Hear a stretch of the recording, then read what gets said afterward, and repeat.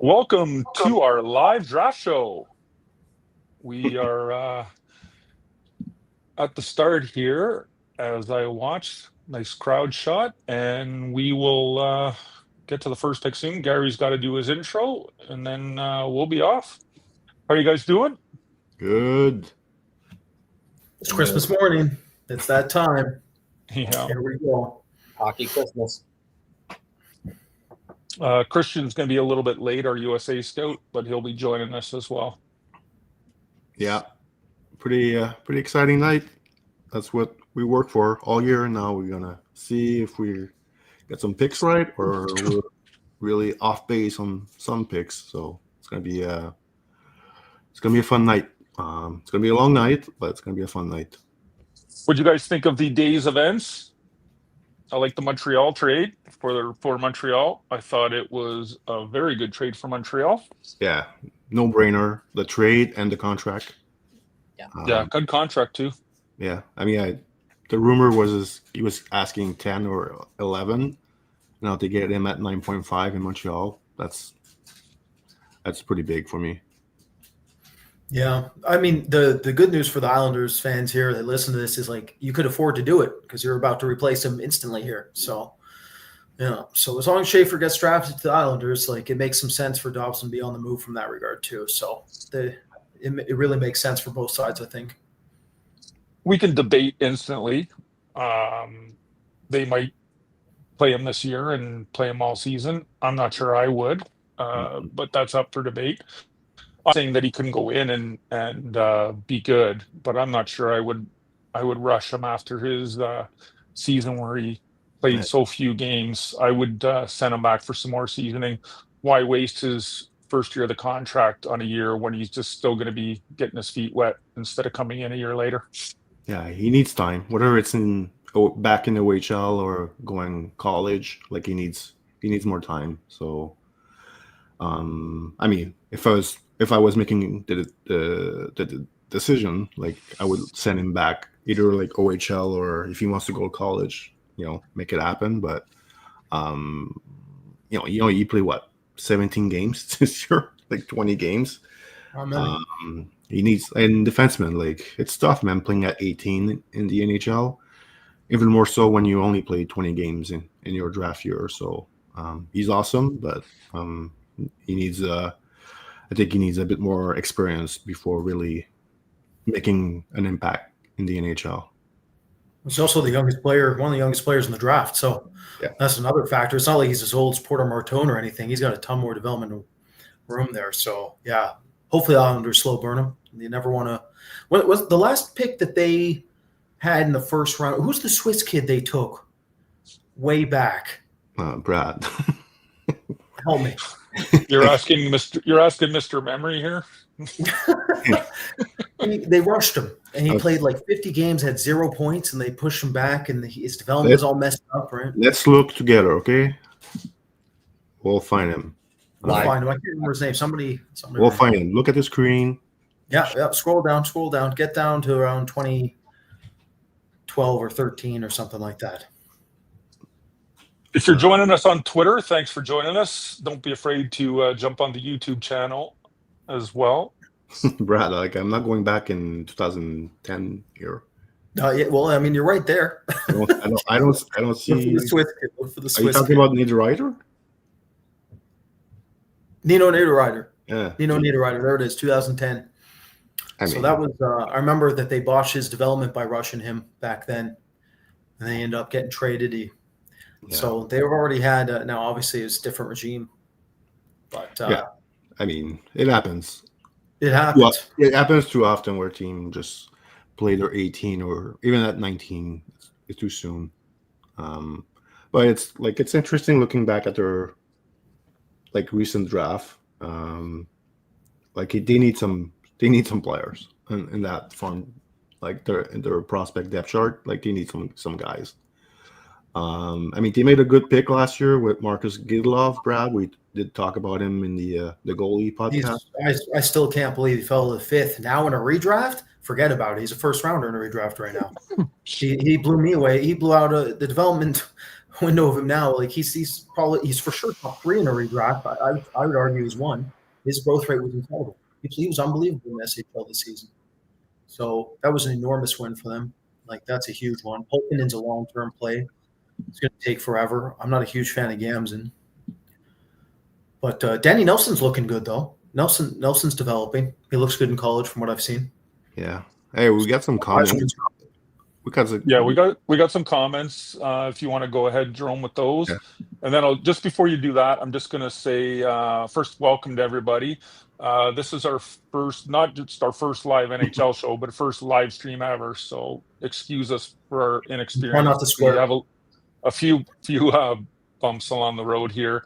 Also, we are watching the Sportsnet broadcast, but no volume. So some of you, if you're doing that, or if you're watching, I guess it's ESPN in the States, you might hear some quick details before we even do. I don't think any of us have the volume on here. All right. So just know that up front, that we'll be a little bit in the dark other than just seeing the picks get drafted here. But that's the route we chose. Anyway, go ahead, Jerome.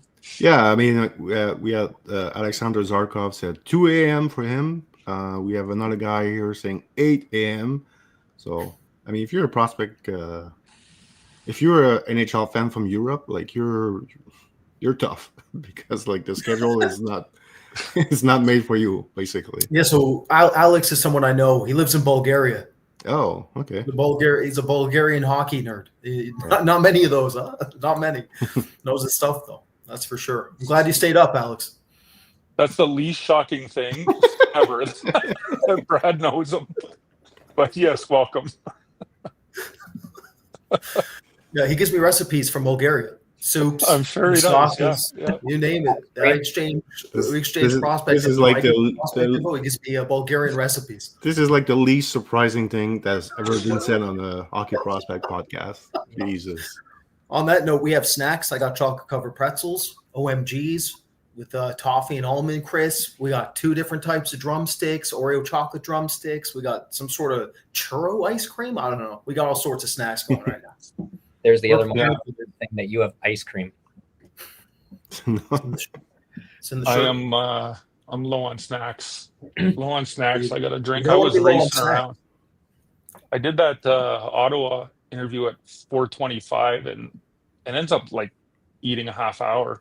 Actually I got on early waiting till you go live, and then it ends up eating till 5, and I needed those 45 minutes in this prep.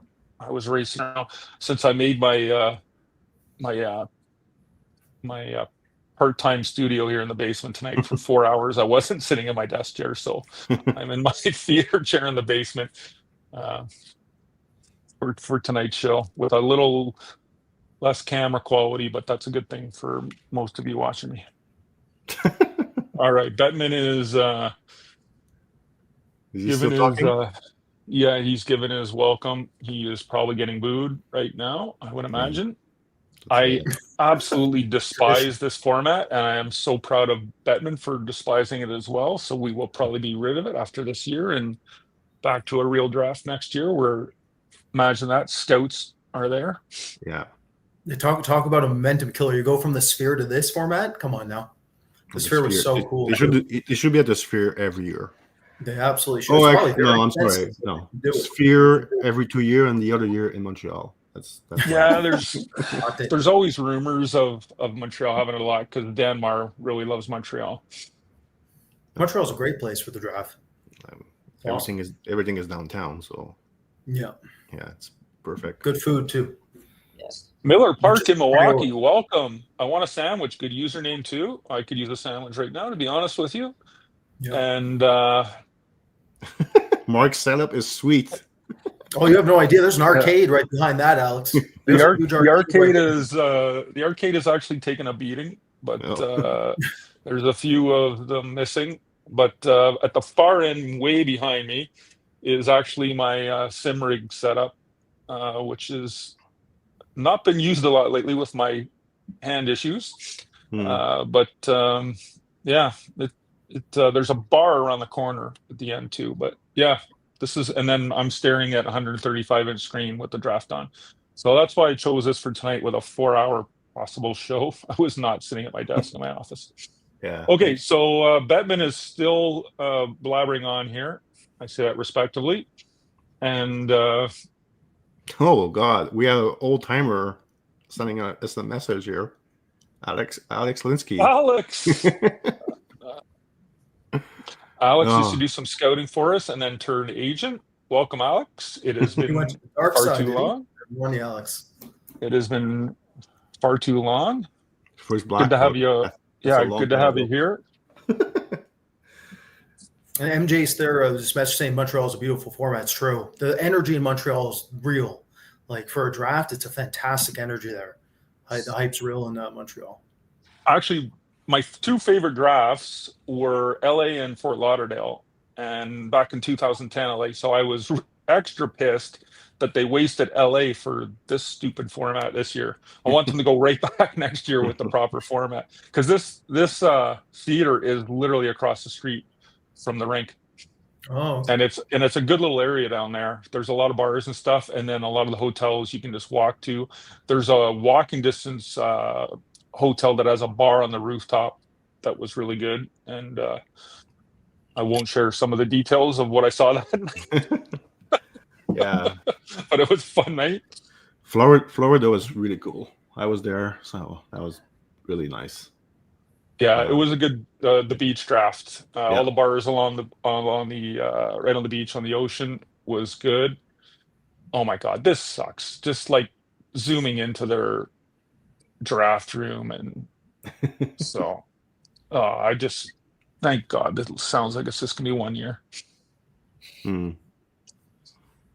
We'll wait for them to officially. We'll wait for them to officially make the selection here before we start talking about the player. But that's kind of what we'll do, guys. Once we get rolling here, we'll talk about the player a little bit, and then do some more filler until the next pick's made. Very casual setup. Maybe I can show a best or BPA list. I mean, we know who's number one. Yeah, right now they're all available. Yeah. All for long. So that's our best BPA list. So okay, Islanders are on the clock. We know who's going number one here. I mean, unless there's a huge surprise, but yeah, he is. He's a fantastic player, folks. I was sad for him; he got hurt. Sad for Erie fans; they didn't get to watch him anymore, and sad for me that I didn't get to watch him anymore, because he's not only a great player, he's a really fun player to watch play. He's not just noticeable like every game. He's noticeable every shift. He drives the play almost every single shift. He's up and down the ice. He has the skating ability to enable him to do it. Like, he'll join the rush, be deep in the zone, and next thing you know, he's like the second guy back, for God's sakes. His skating ability is really high end. It's probably the skating ability, or one of the guys I've noticed since McDavid, that kind of sent those vibes. And I hate doing those comparisons, but he did remind me at times, the way he skated, not just his speed, but the edges, the four-way agility and everything, that he just had a little McDavid in him. And then the other player that jumped out at me, and I saw him live as well, was Cale Makar. Schaefer does some Makar-like things on the ice as he jumps into the offense, and he just doesn't jump in, when he feels like it. He's got great hockey sense to know when to do it, and like I said, he's got the ability to recover if the play goes south. Okay, we have a pick.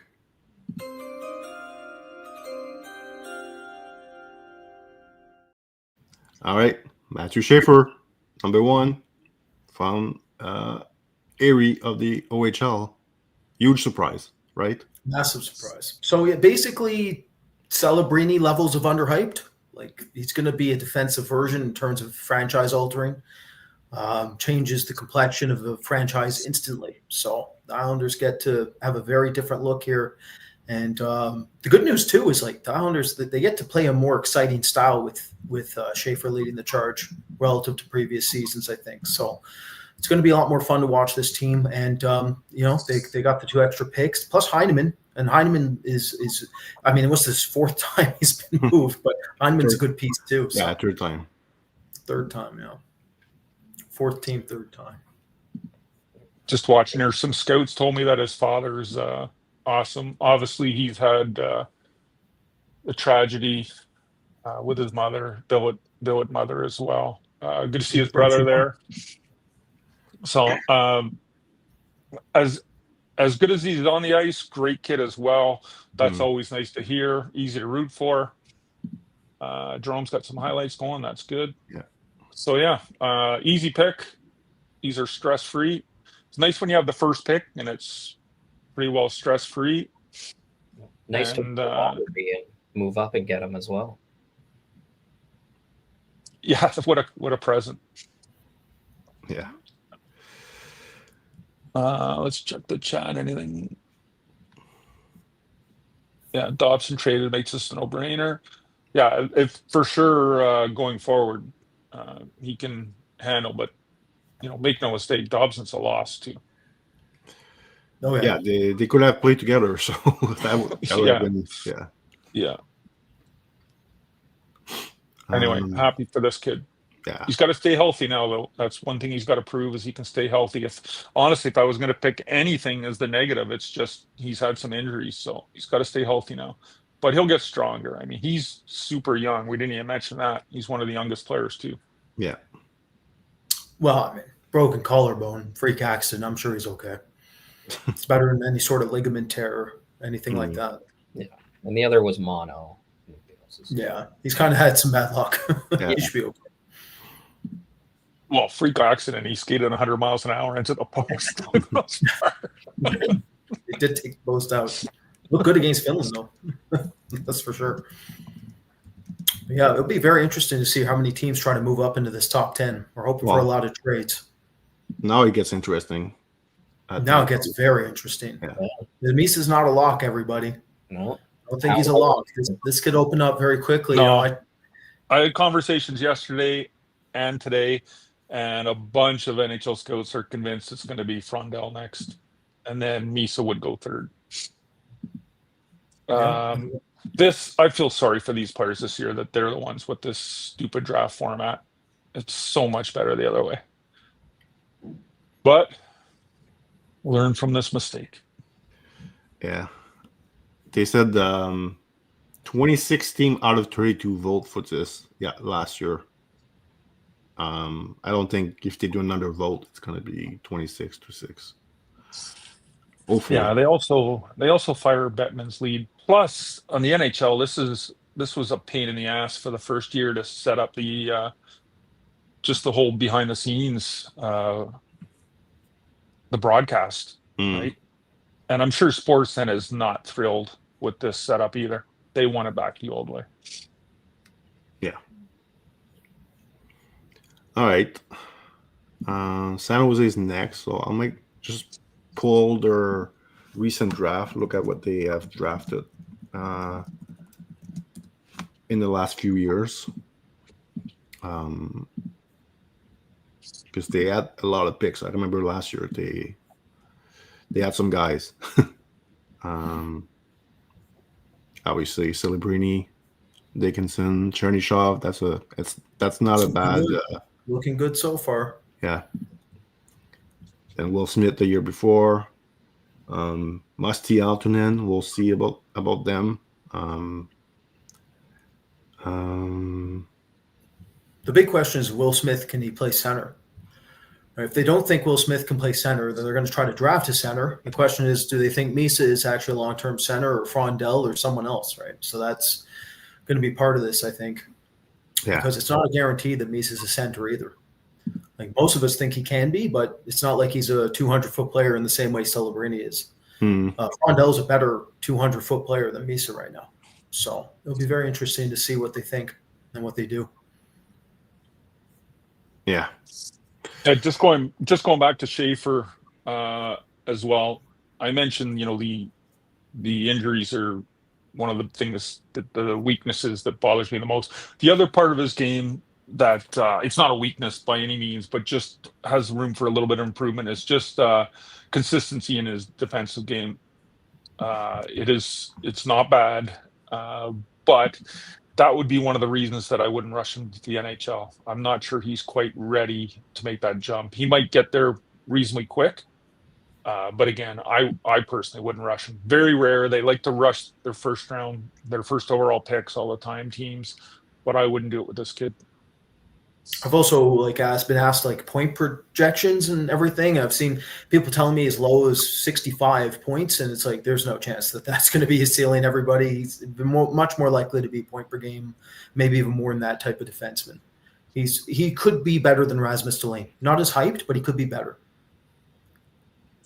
I think there's an incredibly high ceiling. I think this is a future player down the road, not right away, not trying to rush him, but I think this is a kid that literally could be one of the star players for Canada and Olympics and that sort of thing. Yeah. I mean, Kel McCarr is not that old, so maybe one day they'll play together. My God, can you imagine? That'd be scary. On the same shift. Yeah, together. Fighting for the puck. Oh, man. Might pull a flying V, go a Mighty Ducks movie style. We'll see. Yeah. We got a question. Yeah, I just saw that question. Take it, Jerome. You go ahead. With the college route for available for CHL players, would you say Schaefer make that move? Me, I would do it, but I don't know. Either way, I think it's fine. But if you want to play against older player and be a bit more challenged, probably college is the way to go. But if he wants to go back to OHL, and if he goes back to OHL, he might get some NHL game to start, which he can't if he goes college. Yeah, I could see him cup of coffee in it and staying in the O. Yeah. So both works, I think, for him. The other thing is he would have got a college offer, but colleges are assuming he's going to play in the NHL. So, but yeah, if there was a college offer available to him, I think he would probably take it, and the NHL team would like him to go that route if they obviously were not keeping him themselves. I just realized I forgot to tweet out one of my pre-draft. I'll be doing that as much tonight. Yeah, I didn't. I mean, for Twitter, I'm not gonna tweet much. I'm pretty busy here with the yeah. Get the highlights. Producing this. I managed to remember to pre-write some about 6 o'clock, so I didn't have much time to do many. I used to do this, but this year with the live draft, no. All focus on the show, the live show. All right, San Jose is next. 306 people watching. Awesome. Thanks for joining us, everybody. Thanks, everyone. Yeah. If you guys are not have not subscribed to the channel, we're about 100 subscriber away from 1,000. So please help us. Yeah. The other thing is too, I think on Twitter you can't answer questions. So if you want to join us on YouTube, you could post, and if you have some questions or comments, you could do that. Yeah, 98 followers, 98 subscribers away from the big number. Let's get there. Yeah. We got 4 hours because we're not going to be doing a whole lot of content this summer. So you're going to subscribe and go, what the hell? These guys don't do anything. Yeah. Taking when do you guys think the first wrench is going to be thrown? I think. Well, technically it would be a 2 if it was Frondell. I'm curious if it's Frondell 2, Miso 3, 4. 4 is when it opens, probably. I'm thinking Desnoyers, but it's really up in the air. But Nashville dark horse for 4 is O'Brien. Nashville at 5 is what I'm intrigued. I've heard Martone for Nashville was a Brad Moss. Brad Moss. Martone. Yeah. The first one was so hard, though. I guess we know they need a playmaker. They need playmakers. Obviously they would like to have centers. Sometimes it doesn't work that way. If they think Martone's the BPA, they're going to take him because he is a primary playmaker too. So it'll be interesting. It's interesting how it works out because San Jose needs a defenseman desperately, but they just can't. They can't. I mean, they have to take a BPA situation here. Yeah, it's going to be a forward. So and Nashville's in the same boat where it's like Martone follows them, might not have any choice but to take him instead of the centers. And like you said, he's probably the most NHL ready out of the guys. He's definitely close to NHL ready. Yeah, based off the World Championship, I know Mark, you watched that too. Thought he was pretty decent there. Looked like he could absolutely. If he has a good offseason, looks like he could fight for a roster spot next year with the team. Mm. Yeah. I had someone this week say to me, go watch his early games before Rakoff infected him. Yeah, that's fair.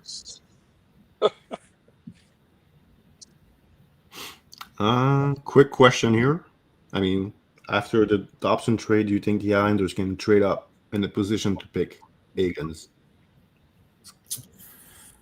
I mean, if he really drops, it might be easier, but he's going to have to drop outside the top 5.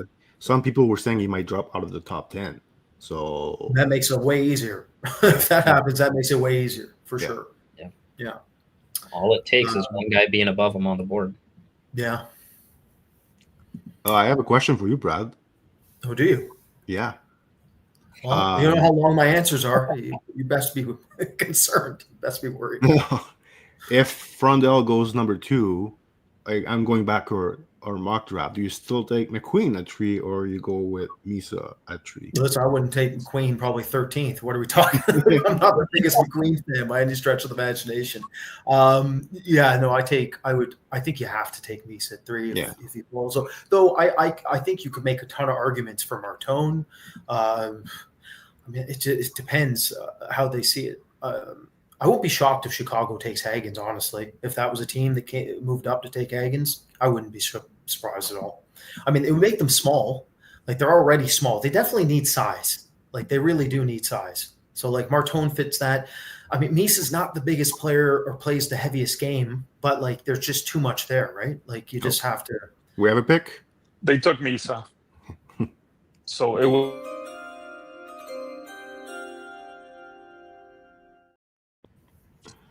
Oh shit! I forgot to wait for the pick is in and the jingle. Yeah, Misa is the pick. There you go. So much for the Frondell rumors. The bad rumors were false. Okay. Yeah. All right. Brad, you want to say anything about Michael Misa? Sure. Yeah. So. Obviously, I think that's probably the best player available. So this makes a lot of sense with Celebrini because Celebrini is a workhorse in a way that Misa isn't. And Misa's more of a calculated, very efficient offensive player who can do a whole lot off the puck in the offensive zone too. Like some of the best backdoor entry rates are out of Misa. He works very similarly to Matvei Michkov mentally. Physically, he's a better skater than Michkov, and it's not a direct comp or anything. But in terms of like the mental characteristics, how they think the game offensively, they're very, very similar. He's dynamic. Despite the goal totals, I would argue he's not like the hardest shooter or mechanically the most gifted shooter, but he'll pile up goals because it's just sense of timing. He's got a sixth sense to him when it comes to timing. Reminds me a little bit body language wise, how he operates, almost like an offensive version, like or forward version, I should say, of Zane Parrick, where Parrick can almost be casual and nonchalant looking when he plays because of how gifted he is naturally. Misa has a bit of that, and sometimes that can rub teams the wrong way because they want that gear to be up another level, kind of again like a Celebrini, but Misa doesn't play that way. So it definitely gives San Jose a huge 1-2 punch now. And a different look as well. Different look, and I could see them working really well together on a power play. Jay Brad, you want to say anything about Misa? Yeah, I think it works really well for San Jose. Grab another top line, top level forward with a lot of potential, especially offensively. you can see, he's really talented from the highlights we got up on the board. And he's well from in front of the net, too, for a guy who's not the largest, right? So that'll help in the Western Conference in that Pacific Division, especially with teams in the West like Utah grabbing all those big defensemen. So, yeah. Jerome, just a couple. Let's go to the chat for a second here. Michael B is a friend of mine. Rumors are a deal is in place forth with Utah. Michael B, share the rumor if you got it. And then our buddy Alex Linsky again. Boston, because Alex is from Boston. Lots of reporters think they are trading down. What do reporters know, Alex? I mean, the that could be the Islanders slot here. Yeah. Oh, yeah, you're right. This could be the Islanders moving on. Yes. In our mock, Higgins fell there, correct? He fell to 7. I believe. Brad, you picked Higgins at 7 for Boston, right? So yes, it did. Yeah. If they go along the lines of our mock, that's where he could end up being. And if they're moving back too, they might be looking at a winger, because a lot of wingers are going to be pushed back a bit. So they might have their eyes on a winger that they suspect could drop to them a bit. It might be one way to look at it. Like Higgins? Higgins as well might be a winger. We'll see. Higgins might be a winger. Yes, I was asked today where the Islanders would probably have to trade up to get Higgins. Tough question to answer. It was on radio because you just don't know how it's going to go. And so if the whole reason you're trading up is to get one guy, well, obviously you got to get as high as you can and wait for the draft to get to the pick you're going to trade up for before you make the trade. Yeah, now it gets interesting now with Chicago at 3. Which direction are they going? Do they go McQueen, Brad? Hey, Brad. They for sure go in size, right? So if they go McQueen, Brad, you will have bragging rights forever. And then you were getting cooked on the comments on our mock draft. Hey, listen, we got to get the comment section going. That's one way to do it, is throwing McQueen in the top 3. I wouldn't do it. Okay, listen, I wouldn't do it, but I could see a scenario where they would do it for sure. Like, if you look at what they pick, like, and what they have, like, they look for unicorns, they look for unique players. They definitely are building for speed. Like, unquestionably speed. They are a fast team, but they're small and fast. So that's where the McQueen things make some sense. Well, how about we get big and fast too, right? But it's dependent on how they see McQueen's skill set. We see him as more of a second line caliber player. We don't think of him as, like, he's a very raw project relative to what most of you have probably read about publicly. Like, this player's playmaking rates are not very good. They're average, middle of the pack. His shot is a wide range of spectrum when it comes to the outcome of it. Like, mechanically, it's all over the map right now. Look who's on the screen. There he is. Hey, Farkas. Hey, Farkas. Hey, just quickly, as Chicago's on the clock. So before all this Frondell rumors started, most of the people I talked to thought Chicago was going to be Frondell. So then things were set upside down when all of a sudden Chicago thought Frondell wasn't going to be there. Again, this isn't done deal, but that's kind of the way I thought it was going to end up, was Misa, Frondell. And then 4 was the question mark. Would Utah hold their pick? If they keep it, who do they pick? Anyway, good to see Farkas. Hold on. In the chat. We have a new guest. We have Christian, who has finally joined us. It's Christopher. Hey. Just in time. How we doing? Good. Welcome, Christian. To everybody who may be new here, Christian is our USA-based scout who took over for Michael Farkas, who's in the chat. Yep. Yeah. Yep. All right, we're getting close with the. When I hopped on, that was the first thing I saw. I got a good one here for you, Brad. Oh, good. That's great. Nostradamus. Listen, I wish I could predict some things. Oh my God, that would help. That would help a whole lot. This is, I mean, that's the beauty of this draft, though. It's unpredictable. This draft's really open. It really is. This draft's going to get crazy quick. And with all these trade rumors and everything, like, a lot of teams are trying to trade up and grab their guy, and it should be very interesting to see what happens. Like a syndrome. Come on.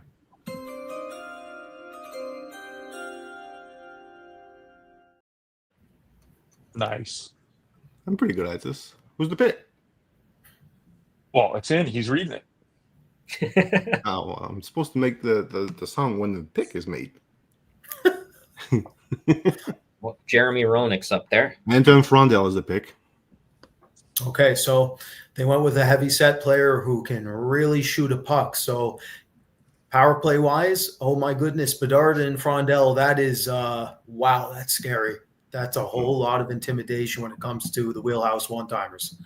That's going to be you can't put them on you can't get it's almost like Edmonton. You can't give them power plays. It's going to be like Chicago soon. Can't give Chicago power plays anymore. Yeah. All right. So despite all that Frondel rumors more recently, it's gone the way I originally expected, and now we're up to Utah, which I do not know. Despite all the Utah fans, Twitter people thinking differently, I do not know who they are. This could be the first real wild card. Yeah, Frondel, phenomenal 200-foot player, very mature for his age. And we talked about Martone being almost NHL ready. Well, Frondel is also almost NHL ready, and Chicago needs a reinforcement immediately. So that's going to help their cause. And we do think his gear will go up another level for any of you joining us. He came off of a knee surgery, didn't even get to train in the offseason coming into the year. So we really think the skating explosiveness will go up another level. We've also seen like some comments about the physical development rate of this player. Yes, he is filled out to a degree, and he's got a neck on him. He's got what we look for, but the kid's a beast. The kid's a beast. We think he's still just getting started. We think he's going to be uncontainable down low, essentially, be able to be quote unquote Yager-like when it comes to puck protection and what he's capable of doing. He's also an underrated dual threat. For instance, like I did a head-to-head comp of him versus McQueen with their playmaking rates, and he destroyed McQueen. Sense of timing, swing passes, the accuracy of his playmaking is all ahead of McQueen for reference points. So there's basically not much missing, minus some of the driving instincts, right? And that's this draft. So Misa can at times be a compliment when he should be a driver. Frondel fits in that category too. When we look back at this draft, the teams that end up winning it, it's going to be dependent on which of these kids end up developing into drivers relative to compliments. Michael B, agree with you 100%. The when it gets back to next year, need the scouts announcing. It's their big day. It even pisses me off when the scouts are there and they bring in former players to announce the picks. Let the scouts enjoy their day. It's the only day they get where people actually notice they exist. Yeah, it's the only day they acknowledge their existence at all. Like, let them have the one day. Okay, the Celine Dion was kind of cool, but still, I don't like the whole idea of it. Can't go wrong with Celine, Mark. Yeah, well, still going strong. Yeah. Still got her voice. Every rule has its exceptions. Yeah, the former players are making selection it's always very awkward. Some guys forget names, and it's like, what are we even doing? Yeah, like I love Carey Price. I love Carey Price, but like when they made the Rambacker selection, it was like, come on, what are we doing here? The best one was Trebek announcing Stutzla. That was the best one. More of that. It was a COVID draft, so it was fine, but and given the circumstances, as well. Yeah. The what they should do for the most part, what I would like is let the area scout for the player taken announce the pick. Like, give them their day. Well, that's who's done the most legwork on the player they select. Give them their day. Yeah, it could be, but we would know who they picked, right? If we see the OHL scout on the stage, we would know who they're picking. Yeah, bring them all up. Yeah. You got to throw a little curve in there. Bring 3 different area scouts up. That's where it gets fun. Oh, look. All right, 1, 2, 3 done. So Utah is going to be really interesting. Maybe a trade. Who knows? Here, listen, all those nasty comments about McQueen. How about this for nasty? Maybe Merca. Maybe. Okay, I've said it for a long time. They love unicorns too. This team loves unicorns. cards. They're all about massive, weird players. It would give them such a unique look on the back end on the right side. Like it would just make them such a unique team. They're all about that. So we'll see. I mean, they just traded Kesselring too. I mean, obviously Simashev is coming in to play for them as well, but it'll be interesting to see what they do. They go in a million different directions. This is like the ultimate wild card team here. I got this comment by Alex. Yeah, that's true. That's absolutely true, Alex. I think if you're Utah, you have to get a center. Yeah, I mean, do you need someone behind Cooley? 1-2. Yeah, you got to get a 1-2 punch here. yeah. There's a lot of options here. Could be O'Brien, could be Desnoyers, could be Martin, could be. I mean, Yeah, that's why it's tough to predict. There's a lot of good options for There's them. a lot of options. For our money, we I think think O'Brien's too talented relative to Desnoyers. Like we think O'Brien's probably the most underrated center, I would say, on our staff out of any of these centers available. O'Brien's the real wild card for us. yeah. like Brady Martin's the Martin playoff guy. he fits what they need. So He fits. He's like a typical like Utah / Arizona pick. Yeah. he'd be he's perfect for them, but we'll see what they do. He's good for every team. I think you could slot him in. It's true. Oh, Farkas Lakovic, number 1. Oh my God. Let's see. Mark. It could go. Tell us how you feel, Mark, about this list. Yeah. We'll see. It's interesting. Lakovic, though, he is a wild card player. Like he could go way higher than people think in this draft, depending on the team. He could. Oh, unicorns. Well, he's super talented. I personally Very just talented, can't big get past 6'4" with 4 penalty minutes, and one of them's for playing with a broken stick. It just mentally breaks me. Oh man. Yeah, well, I mean, there is good players that don't get PIMs, though. I mean, he doesn't have to. He doesn't have to play that way. As long as the offense translates enough, he doesn't have to play that 200-foot game and try to play physical. If his offense doesn't translate, then he's going to have to adapt and modify himself. And it just depends on how a team feels his development will go. Jerome, Yeah. put Farkas's latest on the screen. Oh, how I have missed the Farkasisms. Non-dented can. That's a new one. I've never seen that one, Farkas. Non-dented can.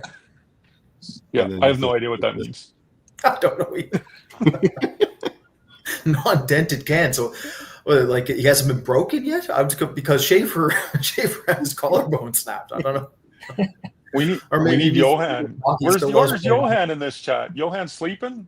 Probably. No, Johan's up watching Crazy. watching another one. He's not watching our show. He said he's on there, but he has this on silent. For the best way to listen. What time is it? people in watching? Sweden? Yeah. For people watching, Johan is our former Swedish scout who turned agent. Yeah. What time is it in Sweden? It's a 6 hours difference, right? So Yeah, it's he's up late, yeah. almost 2. Yeah. Pick his in, Jerome. Oh, Mhm.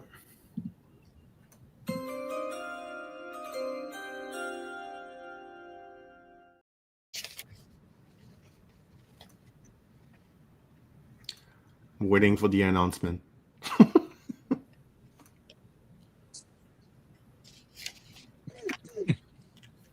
Oh my God, Carter Bear. Really? It might be because he's just made a pun. It's actually Carter Bear. We love you. We love you, Utah. Never stop. Maybe That's what not. I'm I might talking just be Projecting. Tony golfer Tony Projected Finau is fatigue. making the I almost pick. had a heart attack. That'd be awesome though, Yeah, I and love a Carter good Bear. pick. Despite the madness that would ensue, that's a good pick. He's better than most of these players we're talking about right now. He just doesn't project in some circles as high, but that kid's a weapon.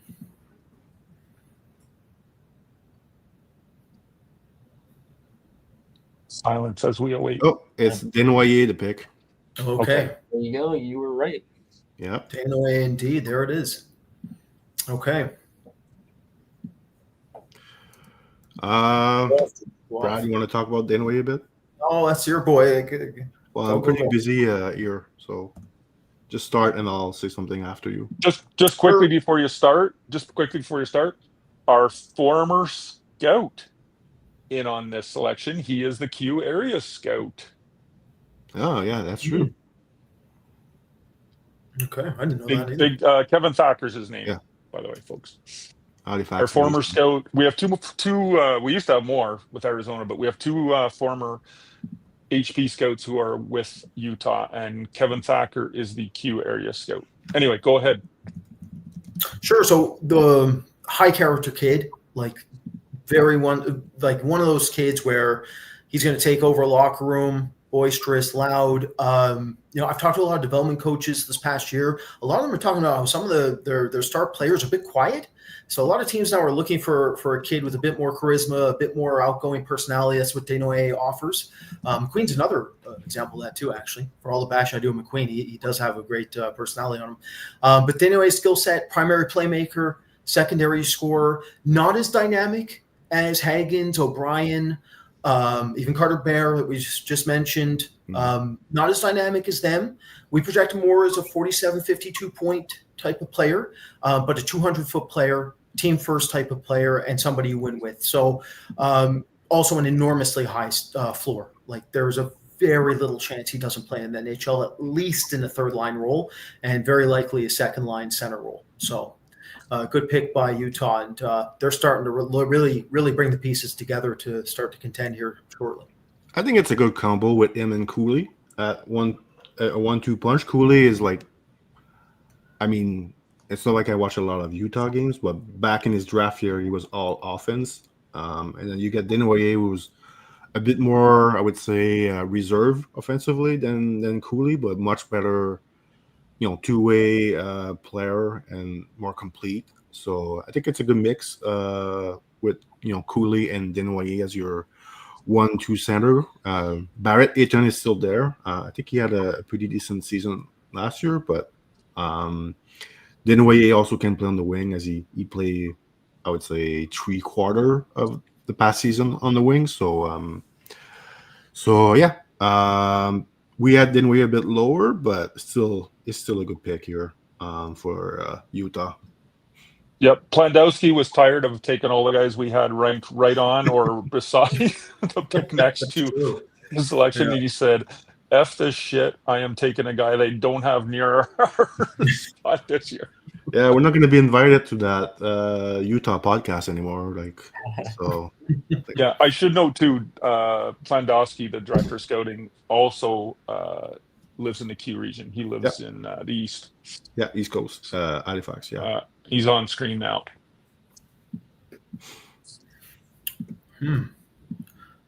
So Nashville's going to go, I think, a similar route here. They need a playmaker. They absolutely need a center, but Martone makes a ton of sense here. Hagens is a possibility. Yeah. O'Brien again, the wild card center. I mean, Nashville, I don't know if they're still using this name, but they used to be like Smashville, right? So I think Brady Martin would like fit pretty well with that, that nickname of the team that they had. I don't know if he's going to be the pick. It could be Martone.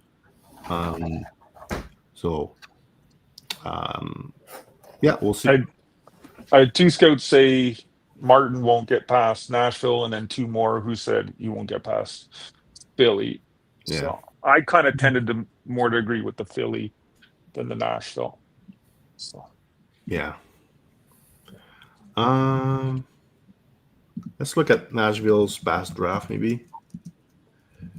They had a lot of pick in the last few years, and they have 3 first-round picks this year also. How's Matthew Wood worked in their system? Is Wood actually looked better? How's his skating coming out? I haven't watched him too much. I saw him at the Canada camp in Ottawa in December, and it was not good.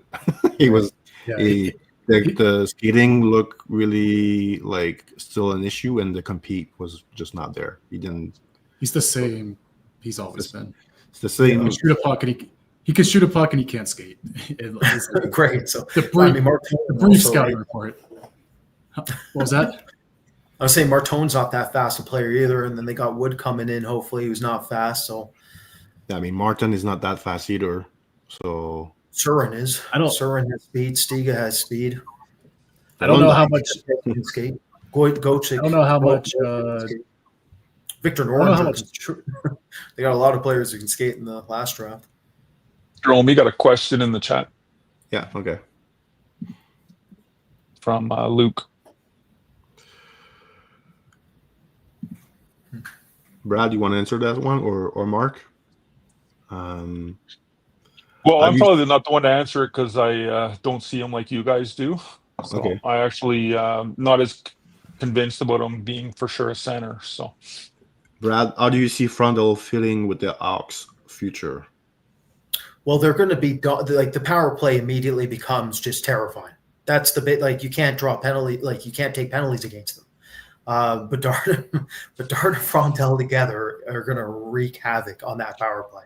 The question is, though, like to Mark's point, is he a winger or a center long term? And if you ask 10 scouts, you probably get 5 split down the middle saying winger and center. So it's all about his growth rate within his skating potential, I think. If he can start getting another level to his skating and his open ice handling, then he should be able to stay at center. If he does not get that, then he probably remains on the wing. However, if he remains on the wing, that's completely okay because he's going to be absolutely dominant along the boards. Like he is an unbelievably powerful kid who's going to be able to play the walls, work through checks, forecheck fantastically, play and drive weighted minutes against opposing defensemen that are huge.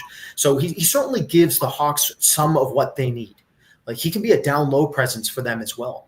So it's interesting from that perspective because with the McQueen thing, I was thinking like they have a lot of shot quality. Like Nick Lardis and Bedard and Vanaker and like some of these other kids coming in, they all can really, like Frank Nazar, they can all shoot. They can really shoot pucks. So I was thinking more like they need something that can be down low for them. But I mean, is there such a thing as too many elite scorers? Probably not. No.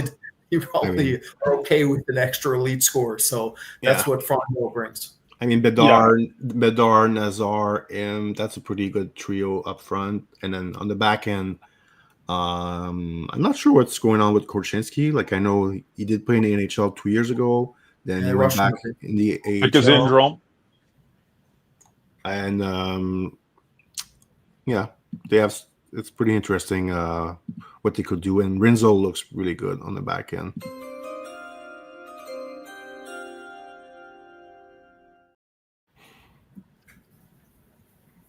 We'll wait for the announcement. The silence as we wait. Yeah, well. Stay Weber making the pick. From a golf course. Oh. Brady Martin is the pick. Okay. So Mark's sources were correct. Yeah. As the president of his fan club, I absolutely love the pick. He is, for me, he's just hard to find. These players are getting so much harder to find. As these kids are years separated from, we'll call it old-time hockey, and I'm talking about even players that I saw in junior that were 1990 births, like they haven't seen the physical play in junior hockey at the level that it used to be played, the chippiness, the fights. That's an area where Brady Martin, I think, I just had someone mention that to me. He's got to fight, and I don't think it's critical, but it'll make him a little more scarier to play against if he proves he can drop him and beat the crap out of some guys.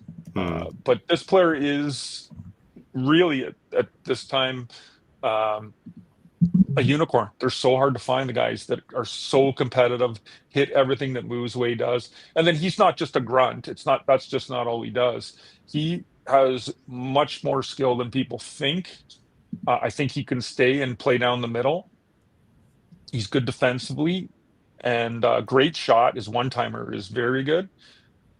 So there's a lot of things to like, a lot of layers to his game, which is the part I didn't mention. He's got a B game. So he could go pointless for 3 games and still be one of the best players you see on the ice. Yeah, he's interesting in the sense that, like, we look at the last two picks made. They're more NHL ready than he is. Martin's going to need more time. There needs to be more physical growth for him, especially with the style he plays. He's going to have to come in strong. There's a higher error rate with this player in the sense that, like, you know, how much you like him is dependent on what you think the environment did to that error rate. Meaning, like, he had to drive at all times on the Sioux, and he was in total experiment mode when it came to his handling rates. He had the highest dekes per 60 attempted out of any player we're talking about by a mile. They weren't all successful either. Like, his efficiency rates are not there, but it's very rare to find a player who can play such a tenacious style, who also is creative and experimental at this time. And we just saw Sam Bennett get signed 8x8, so very similar players in some ways, very, very similar. So tons to like here. Nashville is coming off, like, legitimately one of the worst seasons imaginable. And one of the ways to correct for that is by getting the most competitive player in the draft. And that's what they just did. Yeah. A couple things I didn't mention were how bad the Sioux were as a team. They were a bad team.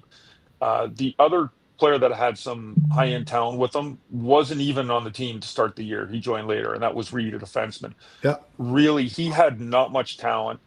He had to play against the other team's best line a lot of times, or at least the other team, what they wanted, the best matchup, because he was the best player on the team and the other team's best pairing matchup. So it wasn't easy as a draft eligible. A lot of draft eligibles aren't in that situation where they're playing against the other team's best. He had to go against about as difficult as it gets in your draft year, and he still had a pretty good point total and showed what he could do.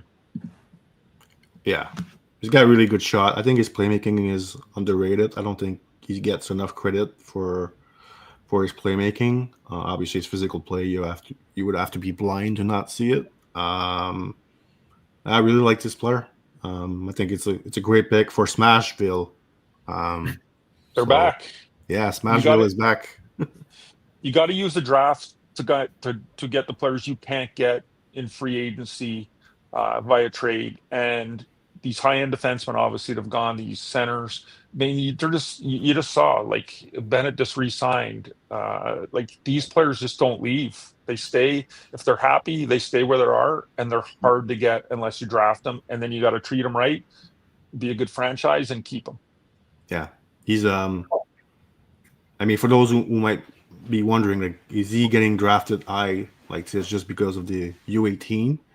And I mean, we can't speak for Nashville, but, like, he was in our top 10 by January.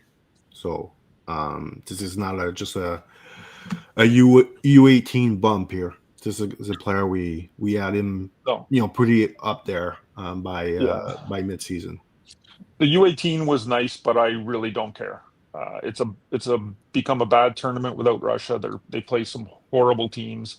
I really don't care what he did there, other than it was nice to see him put on a little bit of show for the people that didn't know him already. Jerome, just throw up Alexander's comment there. Yeah. So just quickly, I don't use Bennett as a comp. He's got some Bennett in him, but he's not a comp. Bennett was more skilled at the same age. But Martin's his own man. I just like saying, like, he's got a little Tkachuk in him too. There's pieces that remind you of some of these players, but I wouldn't use Bennett as his comp. Yeah, I mean, there's no player comp that is, like, perfect. There's always, like, you take a few part of like one player's game and you can compare it, but it's really hard to have, like, this perfect player comp. Me and Brad do player comp, like, all the time, but there's never one perfect, except maybe Roman Bosov and Zamula, but that's just me. Is in Jerome. Dorchenko for West. Yeah. So yeah, you're right though, Alex. That it's a longer projection. He needs a lot more time. He needs to improve his skating. He needs to get filled out, and he's going to have to learn to operate a bit more efficiently than he currently does. There's certainly, but.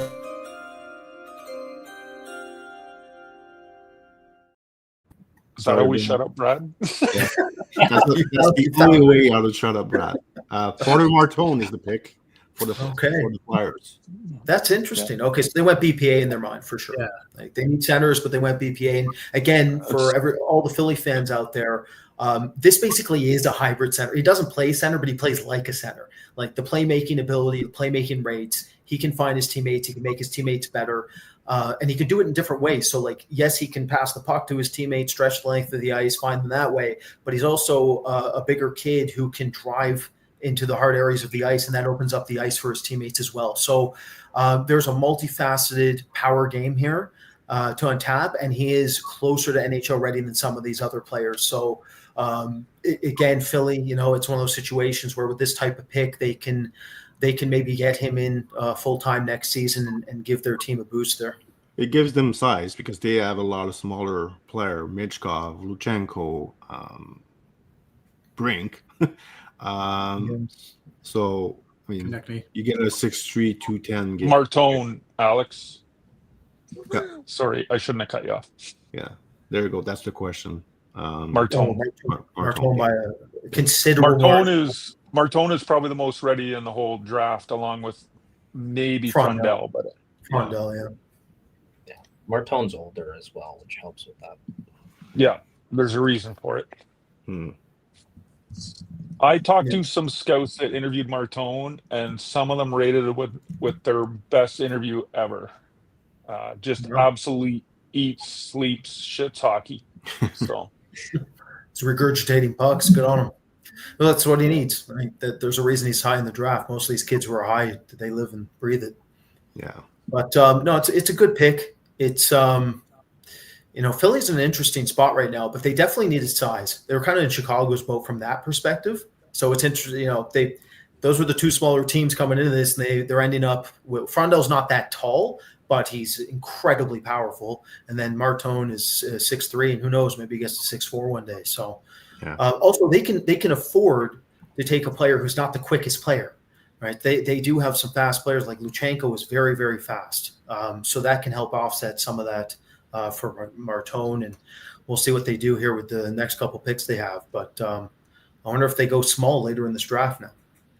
I just saw one of our former scouts on the screen in the crowd, because he is also an agent now, and his agency reps Martone, so he was shaking Martone's hand. That was Dylan Liptrap. Oh, okay. Yeah. Zegras, Michkov, Martone on the power play is scary. Well, I mean, wrong. The good version of Zegras. And the good version of Martone. That's one thing. Martone has not actually had the season that's been characterized publicly. Like, he was not that good in the regular season. We attributed the fact that he's been there as +3 season in the O. He looked kind of bored, kind of going through the motions in some games, but once the playoffs picked up, he looked like the real deal again. Looked like the player he was supposed to look all season. By the way, we have over 500 viewers now, so that's the highest. Thank you, everyone. We have Holy crap so far. So thanks everyone. I can honestly say I wasn't expecting that, but it's obviously the Twitter obviously helps us, right? So we got the good following on Twitter as we build a YouTube channel. Well, I'll say this: all the comments we're getting are from YouTube. There was one comment from Twitter that I saw. So it does come through from Twitter? Yeah, I saw one. Oh, cool. Yeah. Good. You can tell we're noobs at this. Someone said New York Islanders 3 picks 16. This would be it. Boston. Daniel, you'd be right. This is the moment. If they're going to do it, it has to be right now. Well, I mean, the Montreal trade is not even official yet. It's not been. Yeah. It's not been. So they'd have to do it now, right? They have to make it official now, and that's it. Yeah, if they're going to do it, I think this will be Hagens for Boston. If it's not, well, I've heard some other potential players that are not Hagens, but we'll see. I still got the Montreal picks on the ticker. No, not our ticker, Mark. No, we're like on top of it. This is high-end production. Yeah, doesn't get any higher than this. Oh man. Yeah, I mean, Boston needs absolutely everything. Right, they need everything. They're the cupboard is bare there. They need dynamic talent though more than anything. They need really high ceiling players coming into their system because, as I discussed previously, Georgia Merkelov to me, I don't think he's developing in a way that makes him a top 9 forward in the NHL. Fabian Lysell has had some difficulty developmentally there. So those are the 2 most dynamic forwards I can think of prospect wise off the top of my head in their system. So they're going to have to do a high ceiling player here for sure. Thanks for watching, GB. Oh, for the 526 people watching, if you haven't subscribed, go subscribe, and we will be like halfway to that 1,000 we need. We're about how many users away now? We were 100 or so when we started this broadcast. Yeah, let me 500 check. will get us halfway to our. Still at 98. We're still 98 away. Come on, folks! It's free. Just hit that subscribe button. Okay, so we got Martone still talking. Bruins have 1:30 on their clock. Let me Might be that's extending pretty good here. So maybe that trade is happening. Look at it. let We me need some dub in USA. So Christian and Jay Brad can talk. let me show their best BPA left. So that's the list: O'Brien, Merca, Higgins, Bear, Smith, McQueen. So, yeah. If I'm the Bruins, I do not trade this pick. I take O'Brien. Like, I run to my webcam and make the pick. Yeah.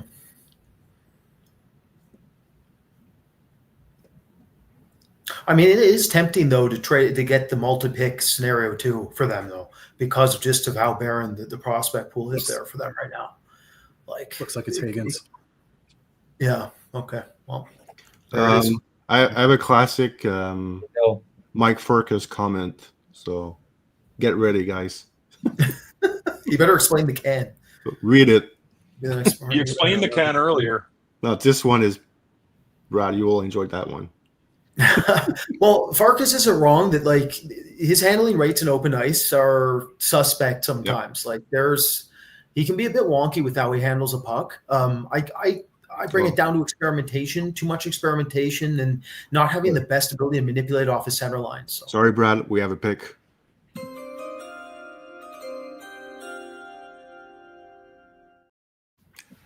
James Agans to Boston. Okay, well, we called that. Somebody had that in the mock. Yeah, Brad had this in the mock. Hey, Go. I mean, it's just it makes so much sense, right? This makes a lot of sense. This is arguably the most dynamic talent available left. We think O'Brien is a better playmaker and honestly just better, but we understand that why some teams would be interested in Higgins in this slot as well. Higgins is definitely the better skater than O'Brien in some areas, specifically his edge work, his evasiveness, his pivoting. Like that's all ahead of O'Brien by a considerable margin. O'Brien has better growth rate potential long-term relative to Higgins, but Higgins, I mean, the bet here that Boston's making is the real version of this kid is the player we saw last season, not this season. This season, he did not look like a franchise player. He really didn't. Last season, he looked like a player you could project more as a franchise piece. So it's going to be all about Boston being able to develop him correctly and getting his inside game to take off, because that's the real concern. Out of there's a lot of concerns, but that's the biggest one. He's way too perimeter right now. And we do not think it's a result of him having to play in college against stronger players either. So if he can become more inside driven, then he's going to take off. He's going to be something very special. If he stays perimeter, then all bets are off. Yeah. Okay, Yeah. I like Adam Sandler making a pick. I'm good with it. I'm okay with that one. Or the first one, Mark. The first one you like. Yeah, I'm an Adam Sandler guy. Oh, man. Happy Gilmore too, right? That just came out. It's common. Yeah, I hope it doesn't suck and ruin the legacy. Most of the new movies do. Yeah. Well, he's had some dog movies, but he's had some awesome ones too. What do you think, Christian, about this pick to Boston? It's a good pick at the slot. You know, he's not. I mean, at least I don't think he's going to be a franchise player. That preseason expectation was probably a little bit unfair, a little bit too high for this player, but I still see a guy that's going to play in your top 6. I mean, he's got a lot of skill. That's the best part of his game is just how skilled he is. There's some questions on his foot speed and if he ends up being a center or a winger, but I just see a guy, a little bit undersized, but can make plays and produce in your top 6. So, I mean, it's at 7, it's not a slam dunk, but it's good value for where he ended up in my view. Yeah, if any of you haven't heard our work before on our channel there, we Jerome and myself broke down James Haggins in depth for about 20 minutes. So if you want to head over to our other our top 32 breakdown, you'll get a very in-depth report on Haggins and what we saw this year and why we felt he fell. It was 25 minutes and I had to cut like 7 minutes. So we should release the unedited version. Yeah, God. All the 7 minutes that was cut was Brad. Sure, definitely. All right, we have a question. Who's going to trade up for O'Brien? I die for the Flames to move up. That might be hard. It's a great place. The Flames need him. You're not wrong, Travis. Well, we're getting in the area where the trades happen, right? When guys a team starts deeming a player as sliding. I mean, it's a little early, but we're getting closer to that area where if guys slide, that's when the triggers go and the trades are made. Honestly, like Seattle at 8, they don't really need center. Like I think Murta could be. I think Catton is more likely a winger, maybe. Best player available. Best player available. I mean, it's not really true. We've seen it every year. Every team, like not every team, but like it. A lot of teams don't BPA it anymore just because it's impossible to trade. It's just so hard to get. Exactly. Like Buffalo has 3 left shot guys. Like it's just you can't once. It's hard to acquire what you need. Yeah, look at this comment, Brad, from your friend Alexander. Yeah. Long and love boring. it, Alex. That's right. The uncut edition. Or what's the uncut hour count for Lord of the Rings trilogy? Somebody out there, help me. Hey, I'm more of a Game of Thrones guy, but if people appreciate our video, we're good. Yeah, it was a very good year of production by Jerome and Brad, constantly staying consistent and getting the videos up just about every week, unless there was a good reason for it, such as the end of the year, getting into the writing, and a little bit of Christmas break, take a break for World Junior and that sort of thing. But that's the secret. Just make sure we have constant videos. Hopefully next year I'll jump into it a lot better than this year with my health this year. But as the year went on, just as at the end of the year, as I got better, then I could jump on and do some of this stuff. But I plan to jump in and do some more. And if they don't steal my guests, I'll try and do some stuff with Christian and Jay Brad. And I might even try and get some NHL scouts to come on. Obviously, I can't ask them what they think about the current year prospects, but just have some chat with some scouts. I had some guys lined up a couple years ago and never got around to it, got busy. So that's one of my things next year that I might try and do if some scouts are game. Quick question here. Do you think Catton fills a role similar to Keller in Utah when he makes to the NHL? Brad, someone? I mean, there was definitely some overlap with them. They're both a bit smaller, both very evasive, both primary playmakers. Though Catton can shoot a puck too, don't get me wrong. So can Keller. Yeah, there's some overlap there for sure. I prefer Keller at the same age, and I haven't watched Keller too much this season, to be honest. The last 2 seasons, so I don't exactly know how good Keller's been the last 2 years. I know he's produced a lot, but I haven't actually really watched him play too much. So, yeah, it's one of those like loose comp scenarios for me. Catton was a player that drove us crazy. Like internally, we had him all over the map trying to figure out what to do with that player. We thought he was like the most misunderstood player publicly in that draft class. Yeah, I mean, to be fair, him and Levshinov last year were like probably the 2 toughest guys. Too. Like, so O'Brien's gone. Got a pick. O'Brien's gone. Brian Okay. DeCino. Hold on. I'm not ready.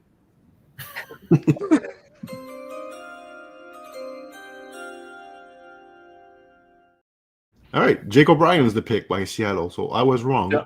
They went Okay. with the BPA here for them. BPA. So BPA. I was just about to answer, I think it's BSU's question, who are the Ducks taking? And I was going to say that if he gets there, I think O'Brien, that would be the stopper to the Ducks, but he didn't get there. So he goes to Seattle with a pick I absolutely love. This is a player approaching 6'2", who finally started to gain some weight and strength this year, who has elite playmaking ability. He can score as well. Shot is not super high end, but he's so smart. He uses it really well. But he made some plays this year that just knock your socks off. If you get a chance to get on the YouTube highlights, there's probably something up there. I'm not sure. I mean, his playmaking is unreal. It's really high end. He's fantastic, bordering elite hockey sense, and the skill in the playmaking department is ridiculous. He's just really, for me, he's just got to start getting stronger, and he's got a lot better in that department this year. Last year, he was on his ass constantly. He was just so weak. And towards the end of this year, it's starting to come around. I'll let a few of you other guys comment on him now. I mean, we have some highlights on the screen here. So, but I mean, Okay. this his bread and butter is his playmaking. Like, there's nobody who can pass the puck like him in the draft. Power play. Better playmaker than Hagens. That's the main distinction for us. He's a better playmaker than Hagens. That's Much why we better. have Hagens. He's got good hands too, as you can see in the Very soft hands. Yeah. highlights. Yeah. Out of any area. Oh, sorry, you go, Jay Brett. Yeah, so I was just going to say he plays better when the games get tougher. He's always kind of been like that. I've watched him for a very long time, and just when the games get tough, he steps his game up. That's for sure. Yeah, the biggest area of improvement will be the 5-on-5 rates. Like, there's times where he can, like, he's so talented, but his impact at 5-on-5 relative to that talent is a bit lower than you would expect at this age. But we think it's going to come. He's also like the power play specialist in this draft, very similar to Lucas Raymond when it comes to power play value. Very similar. So he's going to be dominant on a power play, absolutely dominant. But the 5-on-5 rates, we believe once he gets stronger, as Mark talked about with the growth rate, then he should be able to take off 5-on-5, be much more impactful long term. And we think this is likely the possession driver out of Hagens, even Frondell, those types of players. Like, O'Brien has a real chance to be a driver in the future. And if that happens, look out. He's going to be unbelievable. Great comment here from I Want a Sandwich. Fair point. Yeah, that's I mean, it's really hard to rank guys a year in advance, and that's why stuff like this can happen. So yeah. I mean, Aturatu was projected to be top 2 coming into his season. Number 1. Fell in the second round. Yeah. Right. It happens every year. There's always one or two kids that developmentally stagnate in ways that scouts don't expect. And obviously, when it's their -1, you're not picking apart their game to the same degree, on the same level. It's in their draft year. They're really like, okay, let's hone in on this. Let's make sure we get this right. And with Hagens, it was just there was so many factors that led to him falling for us. Again, the perimeter play being a huge component of that. The biggest component was the perimeter play. Yeah. All right, quick question here. With the current Kraken roster, can O'Brien become their 1C? 100%. Yeah. I mean, if Cadden moves to the wing, yeah, the answer is he's better than Benier. He's way more dynamic than Beniers. And way Shane more Wright. So, Just give him some time. Just give him some time. He's got to get when he gets stronger, the skating will come a little bit more too. He's not a super high end skater, but it's fine. It's not going to hold him back, but it'll get better as his core gets stronger as well. But he absolutely has a potential to be a number 1 center, which is why we had him ranked where we did. Yeah. So I'm not watching the draft like I'm here, but I have like a feed of like people absolutely destroying the draft. They really are aiding like what they're seeing on TV, like the product. So I'm actually looking forward to rewatching. I look forward to seeing it. Yeah, I want to watch it. I haven't seen a single moment of it. I look forward to watching it. People are not they're not fan of this version of the NHL draft. I think we have a Sharks fan here with us. Yeah. Hey, Sean. I know Sean. Oh yeah, okay. Is he a Sharks fan? The biggest San Jose fan you'll ever see. Okay. Yeah, the Sharks are starting to get some guys here. With like the last three draft, it's starting to be pretty interesting what they have over there. So, all right. You start building. The Sabres have 482 people in their draft room. Yeah, to answer your point, McGraw, yeah, there's listen, you're starting to stock up. The answer to your question, how long will they like really contend and be something, is honestly really up to Askarov. They need that number one to be a number one. Askarov needs a couple more years, I think. So 2 to 3 years, you'll find out. But you're starting to, let's put it this way, San Jose is very exciting to watch. They might lose a lot of games, but you're going to have fun watching them. That's for sure. I mean, Askarov, is he the most entertaining goalie in hockey? Oh, by far. Yeah, you never know. He's going to bench press the net in his first win, first shutout next season, guaranteed. Yeah.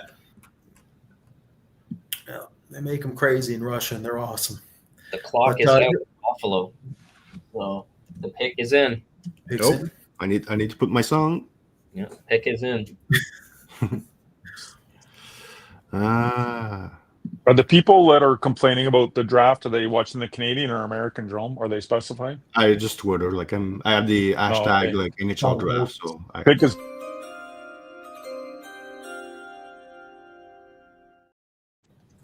maybe All right. Marca. Could be Marco here. Right shot D, who's big. That's That's what they There did. we go. who knows with Buffalo. They do need Merkel. They need him. It's a good pick if that's one. That would be a really good pick for them. Well, O'Brien fall to them. Could be McQueen. Could be McQueen. Yeah, it could be. Going to them. Yep. McQueen's going to be right around the corner. If it's not McQueen, Anaheim, it'd be hard. I'd be surprised if Anaheim didn't take a shot on McQueen. It is Reddy Merca. Yeah, Reddy Merca is the pick. Great pick by Yeah. Buffalo. That's a Makes so great much sense for them. Yeah, project pick needs time, needs a lot of time. Kind of like Martin, where you project him, O'Brien too, project him out a bit more. They need more developmental time. Merca needs time. Raw player, but very unique player. Like can transport a puck 200 feet. Phenomenal range. One of the most interesting aspects of this kid is the conditioning of him for his age. Like the pace he can keep, the energy he exudes on the ice. That's something Buffalo really needs, I think. So Merca makes a lot of sense from that standpoint. Needs to improve his exit rates. Can overhandle pucks occasionally. We do think he's a power play quarterback, PP2. One of the reasons we have him as high as we do is because we believe he's a power play 2 option. And I always say this to everybody listening, like if you see a kid who's over 6'5", you should typically treat their draft year as their -1 season. Like there's a bigger developmental window there to deal with. So really like the pick for Buffalo. Yeah, you could pair him with Rasmus Dahlin at some point. Owen Power. Him and Owen Power together, like 2-6. That'd be pretty interesting. Yeah. So I'm not hitting anything, but a lot of range, just not hitting anything. Yeah. We'll see. Now, does that make Byram expendable? They pick up Merca here. Yeah, I mean he's been in trade rumors like recently, so Right. yeah. Does that accelerate it though? If the fact that they did draft this D, I wonder if it accelerates the Byram movement. Maybe. Probably. Well, they got Kesselring too. Yeah, that's right. Kesselring comes in. They're all their top 4. How tall is Dahlin? Like 6'2"? He's the shortest one in their top 4. Yeah, they had a huge back end. Yeah, he's not small. He's not small. Might be a while before we see him in the playoffs.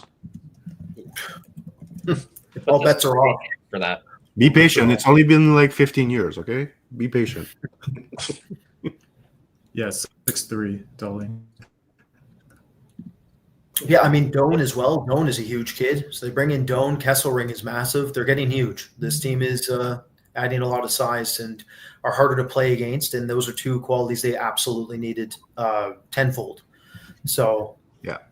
I see a lot of Tage back Thompson. and forth about the trade, but I think Kesselring and Doan are going to be serviceable for them. Doesn't have the dynamic talent that Paterka does, but they need substance players. They need some of that. We have reached a 600 viewers plateau. Thanks everybody for joining us. That is awesome. I didn't think it would get that high. Not in our first with 900 YouTube followers and our first live broadcast ever. I did not think we would have this Super many cool. people watching. So thank you so much for joining us, and we're going to continue to grow on YouTube, do more stuff, and then just keep following along. All right, Anaheim is next. So McQueen. is this the McQueen time? McQueen. Is the time for McQueen all McQueen? day. Back-to-back guys from the Dub. Who's Jerome? Why don't you bring up our best available? Hold on. I need to be like the producer voice in your ear. I know. I need like more one person to do it. Yeah. Okay, got it. Carter Bear is our top rank guy Oh right yeah, now. that's obviously yeah. Let me pull it. Wouldn't shock me if that was the pick. That's where we mocked him. That's where. So Yeah, Yeah. we'll see. yeah, Christian, like if Well, Carter Bear Daniel was Ye there- is long gone, so now this is Carter Bear sounds like an awesome mock by you. yeah. Someone. Let's see it.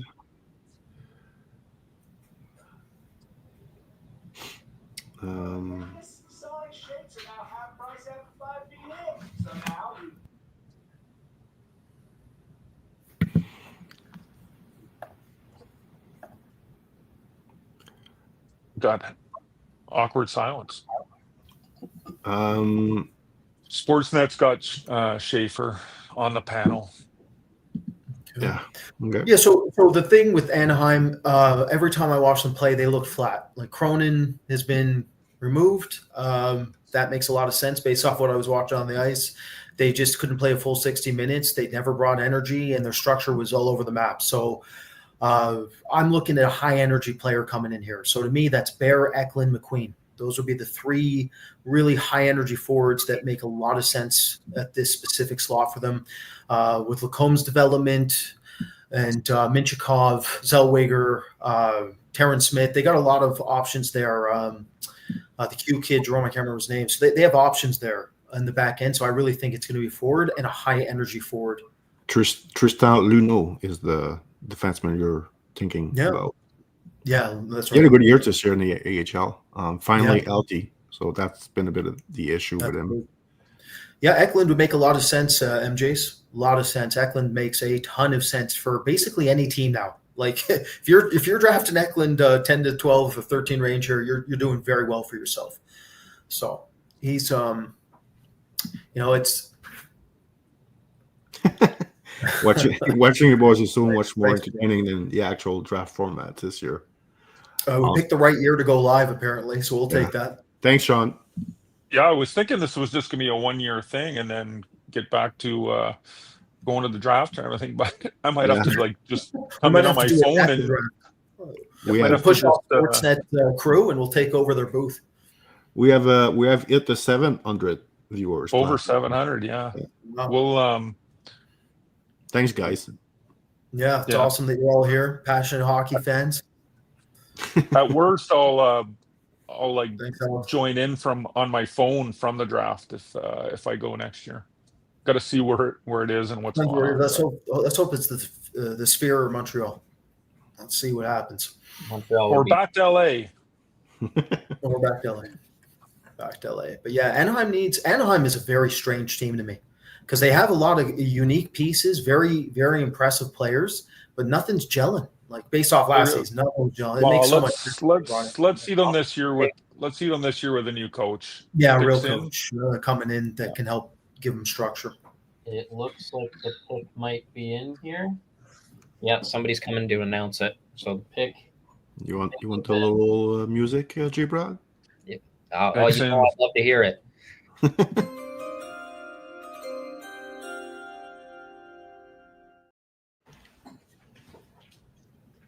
If they're still trying to pump the crowd up for all the. Well, we got the Mighty Ducks actor and actress announcing this pick. Oh yeah, I saw that. Yeah. Hey, I made a Mighty Ducks reference earlier. I'll take this. So much for all those trade, huh? No trade in the top 10. They've aged a bit. Yeah, that's a good point, actually. I wonder where the trades will start to emerge. I'm willing to bet Vancouver. If there's any team I'm willing to bet starts it off, it could be Vancouver moving that pick. I don't think Vancouver is going to keep that pick. Make the pick. Still waving their hands around, so. A lot of hand movement here. Yeah. And they still haven't made it. Oh my goodness. A lot of leave it to the actors to be theatrical, right? Yeah. Great play-by-play by J. Brad on them. hands everywhere. Just it's no wonder people are such a fan of the draft this year. Yeah. There's more hands. Oh McQueen. my goodness. McQueen. What was the card? Was it? It's McQueen to pick? It's Roger McQueen. There it is. Yeah. Makes a lot of sense. Totally expected. This makes sense.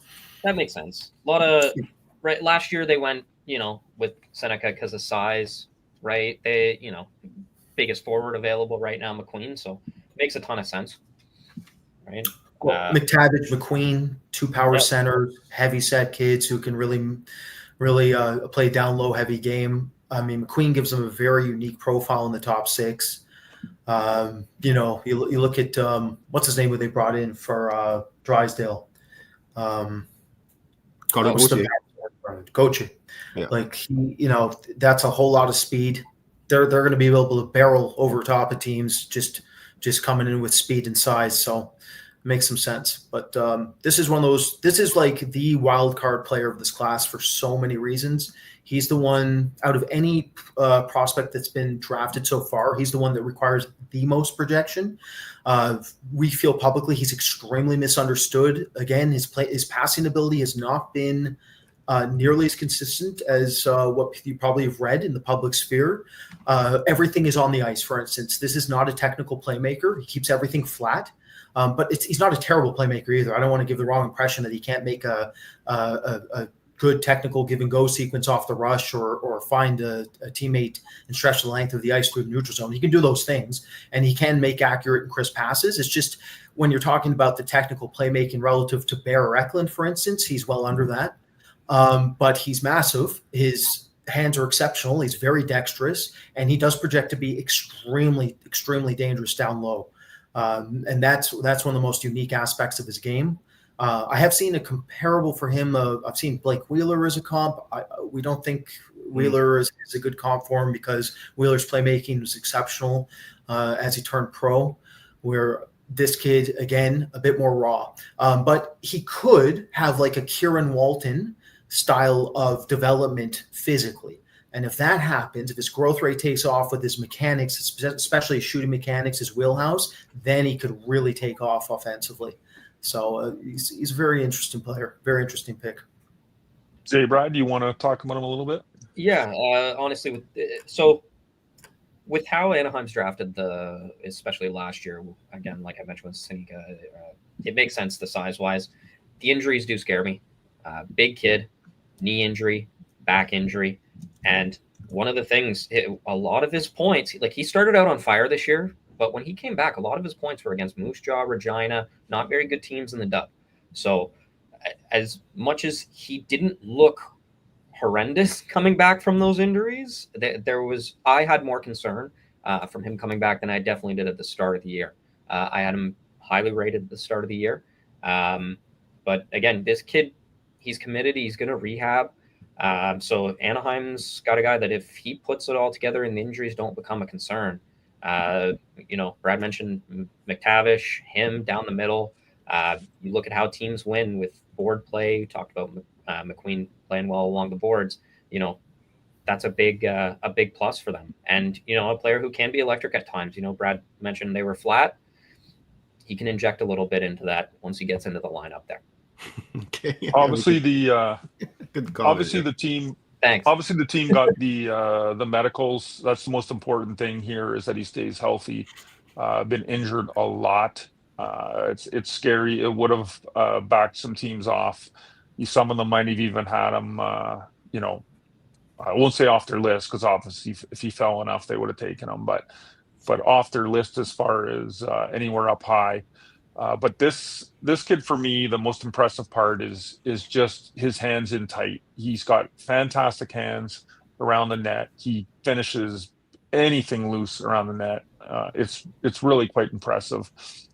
So as much as we don't see some of the high end stuff in other parts of his game, this is not a bad player. There's some really impressive parts of his game, and obviously the size is fantastic. He's just got to stay healthy. Yeah, speaking to the injury, one thing Jerome, myself, we discussed in our top 32 there. Again, if anyone's listening, check out those videos for a more in-depth take on any of these players. Is that he has difficulty falling out of contact when he's initiating a hit. Some players are just much more innately gifted at reacting dynamically to resistance and understanding how to absorb impact. Again, I always liken this to, like, for all of you MMA fans out there, like Daniel Cormier's ability to roll with a punch. I use James Toney as another reference. Fedor Emelianenko and Sambo, the way he can fall out of contact when he's getting slammed into a mat. If anybody saw the Randleman slam, his ability to absorb that contact. So there's certain people and athletes that are just more gifted innately at being able to understand how to use their physicality in a way that gives them advantages without hurting them in the process. What we've seen from McQueen so far is he's very raw when it comes to understanding how to physically engage. And we think that might actually be one of the reasons he was hurt in the first place. And with the injury concern too, I've talked to some doctors about it. They all were in agreement suggesting that this is very likely to reoccur. Obviously in McQueen's camp, they're going to say different things, but there is Gabe Vilardi type of risk, maybe would be the word or the way to say it. So he's a high risk, high reward pick, but Anaheim can make it. Yeah. It's going to be interesting with, like, Carlson, McTavish down the middle already. We have a question, like, could you see him on the wing in the NHL? And the answer is yes. He could. I think he could play on the wing. With his size, his reach, his skating, like, I think he fits. And less, you don't have to be as good of a playmaker to be on the wing than center. So. I could see him on the wing. Like, Anaheim is starting to build, like, a big, massive, like Carlson, McTavish, Gauthier, and you add McQueen, and they have, a few older players in that group of their top six. It's starting to get really interesting what they're doing, up front. So, built for the playoffs if and when they get there. Yes. All right. Pittsburgh is next. Back to back. they got 6 seconds on their clock for the first one. I'm betting Jackson Smith is one of these picks. I'll be surprised if Jackson Smith doesn't go off the board soon. I have a hard time seeing Kyle Dubas not drafting Victor Eklund, but that's just me. Yeah, well, I'm with you. Eklund and Smith sound. That'd be good. Reasonable. Yeah, that's what they need. They need everything. So that would help them. There we go. Oh, is there a trade? No, pick is in. Okay.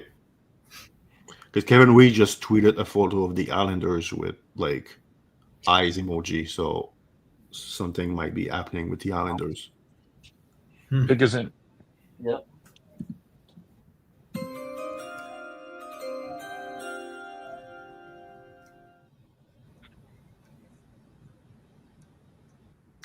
Hardcore silence. It was going to be hard to trade up. Like, there's only so many kind of higher end players in this draft, so teams that had those picks would have probably wanted a crap load to move out of these slots. Yeah, you don't want to move out of the top 10. You don't want to be moved back in this draft. Yeah, it's not the draft to drop from 7 to 15, I think. Yeah. J-Bra, are you ready for this? Benjamin Kendall to Pittsburgh. This guy. Well, you know what? It would. Oh wait, it is. Yeah, I'm not kidding. Oh, cool. That's okay. He wasn't on the screen yet. All right. Well, that makes sense. For the smaller smaller player. Very dubious player. Yeah, it is. It is. In terms of how they draft, this does make a lot of sense, right? But they got a very. So I had intel on this pick because we've got a former scout who was the assistant GM for the Calgary Hitmen. That's right. That's right. And he told me that he heard from Wes Clark a ridiculous amount of times about Kindle. So we have Kindle 28, just FYI. Yeah. We had some pretty good discussion about him in a ranking meeting, but usually smaller player like him with like at best average skating and probably below average skating, usually they're never high on hockey prospect rankings. So there's not many guys like him that actually have like this success. Like I joke like during this year, I was like, look at this kid, he's gonna be the next Claude Giroux. And maybe that's what Pittsburgh are thinking. Maybe they actually think he's the next Claude Giroux. I think they have to, right? Yeah. To make him this high, they definitely feel he can translate fully. This is not a risk to them. Like the way we evaluated was the skating is just a bit too risky for us to put in this position. But hockey sense wise, this is for sure one of the smartest players in the draft. Like very, very impressive playmaker. Jay Brad, what do you think of his shooting? Where are you with him defensively, and what do you think he needs to improve on? Yeah, well, I do like his shooting. He plays point on the power play. I know I brought that up a lot. Of people have listened to me talk about Kindle before. Plays point on the power play, shoots well from there. He's a guy who scores from all areas of the ice. That's the one thing as a smaller player. Skating holds him back. Scoring from all areas of the ice really helps him with that translatability. I love the intelligence in this player. I love the compete. So, I have another song to play for you guys. We have a trade to announce. They can't read. Pittsburgh is trading down from 12. Interesting. Why didn't they trade down before Kindle? Now, Yeah, that's surprising. They didn't trade him already. Unless the team they're trading with wanted Kindle, but I really don't. I don't think that. No, I'm a big Kindle fan, so I'm not gonna. There's no ripping the kid from me here, but. Oh, this kid can play on my junior team any day of the week. He's a very good hockey player. It's just the small and average skating is always going to scare me off. I don't want to try and pick the needle in the haystack, the next one that's going to hit. To me, just I'd rather just pick a different player. But there's not a whole lot to dislike about the way he plays hockey. That's for sure. No, it's players just that translate that are small, it comes down to processing rates, right? If you're small, you have to think the game way, way faster than most of the bigger kids on the ice so that you can hang with them, and that's what Kindle does specialize in. He does think 2 to 3 steps ahead. He does think the game. He has preset processing, which is what we refer to when a player can mentally map the ice in advance and find trajectories, skating trajectories in advance, and know where their players are going to be. So this player does have a sixth sense to him. He does have the eyes in the back of the head type of playmaking ability at times, and he needs it because under coverage, Mark's saying is true. The skating is certainly the weakness, and it's not just mechanical.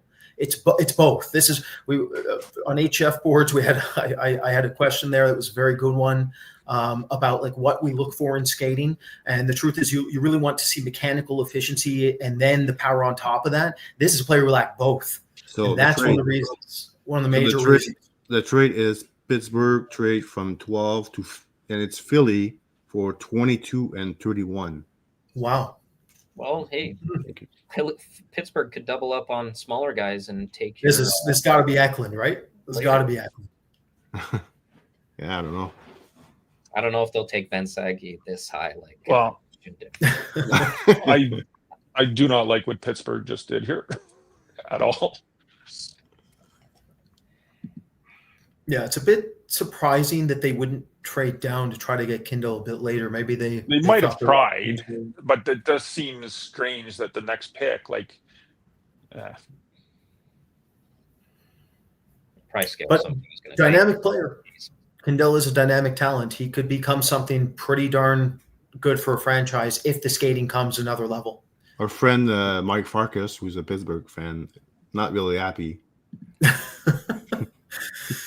Again, yeah, that's possible. That is possible, Farkas. We'll see. Cameron will be the next pick for this. All right. Finally, some action. Like, not too crazy about doing this, but finally some trade. So won't be the last one for sure. Again, look for Vancouver here in a bit, everybody. I really think Vancouver trades this.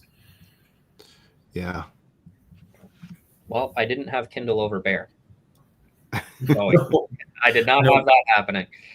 Or him over Jackson Smith. And that's not a shot at Kindle in the slightest. I'm probably the highest on Kindle out of all of You us. are 100% the highest on Kindle on our staff. Yeah. In the Florida draft, Philly traded up with the Dubas Leafs, and that trade back did not go well for Wes Clark and Dubas. That's right, the Konechny trade, right? I got in an argument with Wes Clark at the beach bar after that draft, and he was going nuts, telling me how they got 2 players instead of 1, and I said, "Yeah, but you could have had Konechny." Alexander's a bit Penguins fans too, and he said, "I'm not staying up until 6 a.m. to see what they do at 22 and 31." You enjoy your Bulgarian power nap. I'll let you know with the pick later, Alex. Oh man, yeah. Since Detroit drafts exclusively from Sweden, I kind of agree with. I want a sandwich. Yeah. I mean, that's maybe a trade to steal Eklund from Detroit here. Yeah, exactly. Yeah, because exactly. Detroit is just drafts from Sweden in the first round every draft. Yeah, pretty much. They have one scout. Who lives in Sweden. Hey, he brought in Soderblom. That scout hit on gold in the 6th there recently. Oh, he's done a great job. Yeah. 800 viewers platform. Hey, thank you, everybody. Really appreciate it. Hope everybody's enjoying the draft. Should pick up now with the trades. Trades are coming now.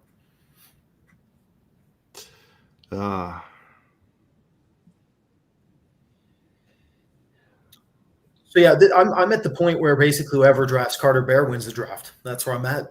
That's how I look at this draft right now. That's like insane. That, like, no offense to Kindle, but that Kindle goes before Carter Bear.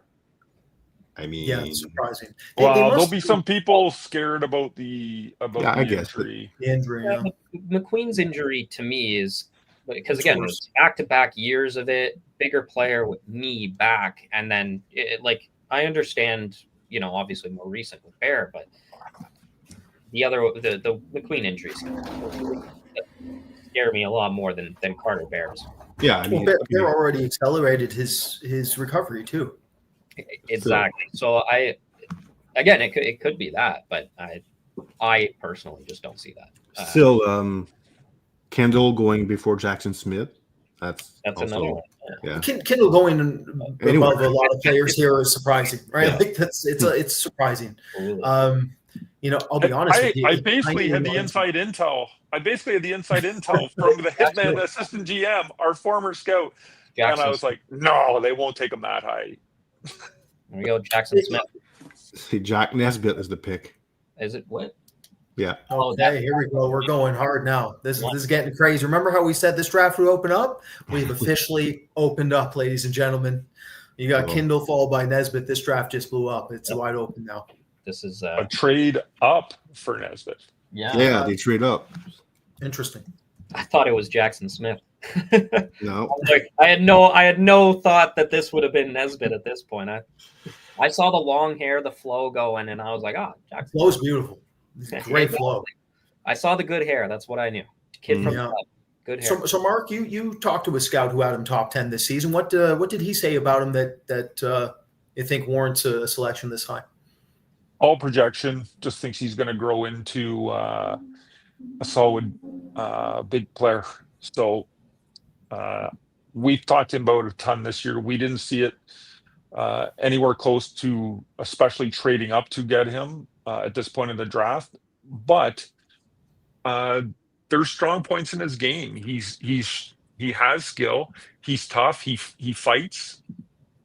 for me, I think the skating is a projection that it's going to keep coming, and I'm not convinced that he's as good a playmaker as some people that want to rank him up here do. I was highest on him out of our group, but still, I had him as a late pick, or not even a late pick in the first, but late ranked in our top 32.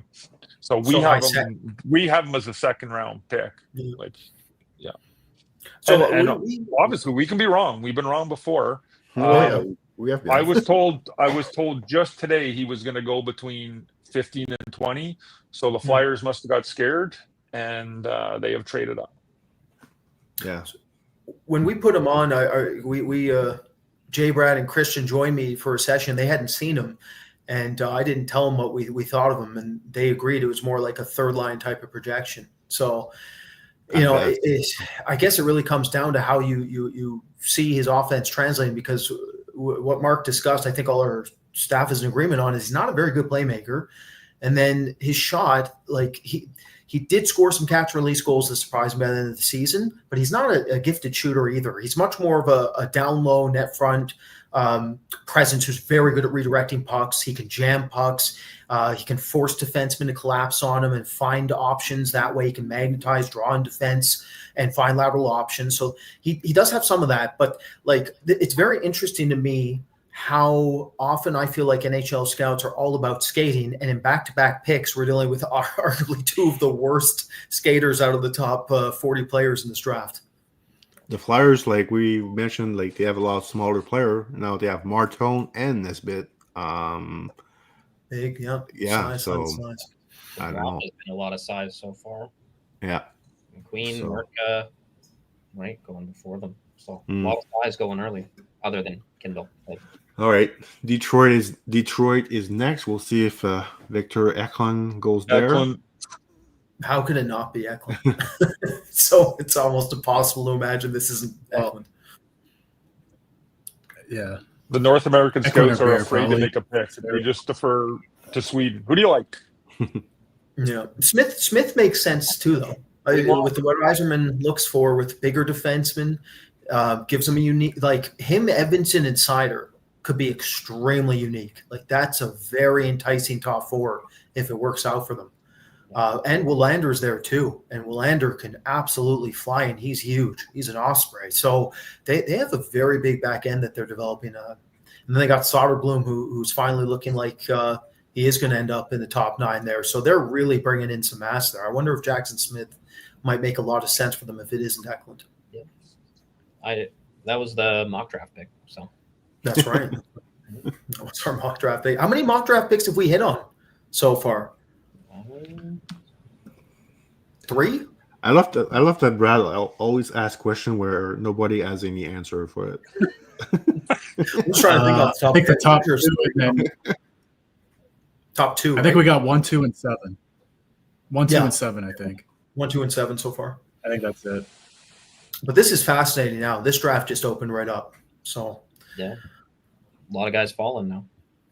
Oh, there's some teams very happy. yeah, I'd say so. Yeah. Also Bear instead of Eklund. Like that could make a lot of sense for Detroit too. Pretty similar players in some regards. Very high energy forwards, smart, intelligent players, work differently. Bear has better one-touch processing. Eklund's a more technical passer.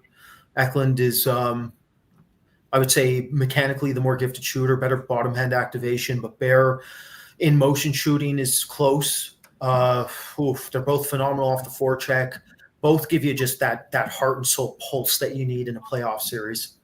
So there could be it could be Bear, Eklund, maybe Smith. Yeah.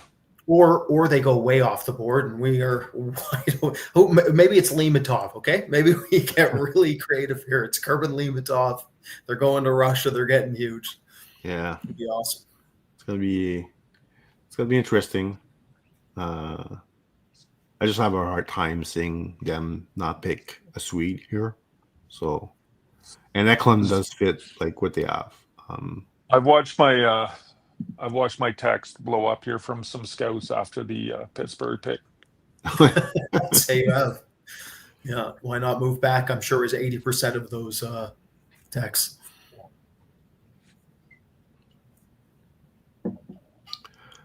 All right, Detroit, make your pick. We're waiting. Actually, one guy is right here in the comments. The Islanders are liking this right now. Yes, that's a great point, Daniel. Great point. You're 16, not wrong 17 about pick. that. Yeah. I did not think if the not 16 and better. 17, there's real value to be had right now with those picks. Real value. We'll see what happens here. That's so much better for them. And Columbus. Yeah, that's true. Yeah. By the way, Columbus with a trade today, trading for Charlie Coyle, and then maybe I can find a trade here, but Gavin Brindley was probably the key player going back. Who was lowest on him on our staff? Well, if he's not 6 feet, you don't want to look at him. Okay, so but he'll That's play. not true. Gavin Brindley That should is still not true. There's how big is Cole Rushney? I love him. It's not. Well, I'm okay. not If just, a player, I'm not just size only, but anyway, we've got Bettman on the stage here, so we're getting close. They're announcing the pick, it looks like. Another celebrity with a lot of hand gestures. Yeah, I think you can go pick a. play-by-play. There you go. That's the most predictable thing of the draft so far. Is The hand gestures. yeah. Easily.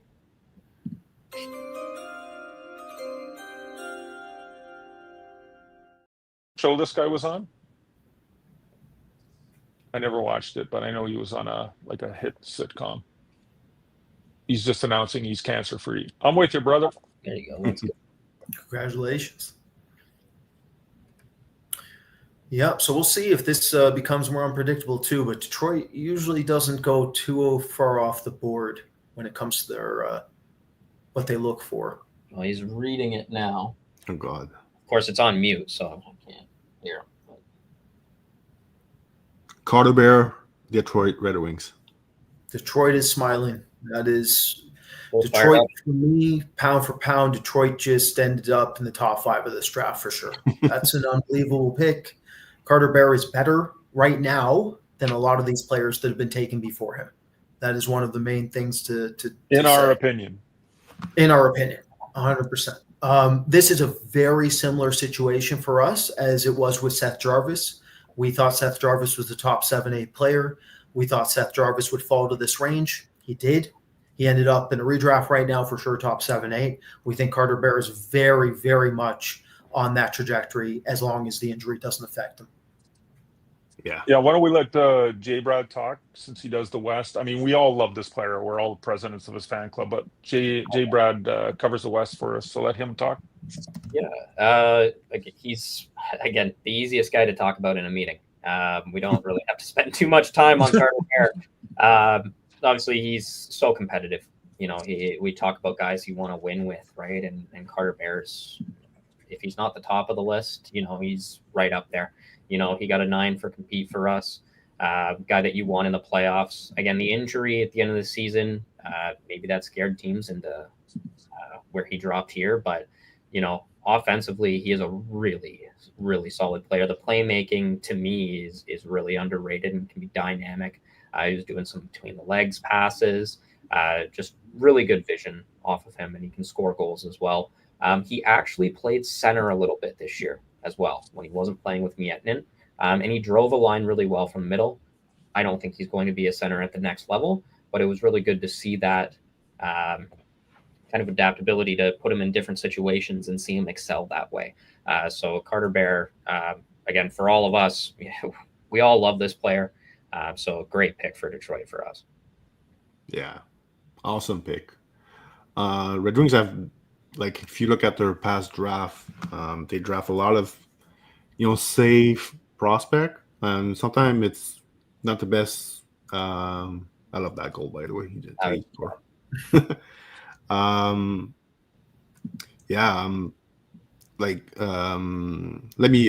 Let me find the past draft. But Marco Kasper, Danielson from from Brendan WHL.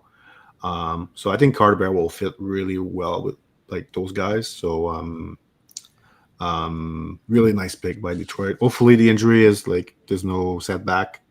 next year for him, mostly for his skating. So, but I mean, if like we had him 10th overall. If not from the injuries, probably 7, 8 maybe, but not that far, not that later. So huge hockey prospect. Like we had him 6 in November, so so we're a huge fan. So if you're Red Wings fans, I think you're really gonna enjoy Carter Bear play for your franchise for a long time. Fan favorite. Yeah, no doubt.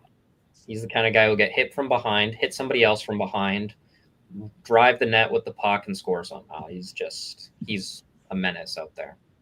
I got a lot of texts from Jerome. Look at this throughout the year. Just of him just destroying somebody and driving to the net. So he's a he scores goals and then he trash talks the defenseman that he beat after. Yeah. So, he's also like the amount of 200-foot players they have are like, it's pretty impressive. Nate Danielson, very good 200-foot player. Nygaard can play a 200-foot game. Casper can play a 200-foot game, and Bearer is arguably the best defensive forward in the draft. So you're starting to, like, Detroit's putting together a very, very solid top 9 that can really play the full length of the ice. Where some of these players they're dynamic, but they can't do everything. Where I feel like their roster is extremely well-rounded and very Swiss Army knife. They can put players everywhere in their lineup. Gives them a lot of versatility that teams lack. He's basically a poster boy for the type of player that we all like here at Hockey Prospects. So really easy for us to scout. He's got skill, the high Energizer Bunny compete level, smart player. It's all there. So honestly, it was fun in meetings talking, because it was this like, what'd you see lately from him? Because we'd all just loved them. Yeah. The injury was so unfortunate. It made it a little bit more difficult to rank him, but really there's not like any real weakness to his game. No. Question here. Do you think the last 2 players going off the board, meaning Kendall and Nesbitt, makes it less likely that Vancouver moves back? I would say they don't move back. I think they just trade for talent, immediate help. So Angers, the situation in Vancouver is they got to convince Quinn Hughes to stay. And to convince him to stay, they have to win. And to win, they have to bring in another top 6 asset immediately. So I'm thinking that pick specifically is going to be used to bring in a top 6 forward from another team, another franchise. Okay, Columbus is next. Best player on the board for us right now are, I believe, Jackson Smith, Victor Eklund, Cole Reshney. So that's the top 3. Riker Lee, but probably not going to go where. I mean, who knows? Who knows after Kindle going difficult to. Well, Bear was the North American Eklund. Yeah. Very, very similar in some ways. I mean, Jackson Smith sounds extremely intriguing for Columbus. Columbus needs defensemen. They need a game-breaking type. I mean, it's funny. Our comparison for Jackson Smith is a defensive version of Adam Fantilli. So this is their opportunity to get the Fantilli on the defensive side of it. So we'll see. We'll see if they decide to do it. Well, your comparison, although I don't mind it. It's pretty good. Yeah. You got to think Smith is falling because of the hockey sense right now. Well, he compared himself to Miro Heiskanen, and that's not a good thing. Like, again, some of these kids, you got to. I don't know how it happens, to be honest with you. You think you talk to your agent or somebody that's important to be like, hey, what do you think of this comp? But he's not Miro Heiskanen. I tell you that right now. He doesn't play anything like Miro Heiskanen. So some teams are going to be wary of when they hear something like that. Yeah, so did I, McGraw. So did I. So some of our staff definitely thought Eklund was going to be a Pittsburgh Penguin too. I don't think any of us had Kindle. So, No. So. All right. Let's maybe take a look at like past Columbus draft. They're not scared to take Russians. Maybe it's Prokhorov, Brad. I would have said yes if, like, or maybe if. I think it's in, by the way. Johnny Goodrow's mother is, or is it mother or wife? His wife. Making Yeah. Yeah. Okay. Awesome. Okay. Yeah, wife.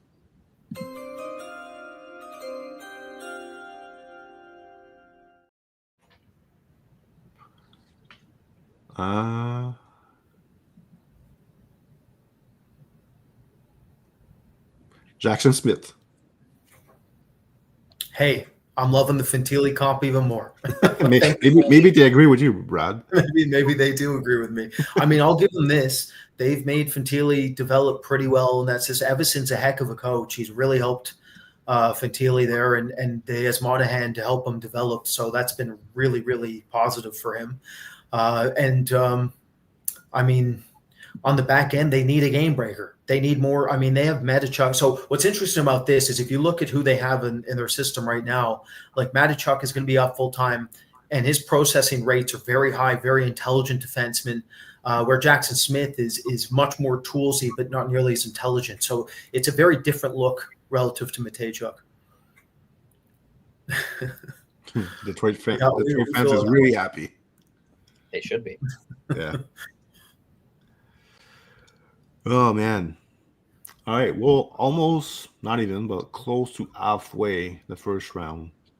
Yeah, and we are at 2 hours. So we're right on track for a 4-hour night, guys. Yeah. Well, I'm sure we'll talk a little bit after about what happened. Winners, or not winners, losers, but surprises and things like that. Post-game beer. Yeah. Post-game snacks, maybe a sandwich. Yeah, let's put it this way. I want a sandwich. If Carter Bear was 6'4", like for sure top 3 to me. If he was 6'4". Yeah. Let's put it that way. But he's the most underrated player in this class. Publicly, privately, Carter Bear is the real deal. Seth Jarvis all over again for us. Like, very surprised if he doesn't end up an extremely important piece for a franchise. But yeah, Jackson Smith. Should we talk more about Smith? J. Brad? J. Brad, yeah. Yeah. Well, I do agree with Mark. I think what dropped him was probably the hockey sense. Because especially in the defensive zone, though, he has those, I call them moments that they happen. He's really explosive, though. Really explosive coming out of his zone. He's a one-man breakout king, that guy. He has good hands, a lot of 10-2 skating. Really confident as well, carrying the puck out of his own end. But again, those poor decision-making in his own end really leaves a lot to be desired overall with the player. He started shooting the puck a lot more from the point, and it really paid off for him as the year went on. Last 13 games, he had 9 goals. So it all translated for him. So if he continues this progression up, he makes some better decisions in his own end, this player could be a really big hit. Okay, have a good tweet for it. I'm going to show you guys. Let me find it. That's pretty good. Well, Jerome's finding that tweet. One thing I'll say, too, is from the hockey sense perspective. Oh, did you get it?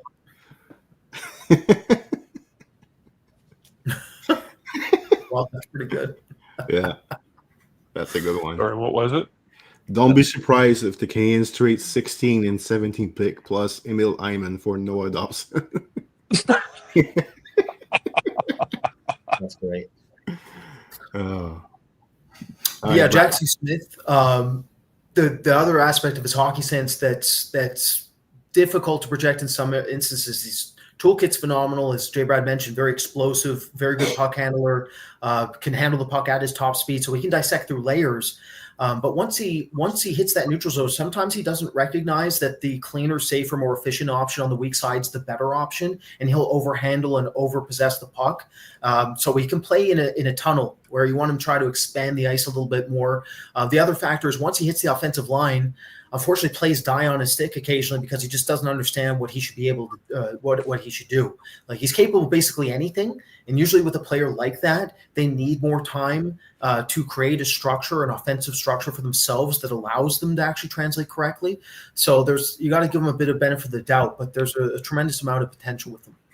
There's also not many offensive defensemen in this class at all. So True. Yeah. Great point. I mean, he's not perfect, but he does have talent. I think it took me about 90 minutes at least to watch all his entries. I think it was about 300, over 350 or something entries. And it was disappointing what he did with the puck. Like, it was so impressive watching him gain the zone, but a lot more disappointing watching what he did with the puck once he had the offensive zone gained. But still, there's raw tools there at this point in the draft, and what you hope you can coach into them and make them better. Again, this isn't the deepest draft here, so he reminds me a little bit of Harrison Brunick from that regard. Brunick is like phenomenal toolkit, can skate, can handle the puck. Once he hits the offensive line, he has difficulty understanding how to optimize his play essentially and be efficient. It's very similar from that regard. But Smith's the mechanically more gifted player in terms of his shot and his handling rates. What's our best available, Jerome? It is Vancouver on the clock. Eklund, Reshny, Lee, Limatov. Oh yeah, Eklund. I forgot about Eklund. Not gone yet. Seems like the NHL's forgotten about Eklund too. So we'll see what happens. Maybe it's the Islanders are going to get Eklund here if he drops maybe one more spot. Vancouver is for Eklund. Yeah. Well, they got about a minute 5 left. So if they're going to trade it, we'll see.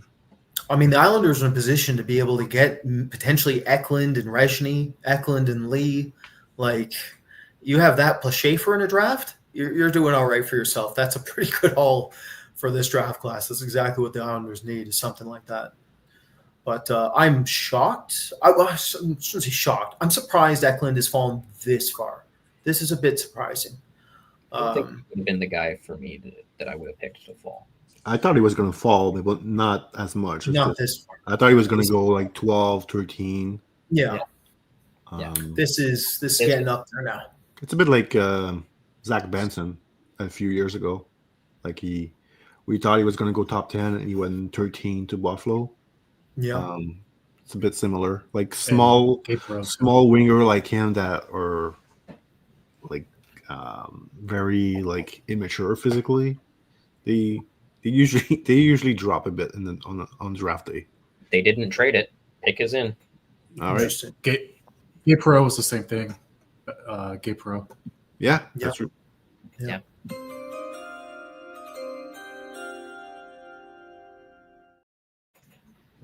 All right. What is Vancouver doing, Brad? I really thought they would trade this pick. Yeah. I guess they didn't get any good offer to get the offers they were looking for, yeah. My guess was Reshny. I think we mocked Reshny. Yeah, we did. He's from British Columbia, right? But Eklund makes so much sense given their GM. Alvin is from Stockholm, isn't he? Yeah.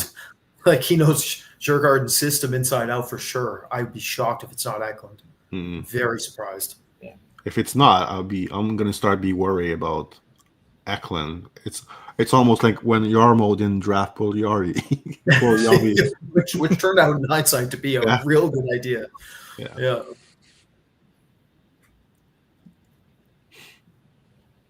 Mark, did Eklund have good interviews? Yep. There wasn't many who didn't have good interviews. Very few in the scouts I spoke to.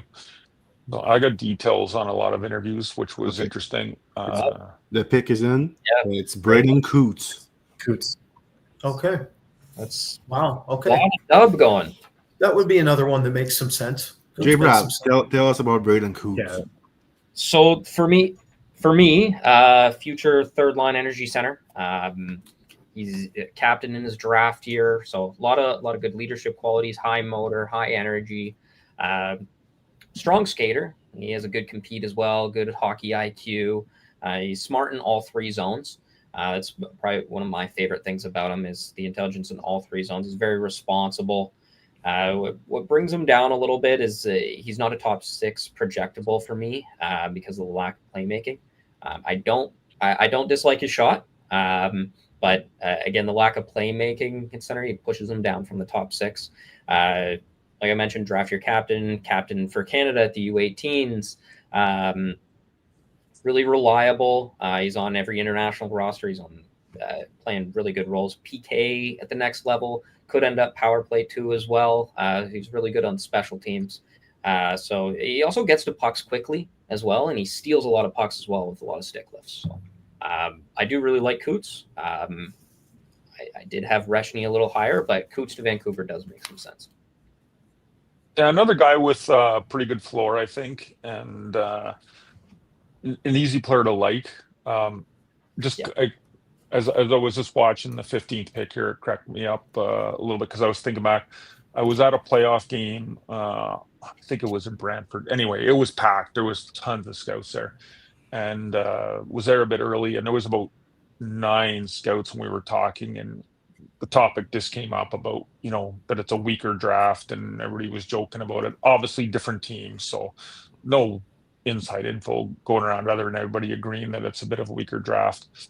And Todd Harvey's the Vancouver director of scouting, and I just joked with the 15th pick, the Vancouver Canucks have decided to pass. They did not. They made a pick.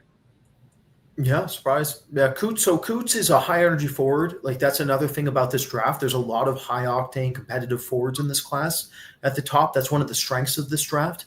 And so Bear goes. Now Eklund is the last one there that Reshny as well. I guess Reshny and Eklund be the last 2 really high octane competitive smaller forwards that are available. But Coots plays a very good 200-foot game. Like one of the best defensive centers in this class. That's where some of his value is.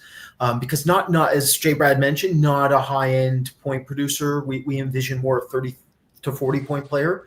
But that's okay because he really will be able to shut down opposing teams, be able to be a matchup center. And he does bring neutral zone entry rates per 60 at a higher rate than a lot of these other kids, not named Cullen Potter. Cullen Potter would probably be the top of that projection when it comes to the neutral zone entry rates, but Coots is not far behind him. So that's really where that secondary value comes from for Vancouver. He's also a substance player. So again, a lot of the substance players are going here. A few things. So far, 15 picks, 13 from the CHL. So true, yeah, that's true. CHL must be like pretty thrilled about this because it's not always been the case in the last few years. No, it was clearly the best players who were across the 3 league. Well, Quebec didn't have much, but still some good high-end guys. And then the OHL and the Dub were good, and it's just a bad year. Yeah, bad year in the US, and Europe's a little weaker than usual. So not a huge surprise, other than the guy we keep talking about that we're waiting to get off the board here in Eklund. Yeah. So, okay, question. Sorry, J. Brad. Oh, that's okay. Eklund is dropping. His buddy Frondell got picked by Chicago because Chicago tried to move up and grab Eklund to pair them together in Chicago. I mean, if I was Chicago, I would attempt it. At this point, why wouldn't you? It doesn't hurt. It doesn't hurt you. Eklund. Now, Eklund is small, and we did discuss the Chicago small, but he's very fast and he's very competitive. So there is a crossover there with what they're attempting to build. So it would make a lot of sense that Chicago would target him. Yeah. Depends on what the price is, obviously. I'll tell you this, the Islanders are very happy. Yeah. Right? I mean, the Islanders might just took him, so it's like it's mute, I guess. The Islanders have a chance now to really make, like Montreal basically, let's just say it is. They had an advantage in that trade. But the Islanders have an opportunity now to really make up for some lost ground. Yeah. So they're going to announce the Dobson trade here. So it's not official. I mean, we all know it's official, but it's not official. Oh, they got 2 chances to take our guy here. So our best available. Well, multiple guys. I mean, we love Reshny. We love Eklund. We love maybe they're all about Riker Lee too. Who knows, right? We'll see. But Yeah, Have a how lot of- about Eklund and Reshny back to back with these 2 picks? That would That's with that would Schaefer. make- That's pretty mean, solid. I mean, the Islanders need a lot of things. They don't have a ton of prospect, but that could really change things for them with like Schaefer at number 1 and then Eklund, Reshny. That would be pretty good. It's a heck of a draft in day one for sure. trade to announce. Shocker. Like that would be almost Ottawa levels. So Jake Sanderson, Ridley Gregg. It's getting All right. there. It's close. Gary has said it. Biggest shock of the night. I like the way they waited, though. Yeah. It's too bad it Also, leaked. It's really too bad it leaked. yeah. For Islander fans, Emil Heineman's a real player. He's not just a throw-in into that trade. That is a player who projects to be a 20-goal scorer, 250 hitter, very modern-day power forward, straight-line player, not a high-end thinker, doesn't need to be. Skates like the wind, can shoot off the rush, extremely high-end shot quality, brings you a lot of energy and a lot of tenacity. He's a very, very, I would say, publicly underrated power forward that can play in your top 9. So the Islanders are doing really well here if they make the right selections. I mean, Schaefer, these 2 picks, Heineman, it's been a good day for them so far if they do the right thing here in terms of who they take. Yeah, just in case people were not aware, the trade is now official. Finally. Here we go. What, 6 hours later, 8 hours later, we have the trade is official. So, Jerome, do you think that makes Mike Matheson expendable? Do you think they attempt to move him to come back into this draft now?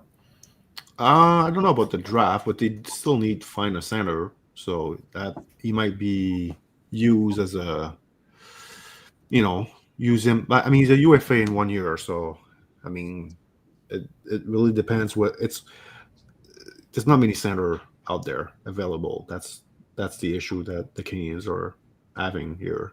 But yeah, he could be used as a, as a tool to get some center, because and they need someone to play with Demidov on the second line. So they have Patrick Laney who's back. Who knows where is he gonna play in the lineup? Like in the playoff, he was like on the 4th line. It's not really the best case. It's not something I would do, having him on the 4th line.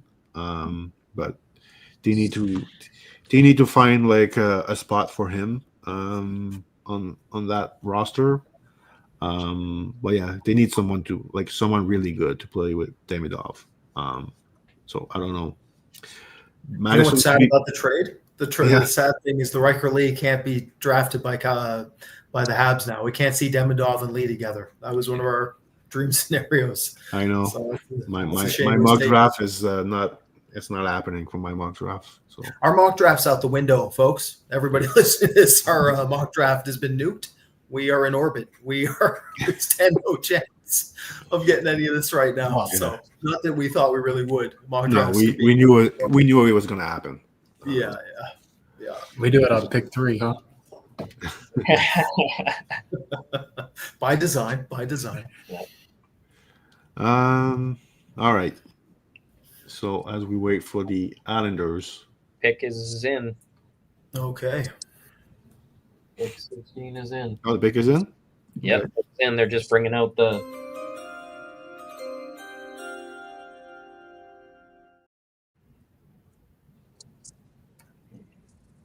It's the celebrities' time. Oh, wonderful. Great news. Not a lot of hands this time, just a lot of nodding. So. I feel like the Islanders are rebuilding. Like, if they really wanted to get crazy, I know Islanders fans, I know he's really good. I know it's hard to get them, but they do have Gidlov. If you really wanted to come back in, or Sorokin, you could move Sorokin. Yeah, you could move. Because these are the prime years. The pick is Eklund. Is it? Well, yeah. that there you go. Eklund's off the board now. Finally. Islanders fans are happy, or they should be. That's they're lucky in a way, but that's really good for the Islanders. That's wow, surprising. Yeah. I mean, he was better than Frondell this year. He was better than Frondell this season. He was more of a driver relative to Frondell, more consistent than Frondell on a game-to-game basis. And there's not a whole lot that this kid can't do. He's not the most efficient with the shot selection at times off the rush. Like, he can be a little overbearing trying to shoot the puck. Doesn't get a ton of, like, he had minutes, but like it wasn't like he was getting deployed 20 minutes a night. So I could see why he would try to rush his options occasionally. But the dual threat, incredibly high-end energy winger, fearless, absolutely fearless, relentless. He's a very good skater, which is very different than Kindell and Nesbitt that went before him. This kid can really fly.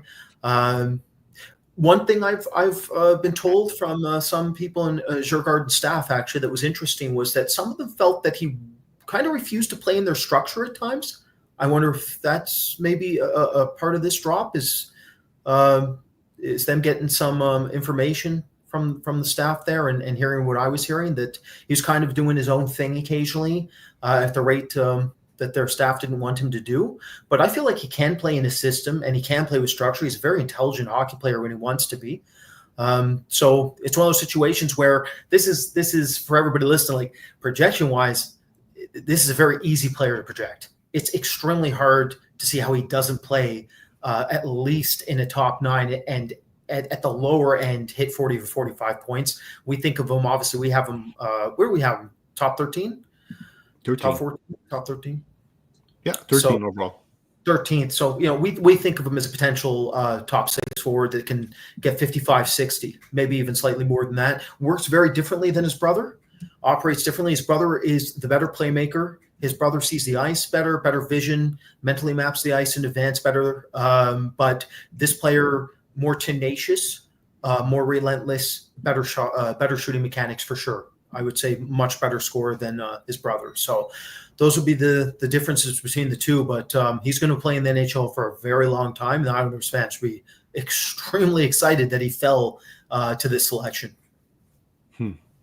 Yeah, good player, good reports on his interviews. So that's why I was, sometimes if I hear some wonkiness from interviews or something, then I can kind of see, okay, so it was enough to make him drop. But I didn't hear, at least from the people I've talked to, from some different teams, I didn't hear anything bad in that regard about interviews. So just a little bit strange that he fell this far, but good news for the Islanders and Islanders fans.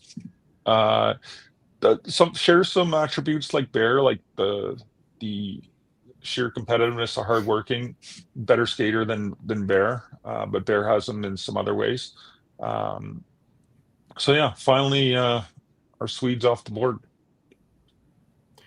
Yeah, and the Islanders are still picking, so we'll see who they grab with their third first round pick. But I think if I'm an Islanders fans, I'm pretty pumped about this draft so far.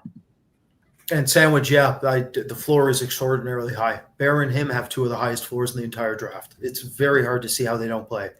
It's one of those things now. The Islanders have solidified their draft. I know Mark has discussed how he doesn't like this as a strategy, but if they are using it as a strategy, they could really swing now. And that means Riker Lee for us.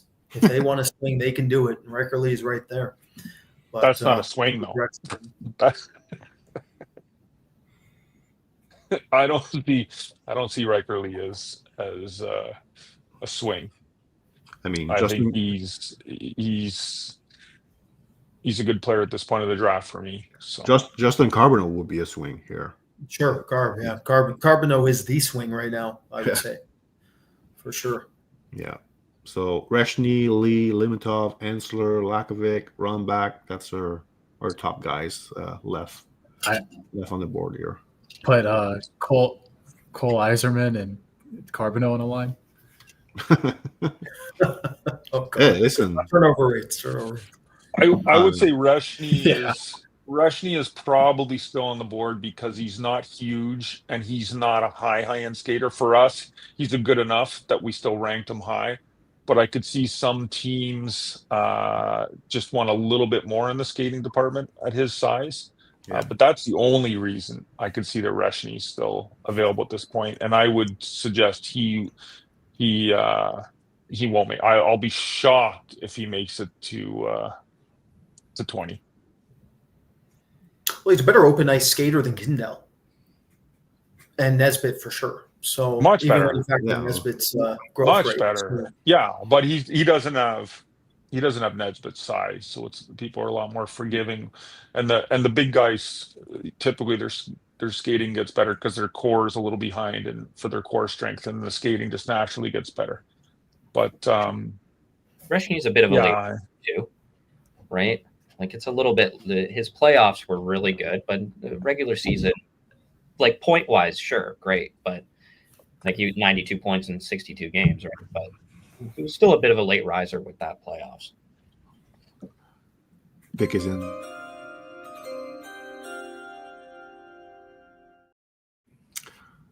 The Islanders pick Keyshawn Aitchison. they got the celeb for the back-to-back picks. Yeah, Keyshawn. Okay, so you know what? This makes actually a lot of sense when you compare what they got with Romanov. There is some overlap stylistically with Romanov.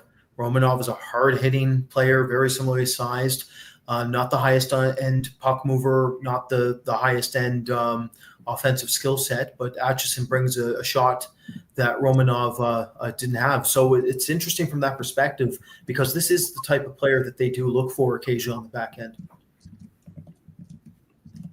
And Aitchison, his direct agent is our former scout. So, of course, we ranked him later than just about anybody.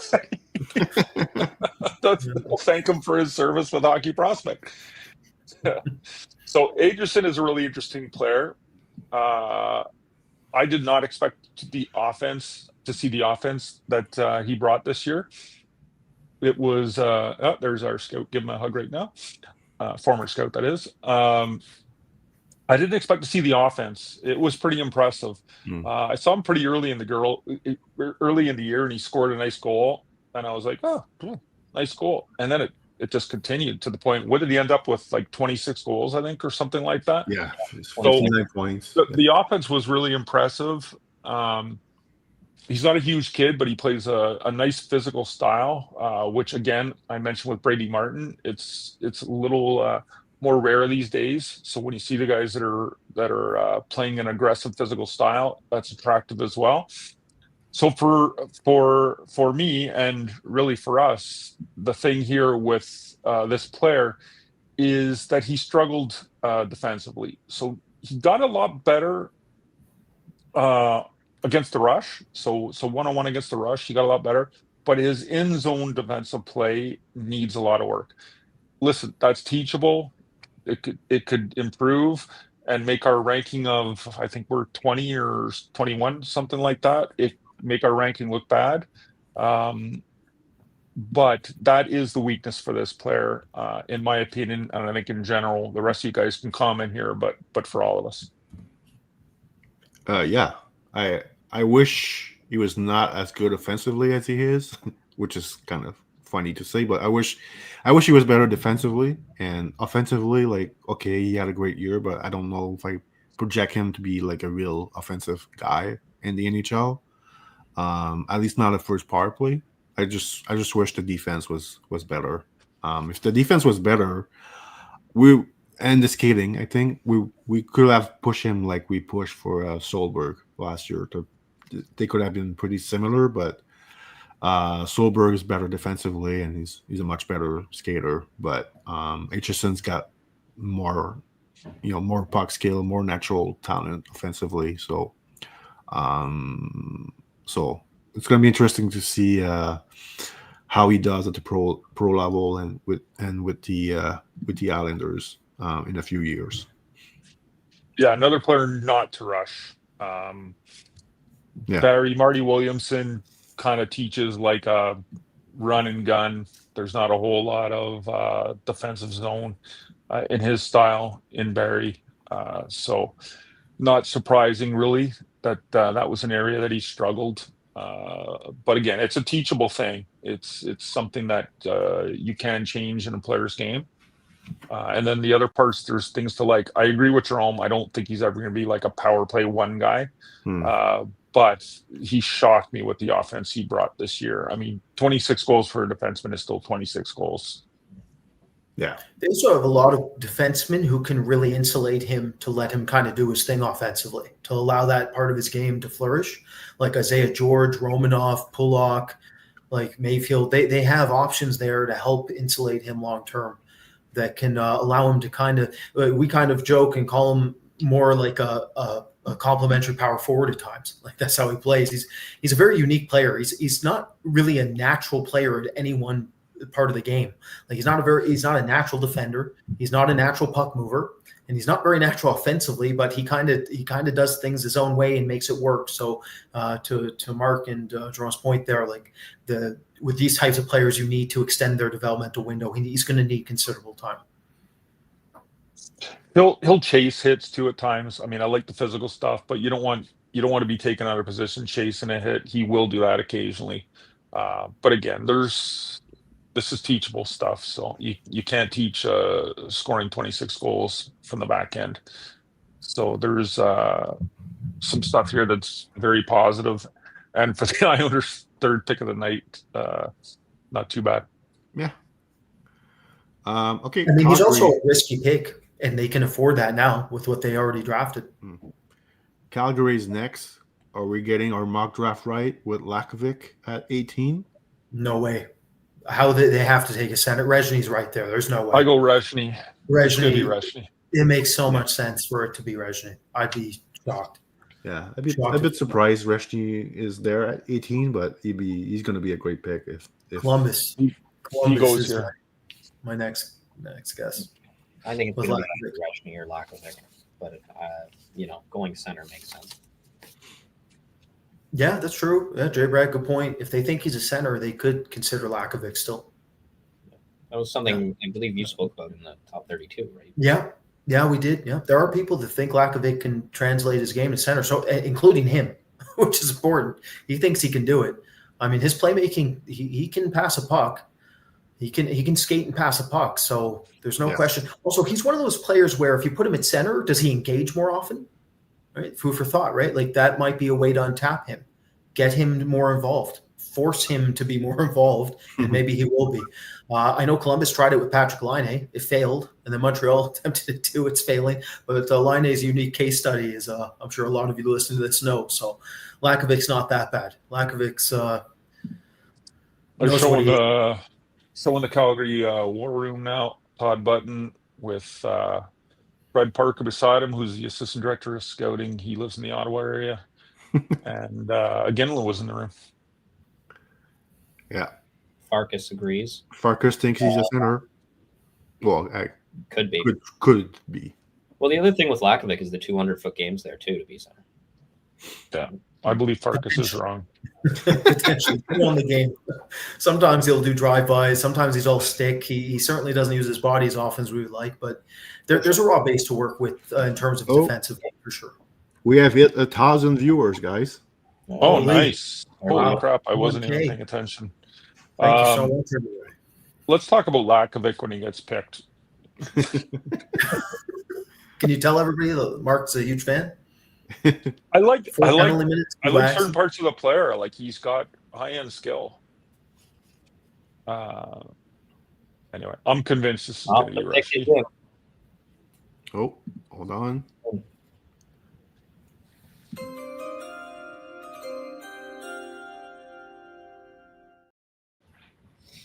So, we're thinking Reshny, guys?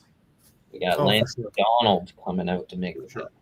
I can't imagine this not being a center, even if it's not ready. It's a center for sure. Bettman talking away, introduction, and it is indeed Lanny McDonald to make the pick.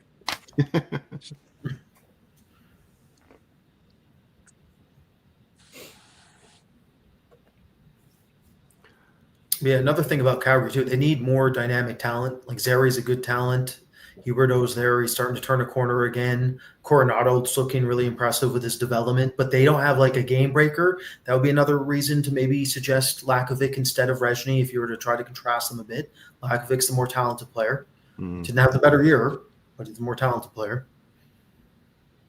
Lanny doing a good job saying the things they usually say when the staff is there, thanking the hosts, their fans, back at the draft viewing party, all that good stuff. It's Rezhny. Old Rezhny.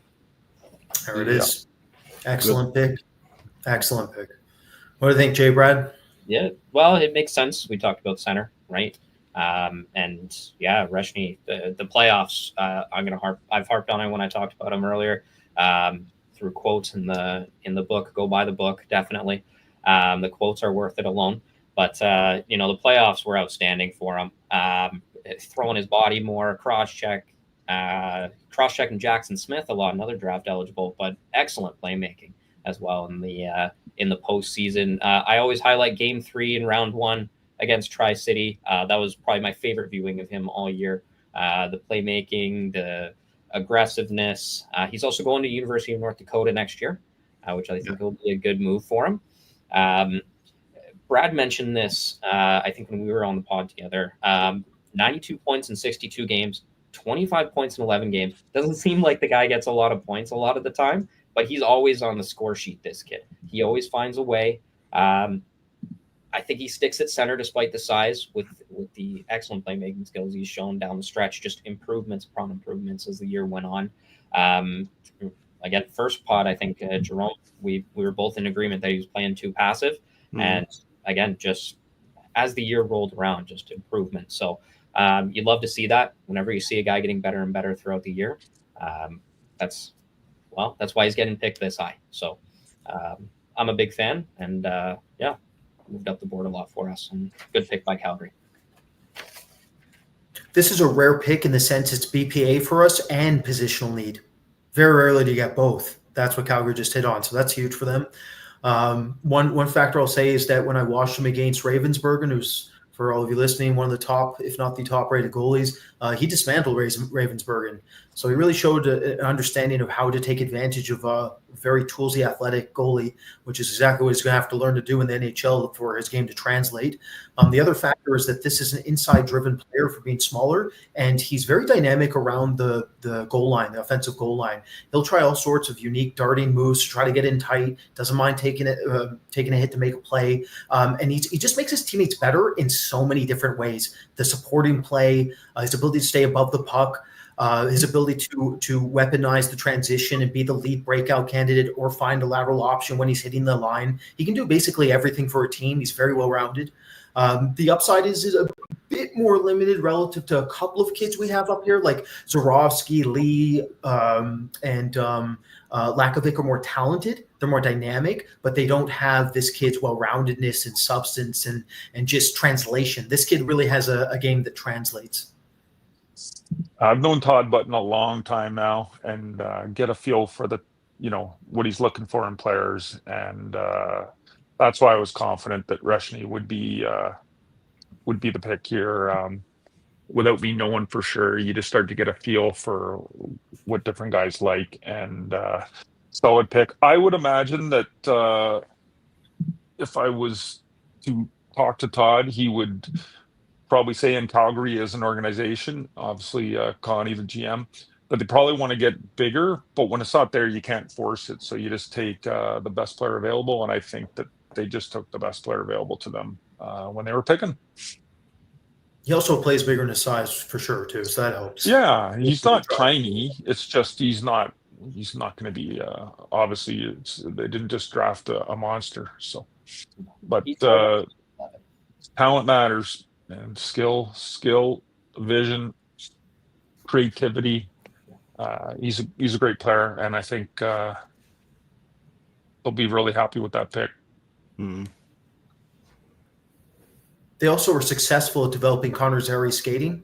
That was one of Zari's weaknesses, was the skating mechanics. They did a great job of working with him, making sure it got up to speed. And so that will be similar to Rezhny now. That's Rezhny's weakness, is the skating. We think it's fine, but it can definitely use another level or two, and that will be the main focus with his development in order for him to take off with Calgary. Yeah, I was wondering if Rush would be a surprise, like picked at 11 or 12 or something like that tonight, but obviously it didn't happen. No, it was Kendall.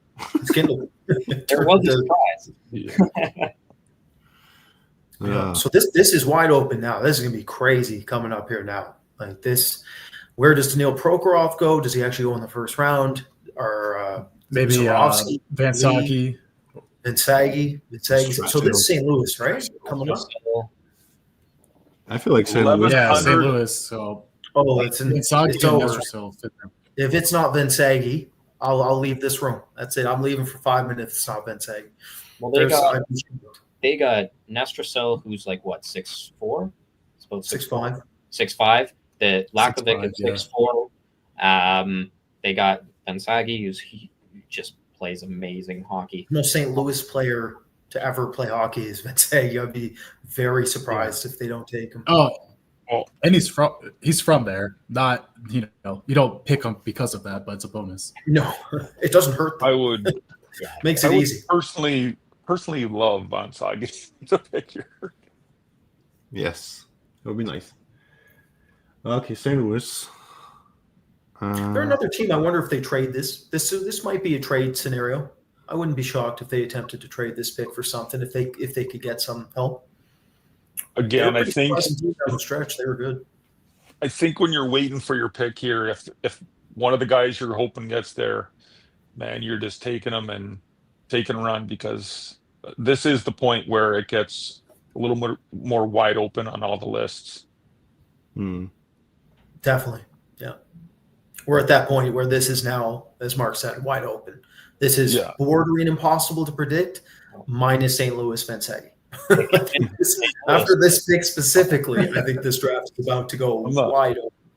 I'm not that confident to say that, but it Yeah. wouldn't shock me. So the other pick that would make sense, Christian, I think you agree with me on this one, would be Hensler. I think Hensler makes a ton of sense here for St. Louis. Yeah, Hensler, Nestersil, Pick or is in, Jerome. Vansaki would be my three. Okay. Pick is in.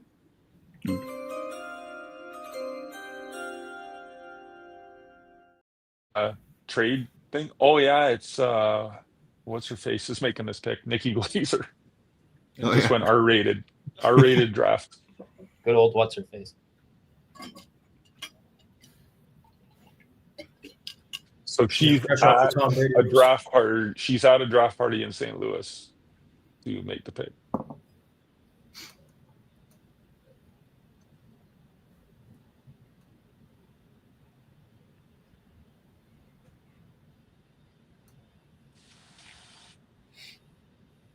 Happier than Brett Hull at an open bar.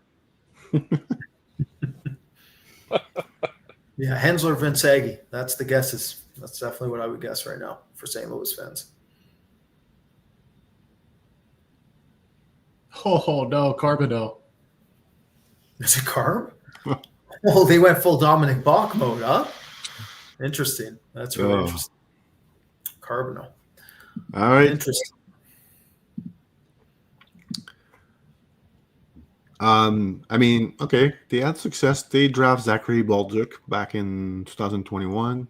There was a lot of question mark with him, and they have like really improved him. He really played well last season, so they probably are thinking the same thing about Carbonell. They can't deny his skill level. So now they're gonna work with the rest because the rest needs some work. But yeah, going back to the queue for the second time in 4 years.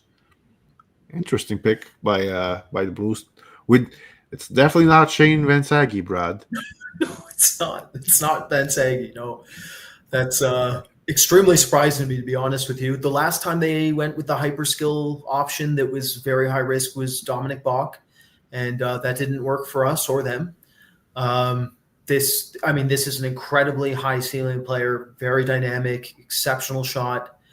Tons of risk though. Body language isn't there. interviews weren't great.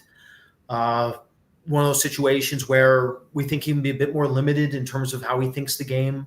A lot of junior habits in him. This is another pick where he's going to take a ton of time. Much like Atchison, very different reasons, but going to need a ton of time. So that's a guy who has to decide where he's going to play next year. With like, does he go back in the queue? Boston College is just waiting to, get him in the roster for next season. So he said that the NHL team that drafts him will probably decide where he goes, or at least advise him where to go. So it's gonna be interesting. His junior team should be really good next year. So we'll see. And he would be AHL eligible after next season. So very interesting pick. I didn't picture St. Louis to be the team that takes him. Not in a million years. Probably the biggest boom bust guy on this list. So interesting player. My first 5 views of this season, I absolutely loved him. I pushed for him way into our top 10 against others' wishes. And as I kept watching, I started to see what the others saw, and he dropped and dropped and dropped. Some scouts that did some legwork around him didn't love what the research told them.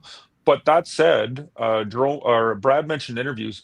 I was actually surprised when I talked to scouts about his combine interviews. Really good feedback. Said they liked the kid, like pleasant enough kid and decent interviews. I think it was more just probably the area scouts that do a little bit more digging, and what some teams, more than others, might have dug in a bit more. But here's why he went here in my estimation, my guess. He scores goals, and he can score goals that translate to the NHL. And it's the hardest thing to do, and this kid can do it. And they are thinking that they can fix the rest. Would be, I'm not inside the St. Louis room meetings, anything, but that would be my best guess is why they took him off the board here. He scores goals, and they think they can fix some of the warts in his game. Yeah, really interesting pick for me. Again, not really shocked by this. I really, when we think of like typical St. Louis Blues player, it doesn't really fit what we see from the Blues. But at the same time, like, Zachary Bolduc was also a guy that had some of his issue about, being a bit too passive, playing a bit too much on the outside.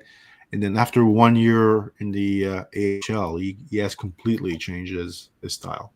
Like, he's now he was one of the leaders in hits for rookies in the NHL last season. He was, he's always been a really good skater, the really good shot, really good skill, but he looked more of a boom bust guy because he didn't have really a B game. Now he has a B game, so like things are a bit different. We'll see about Carbonell. Does he bring a B game, and can he improve some of the, his play away from the puck? Sometimes, as Brad mentioned, his body language, sometimes it's not the best. So, but the skill level, his shooting skills, his hands is right up there with Frondell in this draft. So maybe in 5 years, this pick looks really, really good for the Blues. Yeah, I was just going to say, he's got some piss and vinegar in his game. And if you're the Blues, it goes hand in hand, right? Your scouting staff in St. Louis, maybe they really believe in their development staff, and they give you the confidence to say, hey, look what this kid does exceptionally well. He scores goals. The rest of his game is a work in progress, we'll call it, other than he does bring some physicality at times, and I've seen him get pissed off and get in some scrums, that sort of thing. But they believe in their development staff to literally, for lack of a better word, fix the rest. Yeah. And we could be, embarrassed by our ranking of him at 28 or 9, wherever we got him. And it could end up being a fantastic pick that's looked upon years to come as one of the best in this draft, or a bad pick. Yeah. We'll find out down the road. That's the beauty of this draft, and being a draft nerd and following along to all this stuff. If you're watching with us, which is now, come on, we need 8 people for 1,200. And we probably got some new people who didn't listen to us begging earlier for you to go follow us on YouTube. We, coming into this broadcast, we're about 100 short of 1,000 YouTube followers. It's free, folks. Just go create a username and follow us for free. And you're not going to see a ton of content after this through the summer, but in the fall, we are going to go right back to creating weekly content as we make our way all the way to next June's draft. I wonder if Columbus decides to go all in now. Let's go Ryabkin, Carbonneau, Ryabkin back to back. Let's make the fireworks happen. Prokhorov, Brad. Prokhorov makes a lot of sense. Yeah. Someone has a question here. Could Ravensburgen go here? Probably coming up. They did trade Daniil Tarasov. My guess is they are still looking to see if they can move Merzlikins. We know Jet Greaves is going to come in and try to challenge Merzlikins. We'll see that how that plays out. With that exception, they do need a goalie prospect, like a very high-end one. So you're right in suggesting that they could potentially look at a goalie option, depending on how they feel what's left on the board. Yeah, Ravensburgen's an option. If it's not Ravensburgen, they look for the 2 Russians. It's no guarantee that Ravensburgen's the top goalie selected here. It could be Semyon Frolov, or it could be Pyotr Andrionov out of Krasnaya's system. Both those goalies are exceptional as well, and I guarantee you there are NHL teams that have one or both above Ravensburgen. Admittedly, we've moved them around in our rankings too, but those are the big 3. Those are the big 3 goalies to us in this class.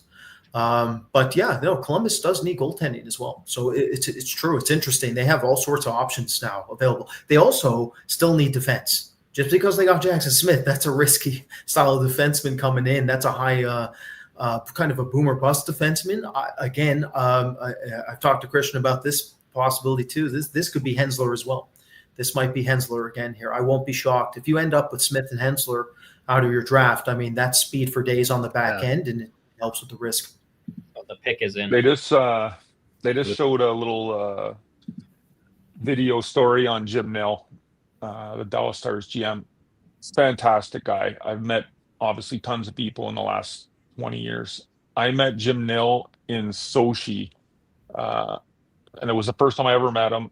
And I swear, the way he talked to me, you would have thought he'd known me for a decade. Super nice guy, classy, and done a great job in Dallas. And we are getting ready for the pick.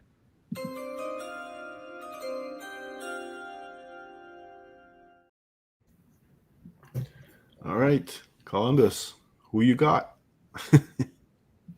Goalie. The goalie.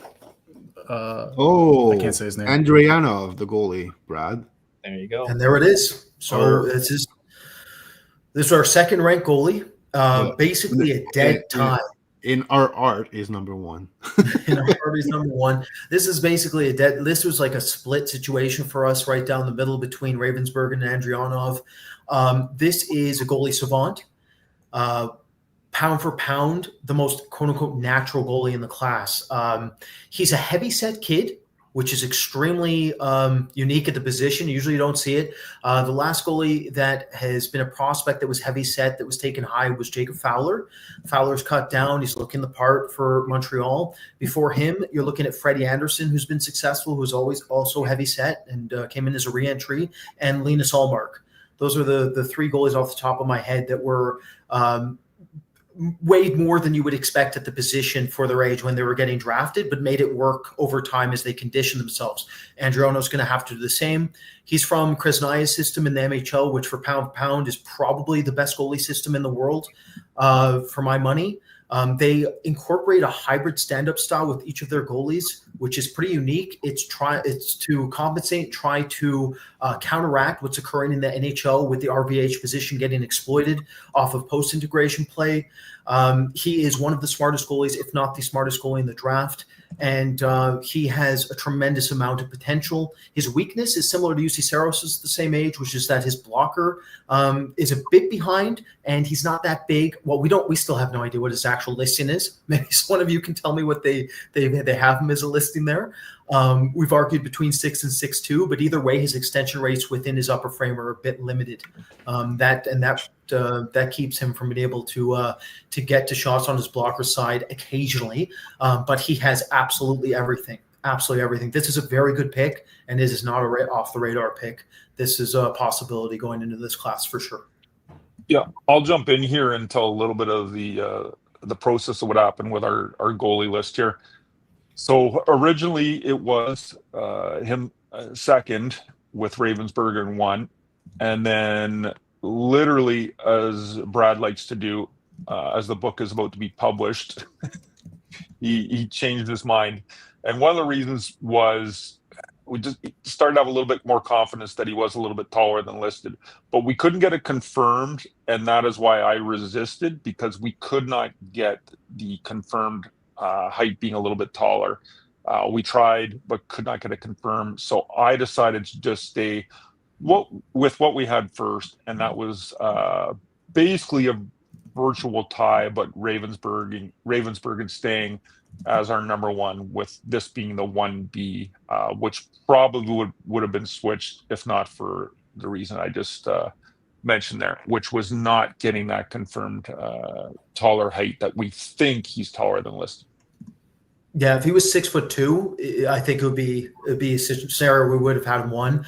The other thing I'll say is that when you look at goalies, obviously they take longer than any other position. I will say this: I think this kid, as long as he can get his conditioning correct, he will be the first to come into the league. He's that gifted.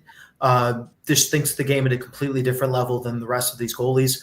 Like one way you can see that too is like how he interacts around and looks around screens, and how he tries to present during traffic. Is he actually tries to bait opposing forwards into certain shot selections. So he's that comfortable. He's that confident. He's not just one of those goalies who's going to get set and take up space all the time. Sometimes he'll be dynamic, and he'll actually try to engage with the shooter and get in their heads. And that's a pretty good sign that there's a whole lot there. And again, he's in one of the best development systems in the world in Krasnaya over there. So the sky's the limit. Love the pick. Makes a ton of sense for what they're doing. They just moved out to Neil Tarasov, so they definitely need to bring in a goalie that I think actually might be ready, honestly, maybe in just 3 years, which you don't say very often about this position. He might be ready before people think. I saw. All right, there. Go ahead. Sorry, Jerome. Go. I saw that he has, I think, re-signed with his Russian team until 2030. I don't know if it's like an official. I saw a tweet about it, but so I don't know if it's like official, but that would be 5 years. Wow, that's long out. I didn't hear about that. That'd be interesting. I mean, you can listen. Mishkov left before. Yeah, Mishkov left in advance too. There's always a way of getting this done, but we'll see. We'll see for him. But I really like this goalie, even though he's not like the biggest goalie. He's probably not in the best physical condition, but when he does, I think he's gonna be like real good. We got a trade. We have a trade. Oh, interesting. So they were just showing the. Hold on. Just, I have my video. We have a trade to announce. Best. They were just showing the Ottawa room, and there was some movement in the room with some guys. Okay, Ottawa is moving down. Let me get the tweet, but it's the Preds are moving to 21st. Yeah. They're getting 23rd and 67 for. Do you know who this is? We know who this is. This has to be Ravensburg. You think? I do, because the first one off the board, that sometimes can trigger the run on goalies. That's right. But anyway, I saw Donnie Boyd he's the director of scouting for Ottawa. Another one of the nicest people I've ever met, by the way. If you've read the Garrett Joyce book, for people out there watching, Great book. way back, Yeah, way great back, book. Johnny Boyd was the director of scouting for Columbus way back when that book was written, and the whole staff was fired, and then he was picked up by Ottawa just as an area scout, and now has worked his way back, and he's a director of scouting. And again, one of the nicest people I've met since I've been doing this in 20 years now. So not much was going on in that Ottawa room. It did look like maybe there was the trade, and they have indeed done it. And as we just speculated, could it be another goalie since the goalie run started? So it's 21 for 23 and 67. So They didn't go back much. yeah, They think they can get their guy. They think they can get Fiddler. Hey, That's what we're thinking. I was waiting for someone to say it. Listen, The only one. I did On a Ottawa radio today, I was asked. I did not say Fiddler. At least I don't think I did. Aw, I Mark, was just said. missed opportunity. Ottawa- I don't remember. Ottawa fans on Twitter were pretty mad at me for picking Colin Potter at that spot instead of Fiddler, and I didn't know. I mentioned him today. I didn't mentioned know it. Potter today as one of my guys. I didn't know what to tell them. It's hard to pick at 21 who's going to be available. So I mentioned a few guys who could get there, and Potter is one that I mentioned. I think it was. I mentioned Aitchison if he got there, but I wasn't confident he would get there. Although he got closer than I thought. 1,300 viewers, guys. We're moving on. Amazing. Thank you so much for joining us. We didn't expect this. We decided to do this on Monday. So I thought we'd have 3. Yeah. 1,300 is a lot more than I thought we'd get for sure. I actually thought it would be really low and people would watch the replay. So thank you so much for joining us. This is awesome. And pretty much guaranteeing, I guess, we do this every year. I guess. Definitely. Yeah, we love Potter too. He's a unique player. We'll see if he goes if he doesn't go in the first round. Maybe we'll talk about him slightly before we leave, because he's obviously going to go pretty high on day 2 if he doesn't go today. So we'll keep that there for everybody to break down Potter a bit better. Also, for everybody listening, if you don't know who we are, I don't stop talking. So we have a lot of videos that break down players really in depth. If you like more technical videos that really go a lot deeper than the surface level reporting you'll see in media, breakdowns you'll see across media, check out our other videos. We have a lot of videos that go in a lot of depth. Jerome and myself, we broke down James Haggins for literally 25 straight minutes. He had to edit it down. And we try to bring as much detail as we can to each player and each report. Pick his in as well.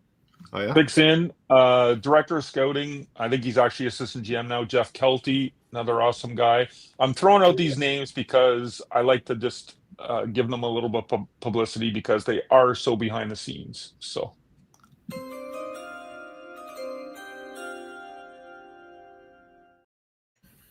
All right. Do they go with a goalie? Cameron Reed. Oh, boy. Cameron Reed. Not what I expected. No, not me. Same. All All right, Cameron Reed. We have him rank outside of our top 32. We did discuss him in our last podcast for player rank outside the top 32. So, one of the best skater in the draft, I would say, Brad, with Jackson Smith on the back end. Sure. But we do have like some question mark how his game will really translate in the NHL.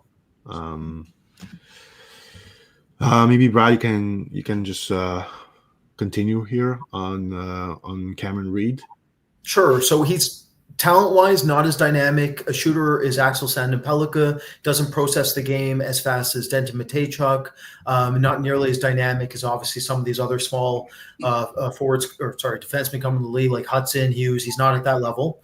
But to Jerome's point, he can really skate the game. He can skate through all 3 zones. We thought his defense did improve as the season progressed. He He became more tenacious, more physical, showed better transitional rush defense, and was not as flat-footed, which was actually an issue.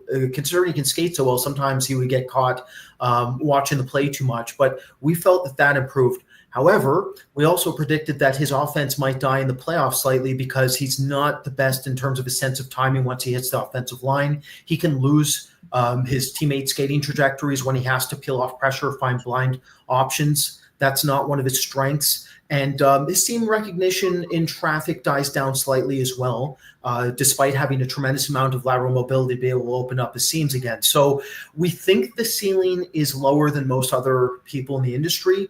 We do think he can play, though. He's not much outside of our top 32 for a reason. He can retrieve. He has good exit playmaking, smart player, especially out of his own zone, and reads the game in the neutral zone off the puck relatively well as well, and get back out in front of pucks and intercept passing plays and skate like the wind back up the ice. So very modern day, very, very new age in some ways. We just think the offense is slightly more limited than some people, and that's why he's a bit further down for us.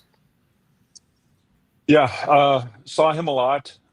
When he was at his best, he started to make me think, okay, I got to keep watching because he was, really good tonight. Started to show a little bit more offensively that I thought maybe could translate. And then just when I thought maybe I was starting to become a believer, he'd go back to playing 5 games in a row where I thought I barely noticed him other than the elite skating ability. I don't personally think for his size that he's dynamic enough to take this high in the draft. I can be proven wrong if he plays to his very best that he has shown very few times, then I will look bad for my take. That said, I mean, we still have him recently. We had him, I think, right outside at 33 or 34. But yeah, we're just not quite as high on him as some others. I'll say this, 2 years ago, they draft Tanner Mollendijk, and usually around the same spot as Cameron Reed. So I don't know if they have a type, but they're very similar, like size-wise. Both can really skate. I feel like Mollendijk was much better for me than Cameron Reed, as he has more bite in his game. I find. I don't know if you can have both guys on your top 6 in the NHL. Like come playoff time, that's 2 5'11", 6 feet deep. Yeah. That's out both playing on the left side. So interesting pick for me. Interesting how he fits with their team going forward. So yeah, that's it for Cameron Reed, Nashville, 21st overall. Yeah. Early in the year, he wasn't even very consistent defensively. He was struggling in his own zone. That improved quite a bit during the season. Good coach in Kitchener. Won Coach of the Year. Actually, I think he won CHL Coach of the Year, if I'm not mistaken. So not shocking that he improved. But it was a slow start even defensively. So when you're looking at a barely 6 foot defenseman, you at least want to see him defend well. Yeah. Good fun comment by Farkas here. I just 22 is who's 22? Good comment from Farkas. Back to Philly. Yeah. No, Pittsburgh. Sorry. Pittsburgh is on the clock. Let's see.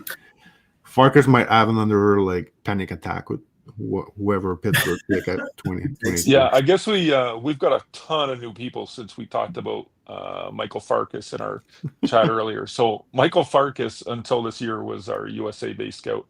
Christian on our screen now is our new USA scout. So Farkas is joining us in the chat and entertaining us. But so if you hear us just say Farkas, it's because he had been with us for multiple years, and instead of entertaining us in meetings, is now entertaining us in our live chat. By the Pittsburgh took Bill Zonin. There you go. Looking forward to Mark's favorite players. It's all coming together. It's making a lot of sense. Pittsburgh is literally someone else could talk. Yeah, Bill. I mean, we like him. Like we like the playmaking out of him. Like he's a smart player. Didn't play center until this year, so they play him at center this year, which I don't think he's going to play center at the NHL level. But it's just good to have, some experience playing down the middle. He had a good. His season was a bit weird in the sense that he was really good in the first half, and then second half it dipped a bit for him. I don't know if his energy level was a bit down in the second half of the season. We mentioned on the podcast the compete was also a bit down. He's a bit, it was a lot of it was the energy was lacking a bit in the second half in January, February. I felt like the playoff he was back a bit to his first half self. So he's an older player. He's a late birthday. The skating is somewhat of a drawback for him. So I'm a bit surprised he goes that high. I was thinking if he goes in the first round, he might be one of the 28 to 32 range. Yeah. Also Pittsburgh, Kindle.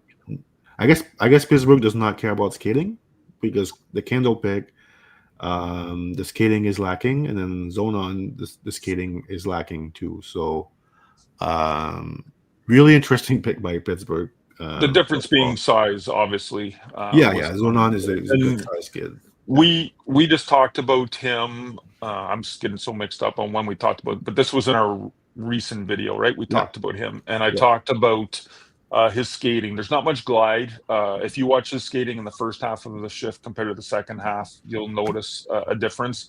And I also talked about that he is a very nice kid, and it shows in his play. Yeah, he'll hit some people and stuff, but there's a niceness about this, the way I would phrase it.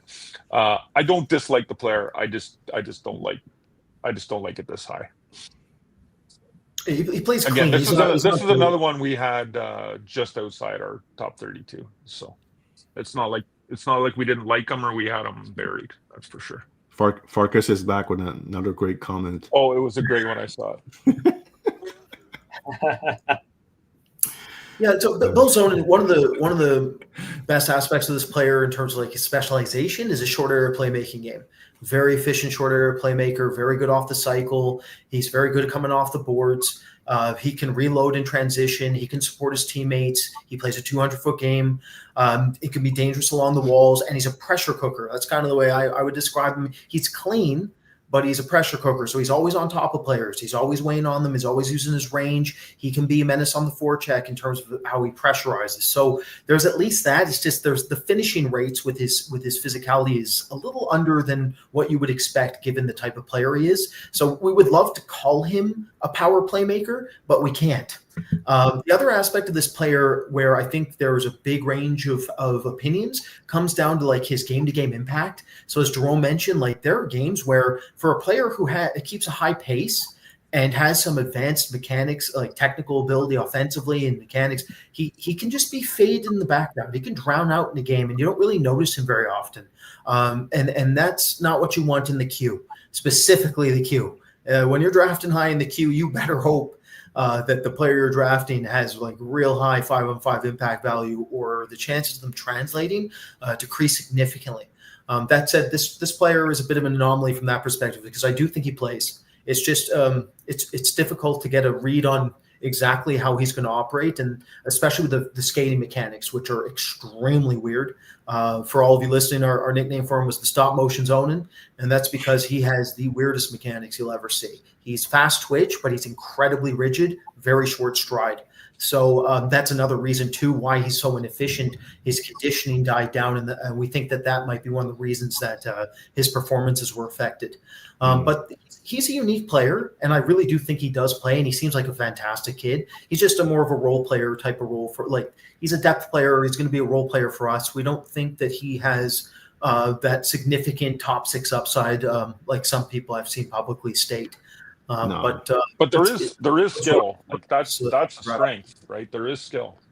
Yeah, he's got a good hands. Just the shooting skill are not going to translate to like many goals. But if he ends up being a good third line left winger in the NHL, I think the Penguins will be happy with that pick. But there's some work to do here. And he's also an older player in this class. He played 3 full years in the queue, so there's less runway with that player than maybe other guys that they could have picked. My phone's blowing up again from other teams. All right, Ottawa is next. The pick is in. Oh, Is it a trade back by Ottawa?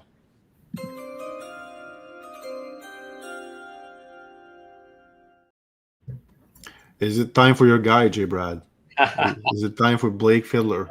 Let's not call him my guy. Ottawa. Let's halt the. That's on the for those who don't know, we have predict that pick for months. I think the whole season. I was going to say, Brad, I've been calling Fiddler to Ottawa for a while. So I don't think it'll happen. I think there's other guys definitely you got to take. But if that's the case, Tom Green making the pick. They said they're drafting for intelligence. Hensler. Good pick. Hensler did it the right way. Hey, good on Ottawa. There you go. That's a good one. That's a good pick.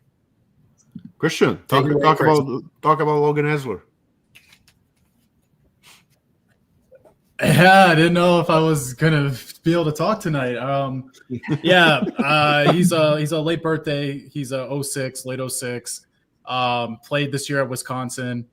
The standout quality in his game is the skating. He's a 6'2" defenseman, and he can really skate. And he can move pucks, and he projects as a two-way guy. Probably not a power play one, but projecting probably to give you maybe 30 points a season, maybe a touch more, and bring solid defensive play. He's not necessarily mean physically, but he's really with his feet. He can kind of cut off guys and stay with guys and use his frame. So he projects as a strong two-way defenseman that could eat minutes. That's his projection. Brad, I'll pass it to you. I know you're the highest on our staff. Sure, yeah. Projects to be better transitional rush defender than an in-house defender. That's something he has to improve is when he's down low and he's trying to box out. It's a work in progress. Positional switching, work in progress occasionally. But his retrieval rates are good. His exit is all there. He can skate like the wind. I absolutely think his offense can translate in a way that we really didn't even see this season. I thought he looked uncomfortable in his environment. Didn't love some of the defensive partners he was with. I thought it took away from his game, but he has some of the best lateral agility, lateral cutbacks, C-cuts in the entire class. His edge work is phenomenal. I think there's a tremendous amount of potential. This is, I think, a very good pick by Ottawa. I really do. Also, it's kind of these players admittedly a bit tricky for us. It's the first time we ever had to deal with a player like this in freshman season in college at this level. Like usually our previous college scouting experience, you're talking about like elite players, right? That's one of the differences of this situation for us is, you're used to scouting Jack Eichel and Quinn Hughes, Brady Tkachuk, and those types of players, or Adam Fedeli, and the list goes on, Celebrini, where these players that we're scouting this year, like Cullen Logan Hensler and Shane Vinsagi, et cetera, like they're not those levels. And so it's difficult because it's one of those situations where we have to ask ourselves, what would this player theoretically look like if he was a London Knight? If he was given power play one, what would we think the same way we do currently about him? Right. And then so that's where it's a bit trickier for us this season, trying to get more acclimated to this style of scouting. So we're looking at their BPA: Riker Lee, Limatov, Lakovic still not picked, Ronback, Potter, Malcolm Spence, Zarovsky, Nistresil, Vinsagi. So some good player left on the board here that are sliding down a bit here, and we're 9 picks are left in the first round. So I think the only safe pick left, like guaranteed here to go pretty soon, is Spence. Be pretty surprised if Spence doesn't go pretty soon. Just like the Hensler, Brad was highest. I liked him, but I see him more like in this area that because I think I'm not as convinced about the offensive potential, but at this point, I think he's a pretty good pick, especially in this draft. It gets a little bit harder to take some guys that are even for sure going to play as we get towards the end, believe it or not, of the first round of this draft. So nice trade back by Ottawa. I think they got their guy, which was why they did it. They were obviously confident they could get their guy, or at least had a couple guys rated equally that they were confident they were going to get. So good on them. And then as you just looked at our best available, what was that? Riker Lee is up there, which not shocked that he's not gone yet. Not shocked And not shocked about that one either. Lakovic, looks like the teams are agreeing more with me than the rest of you guys on our staff. Just saying. We'll see. We'll see in 5 years. The other thing I'll just state about Hensler is one of the reasons that he is in this range is that he can make loud mistakes. He is error prone sometimes, making very loud mistakes as a defenseman, which I think might have scared off some teams in terms of evaluation with his hockey sense. Yeah, I just want to mention quickly, Ottawa, really big fan of drafting out of the NCAA. Jake Sanderson, Shane Pinto, Josh Norris that they traded to Buffalo. Tyler Clevin, another one. So Logan Hensler. The only difference, Logan Hensler doesn't play at North Dakota. So that's the only difference here. But at 23, that's a nice pick by Ottawa. Yeah. All right. Who's next? 24. I'm glad Christian got to talk. Los Angeles. Yeah. LA is next. So yeah, I was wondering. Didn't we mock Spence to LA? Did we mock Spence to LA in our mock draft? I picked Spence for Chicago. Oh, for Chicago. LA was Carbonell. Oops. Okay. Forget our mock, guys. It's a disaster. Yeah, this is a tricky one. LA. What does LA want? Well, the clock's up, so they're either trading or, well, obviously either trading or picking. But Is that what it looks like they're doing? well, they haven't said the pick is in, so. And Bettman. Yeah, they just showed the room, the war room, which was jammed. No, nothing so far. Well, no, Don't be afraid to ask questions to us. We'll answer them. These downtime moments are great opportunity to ask questions. Trade time. Trade time? Trade time. Oh, hold on. Gary's here. We have a trade to announce. I haven't. Oh, they. Is moving up. So Kings trade 24 to Pittsburgh for 31 and 59. Farkas, are you ready? Here comes the hype. Lakovic. It's probably, They've good for been LA. the anti-Mark draft. Like Pittsburgh's basically chosen everything Mark wouldn't, so Lakovic makes by far the most sense. Well, they have taken guys who can't skate, and Riker Lee is still available. So yeah, at some point you need some guys that can skate. Yeah, at some point. But yeah. Is it Potter? Do they just go full Potter just to compensate for the skating? For Christian, we got to get him Potter here. I mean, Potter's a very dubious pick. That's a very dubious pick. Smaller. Flash and dash. Small player, but can actually translate. Commercial break. Unlike the Sportsnet team, we don't need any commercials. No. I've been sitting on this chair for like 10 hours, it seems. I was just ready to switch my position here. I'm comfortable. Oh, my Hey, phone look. keeps blowing up. Okay, I'll just post the trade here, but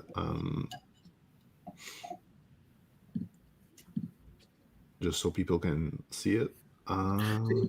What's interesting too about this whole Pittsburgh drafting two rather poor skaters is like you look at what they have in their system. Tanner Howe is not that fast. Koivunen is not that fast. So like that's two of their top, and Rucker McGordy is not fast. So they need speed. They absolutely need to draft something with speed here. Like that would be very surprising if it's not a fast player. Enter Potter will take care of that. Yeah, so Potter takes care of that. Lakovic is a very good skater. Yeah. Spence is certainly not a poor skater by any stretch. Who else is available? That's Prokhorov. Darnell Prokhorov can skate. For a bigger kid, 6'6" kid, he can skate relatively well already. I mean, if you want a defenseman, Limitov can skate. Limitov can skate. Fiddler can skate. Yeah. Both Fiddler and Limitov can skate.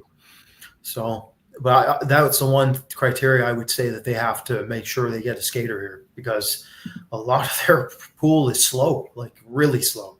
They're not a fast pool of prospects. They're like the opposite of the Blackhawks. Yeah, they are like polar opposite. Yeah. So, Well, we'll see. but they did draft for intelligence. Like that's one thing. Both of their picks, they drafted hockey sense. Someone can take the game. Kindle's extremely high end hockey sense. So that's been a common theme with Penn so far. We'll see if they continue that. Lakovic is a pretty intelligent hockey player. I know some scouts in the industry would disagree with me on that, but I find him to be pretty intelligent.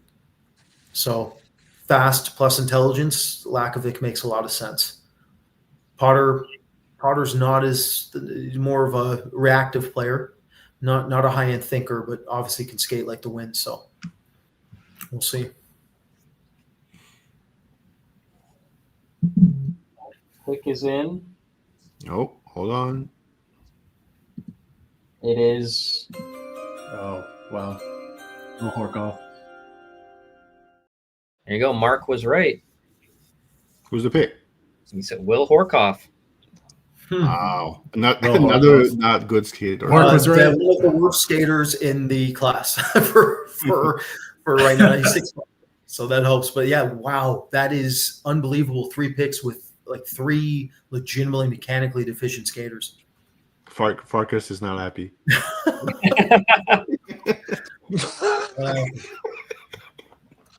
All right, Christian.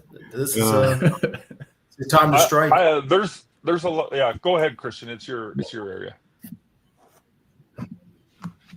Well, I was probably the lowest on this player of anyone, so I'm not the guy to hype him up really. But I mean, he's a big body. He's really good around the net. He's got good hand-eye for his size. He can win puck battles. He's a guy that he's a support piece on a line. He can make plays from like the outside to the inside with like passing plays. So there are some good things with this game, but like Brad already said, he's a low-grade skater. Like the skating is going to need a lot of improvement just to keep up with the pace of the NHL. Like he's not going to be, or at least I would not project him to be too much of a threat in transition. He's going to be a guy that it's all cycle game, and then he's going to be net front on the power play. Those are going to be his two. If he can develop as Pittsburgh's hoping here, those are going to be his 2 good attributes. But yeah, I personally had him lower than this by a long shot. Yeah, I think I was highest on him anyone on our else staff, wanna- but not. Yeah. I think I was highest on him on our staff, but not this high. Still into the second round. I like what he does as far as hockey sense and just doing some little things right. Physical play, strong around there. Around the net, he's pretty good. But the skating, just overall skill level totaled up, I just don't think equals taking him quite this early. But I'm not a hater of the player at all. Just not this early for me. I'll say this: he was much better at Michigan than with the program. For sure. Which seems like day. it's like a running team where everyone leaves the program and gets better. So Bensagi was one who really got better. Potter. Potter. Epperson last season coming into this year. Look at the difference he had. Yeah. Crazy. And NHL scouts agreed with us on that. There was a ton of NHL staff that were as confused as we were about the development of the program and what it means for some of these kids. Well, let's focus on some positives here for Horikoff. One, he's got the right info in his ear. His dad works in the Detroit system, knows what he's doing, knows what it's going to take to make it. I know, Mark, you said like one of the best interviews this entire draft was Horikoff's interviews. He was phenomenal in them. Massive body. The other factor that's interesting about him, he does have one-touch neutral zone processing ability, which means once he gets the puck, he can find his team in transition very quickly, which is important for him because he's not going to be a neutral zone entry carrier or a very limited one when you factor in his skating. So he has to find options quickly, then come in as the trailing option. And that gives him some opportunity to use his hands, use his playmaking, find options, get back down low in front of the net area. And he can use low to high danger passing plays around the net area and make something happen. He generate. Like his low to high playmaking around the goal line is actually pretty solid, and his hands are decent too. It's more the shot that's behind, I would argue. So like not a high end shooter, but I think the playmaking and the big frame, he can do some things Josh Doan does. It was just traded there out of Utah. There's a bit of overlap there, and in his best performances, he was very physical. He wasn't always consistent with it, but there were certain performances where he would hit everybody. He would hit everything, and that really matters. That's going to be a huge component to his game. Strength of his game, I think, is the physical component. Really good. Like I said, I'm not a hater of the player at all. Just a little bit early for me. All right. What do we got? Chicago pick 25. We are a mere 3 hours and 35 minutes into this, guys. It's flying.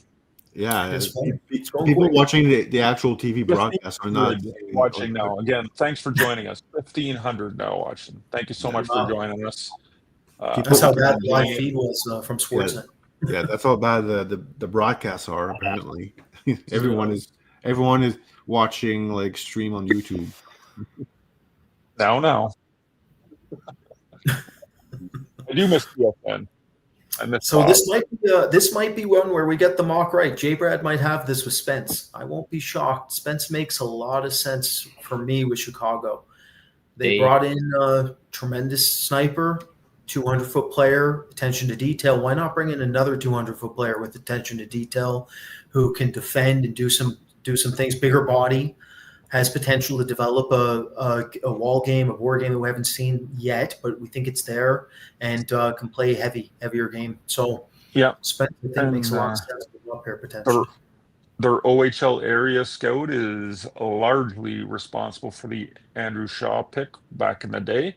He's been with them for, I think that was actually his rookie season, if memory serves. It's a good rookie season. Yeah, he got off to a good start. So yeah, we'll see if they go OHL or choose another route. What do we got? We got Riker Lee as our best available, and who after that, Jerome? Limatov. Limatov. They do draft out of Russia. They've drafted out of Russia in recent years. So they outdraft us out of Russia sometime. Roman Kanserov had a heck of a KHL season. So Lee, Limatov, Lakovic, Rombach, Potter, Spence. They should take Lee. They got such a deep pool. Shoot for the high upside. Yeah. I could see him taking Vinsagi here too. Just it's what they need. They need somebody to protect Bedard and these smaller players like Moore, Nazar, Bedard, Lardis if he makes it. Like they need this player type. I mean, they do have some coming in, but nothing like Vinsagi. Yeah. The pick is in now. Okay. I can see that.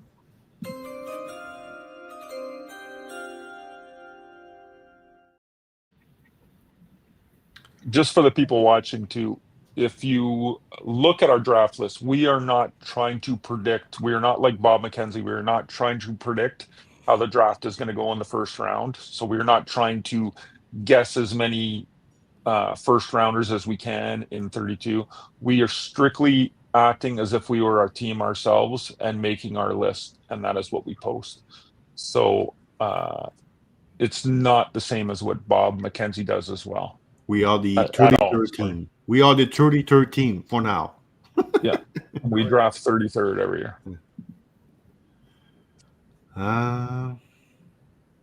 Pick.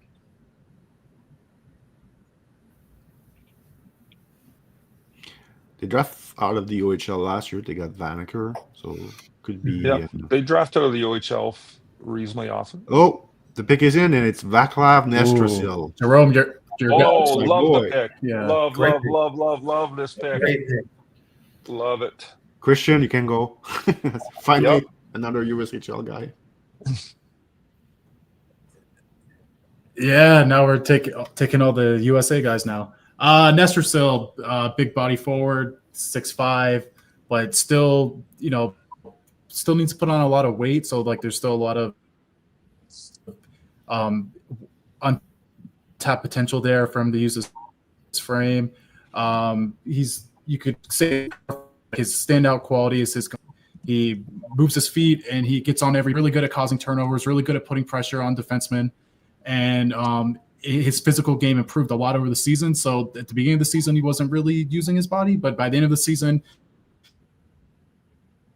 he was hitting everything that moved. So, 6'5" guy that really plays tenacious and starts hitting everything. He was just a really effective player. The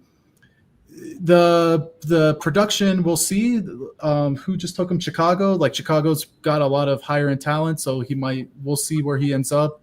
He's a really smart player, so that could be like his way to play higher in the lineup, is he can just be a complementary piece and complement, more talented players. But, it's a really good pick for Chicago. We were just talking about how they have a lot of smaller guys. Well, now you got some size and some jam and you're lower down in the lineup. So I think it's a really good pick for Chicago. He's a really good playmaker. The shooting will need some work, but he's very smart. Can really shoot. Can really pass the puck.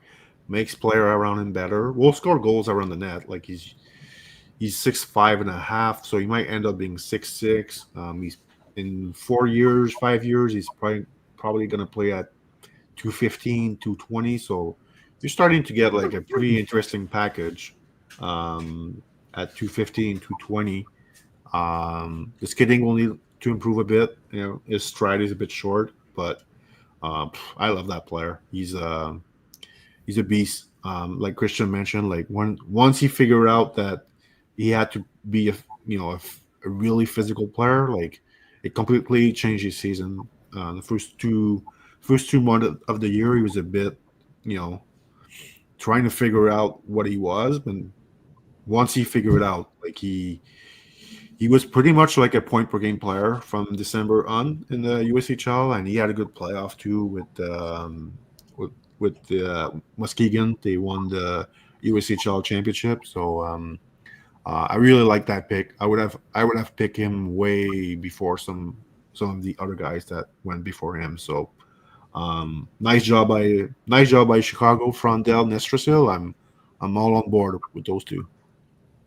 Yeah, I love this pick.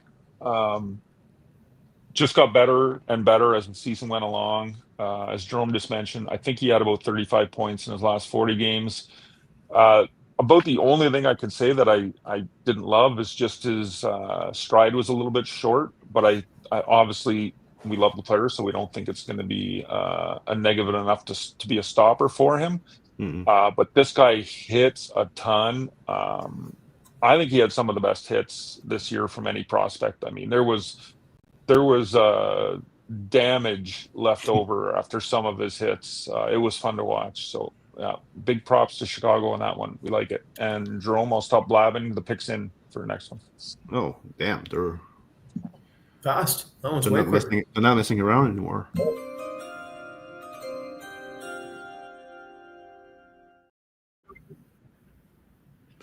All right.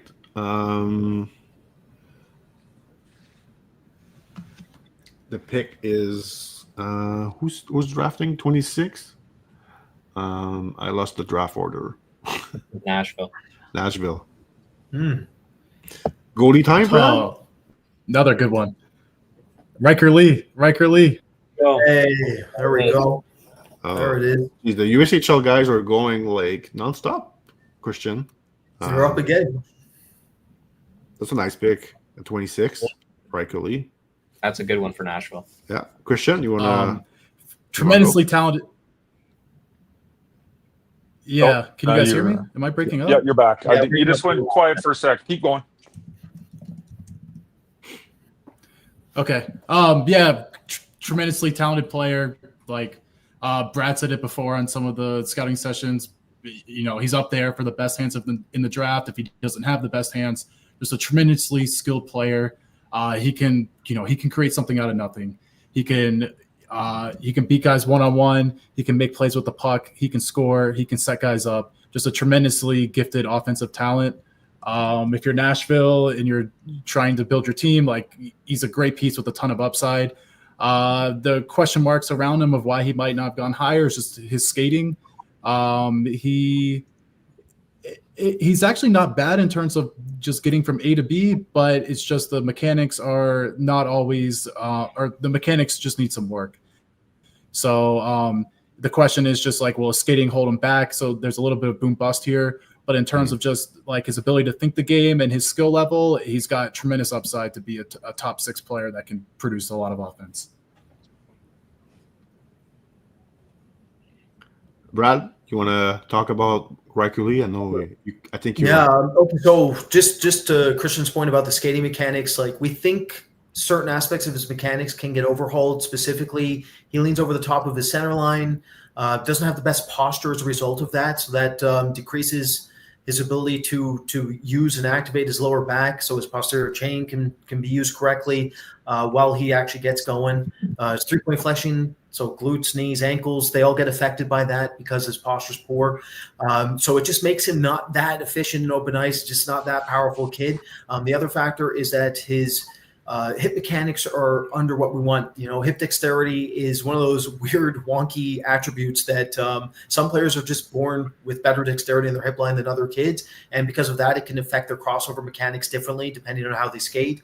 And it really affects his launch fluidity. So when he's trying to go off his center line and turn a corner, peel off pressure and gain a step on a player, it can be difficult for him at this time. But we think some of this will be self-corrected once he gets in a gym, once he fills out, once he gets a lot stronger. And he's the type of player who doesn't have to be that fast in order for his game to translate, because he is so dynamic. It's very difficult for defenses to pick up what he's going to do. You cannot read him. He's untelegraphed. So it's one of those situations where his handling speed basically offsets defenses at all times because he can mask his shot and passing options, and then he processes the game so quickly, and he's so creative and dynamic and inventive. It just allows him to pull a rabbit out of the hat, essentially, and do whatever he wants out there. So very good first season in the USHL. This was his first year in the USHL too, so it was one of those situations where there was a bit of growing pains in terms of junior habits, but we felt over the course of the season that he started showing more pro qualities, started understanding why a better off-puck game matters, and we think that he's going to be one of the most dynamic potential players if he hits out of anybody in this class. Yeah, one of my personal faves, I mean, we're all fans, obviously. We had him ranked 15th overall. Some of you might be wondering, well, you're talking about the skating isn't that great, you know, and you had Kindle ranked much later. Well, it's a size thing. Lee is a legit 6 feet, whereas Kindle was not. Kindle was much smaller. But also, just going way back to a player like Ryan O'Reilly, who was far from a great skater. It's the intelligence too, and Riker Lee's got some pretty good hockey sense. So you go hockey sense, some of the best skill in this class, you know, pretty much elite skill. I mean, he's another one. If you want to Google his or search YouTube, for his highlight reel, you're going to see some fun stuff as far as some of his goals. So yeah, he's one of those fun players for scouts to watch. Because he's just so highly skilled. So you're going to see some really pretty goals and some goals that definitely translate to the NHL level, because we are always looking for that as well. You know, who's scoring junior goals that aren't going to go in the NHL, who's scoring goals that are definitely going to translate for the NHL. And Riker Lee does that. So Another hockey prospect save goes off the board, and I'm glad he went into the first round. Also heard fantastic things about his interviews. Again, really good year for interviews, but this was another player that was pointed out as being one of the best. He also did surprisingly well at the combine. Yes, yeah, he had some great testing at the combine. That's true. Forgot about that too. The pick is in.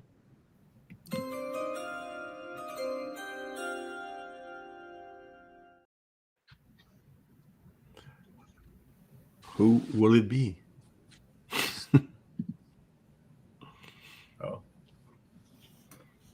What do you got here? Washington. Lakovic is to Washington. The fall stops. Yeah. So I tell you this, Mark is immediately sweating because if there's any system on Their this development team is fantastic. So. They have an amazing development staff. So Lakovic needed to be in the right system to take off here. He's, Jay Bradley, I'll give you the floor in a second here, but in terms of development, he was up there in the top 32 as being one of the most important in terms of where he was selected. And this is the spot that makes a ton of sense. Washington knows what they're doing with bigger players. So Jay Brad, what do you think of him? What do you see from him this season? I'm really sorry, Farkas. Just seeing what you. Oh man. Well, look, great skater. I think that was first thing I said about him when I was on the pod talking about him. Great skater. The skill is also outstanding. Good shooter, good playmaker. The biggest thing I worry about with that is the finishing. Had a lot of trouble finishing. In my opinion, he is a better playmaker than a shooter, but as Brendan Jerome chatted about, I think in the top 32 video, there's a lot of discussion on that. Shot really is good. Unfortunately, he doesn't play to that 6'4" frame. That's most of our talk has been about that. But he's been a bit passive, consistency issues. But yeah, he's a much better 200-foot player than a lot of people think. He's he's a really solid player. I'm shocked he fell this far. I do understand it. That lack of compete throughout the year was very frustrating. This was an extremely frustrating player for me to watch this year. But yeah, I think this is a good spot for him. I think going to Washington is a really good spot for him. So we'll see how he goes in 5 years, because in a redraft, this guy could be really high. All right, I'm going to finally talk about Lakovic.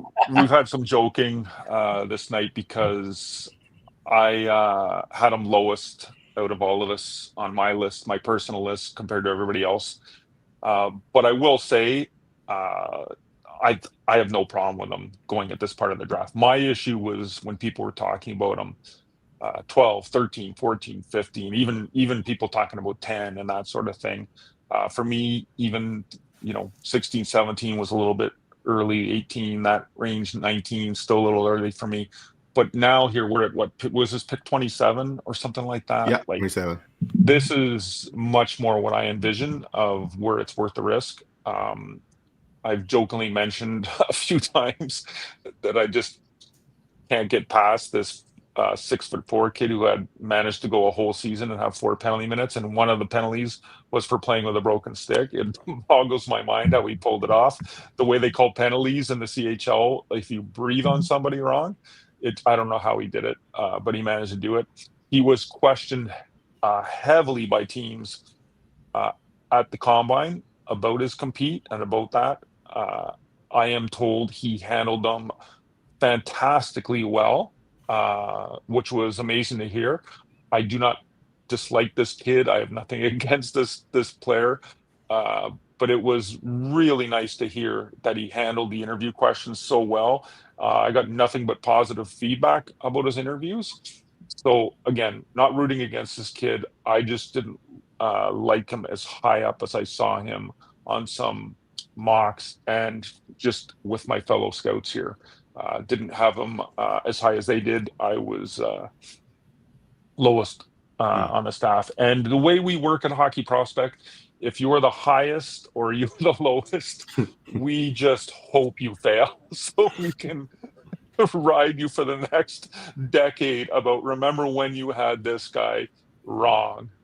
So we have some fun throughout the year. You have to. It's a long season doing this at times, but nice to see him go off the board here. Happy for the kid that he's a first rounder. He's super talented, as Brad has done a great job.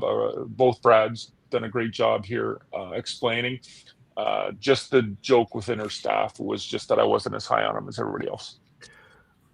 Just quickly, we have a quick question. So maybe, I don't know if Brad can answer this because they asked in short. So I don't know if Brad can answer that in short. Yeah, pick the wrong person. Why Bears a better prospect We than wait till Ekman? after the Winnipeg. They're close. They're super close. Post-draft chat. Yeah, maybe we'll answer that after. I mean, they're very, very close. Bear is the faster processing player by a bit and is shown to play in a more structured system relative to Eklund, where Djurgården, I know they wanted him to try to fit and conform to their system a bit more than he was willing to do. I think Bear's the better defensive player as well, and projects, I think, to be slightly bigger than Eklund long-term. Those would be the main reasons, but Eklund's a better skater. You could argue Eklund has better shot quality, and Brad, the they're picks close. in here. You can continue in a bit. Okay. I'm going to make a guess at this pick simply because they don't go Russian, they don't do this, that. I'm going to take a stab. No one's talking about Bristevets. I'm going to take a stab and say Bristevets. And no, I haven't been tipped off. I haven't checked my phone. Look, hands. Okay. Here.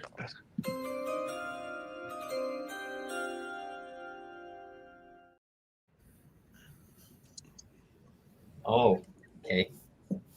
Sasha Boumediene, Yep. Defenseman. Ah, interesting. Boston. Very interesting. Makes some sense, though. Makes a Boston. lot of sense what they do. Take it away, Yeah. Christian. Yeah, go ahead, Christian. Again, you're finally getting to talk. You're getting on a run. Yeah, he's a none of my guys, then all my guys. Boumediene, he's a puck moving defenseman. His standout attribute, kind of like Hensler, is his skating. He played in the NCAA last year as a 17-year-old, which you don't see very often. I think the last two to do it were Hannafin and Werenski, if I'm not mistaken, at least for defensemen. Celebrini did it last year. But yeah, he's a great skater. He's a puck mover. He really struggled at the beginning of the year, or at least he made more mistakes at the beginning of the year as he was adjusting to the NCAA, but he improved over the season, and then really came on at the end of the year. So like his game's trending in the right direction. He's a guy that probably will be more of like a secondary offensive guy. Like his value will really be in transition because he can use his feet to open up lanes, and he's got a really, really crisp pass, so he can make a really hard, accurate first pass. So that'll be really his bread and butter is in transition. There is some untapped offensive upside. He's got a really, like, he can really snap the puck. He's got a really good snapper. So it's just he can struggle with his reads and getting his shots through. So that's kind of the question mark, at least from my point of view, is sometimes you question his hockey sense of like, can he make plays in the O-zone? But his real strength is in transition. By the way, just Brad, maybe you can continue, but 1,800 viewers right now. So Wow. Okay. Wow. Thank you so much, everybody. To continue on that, so this is fascinating from one perspective. We talk about how Pittsburgh, like their top 6 prospects are now extremely slow.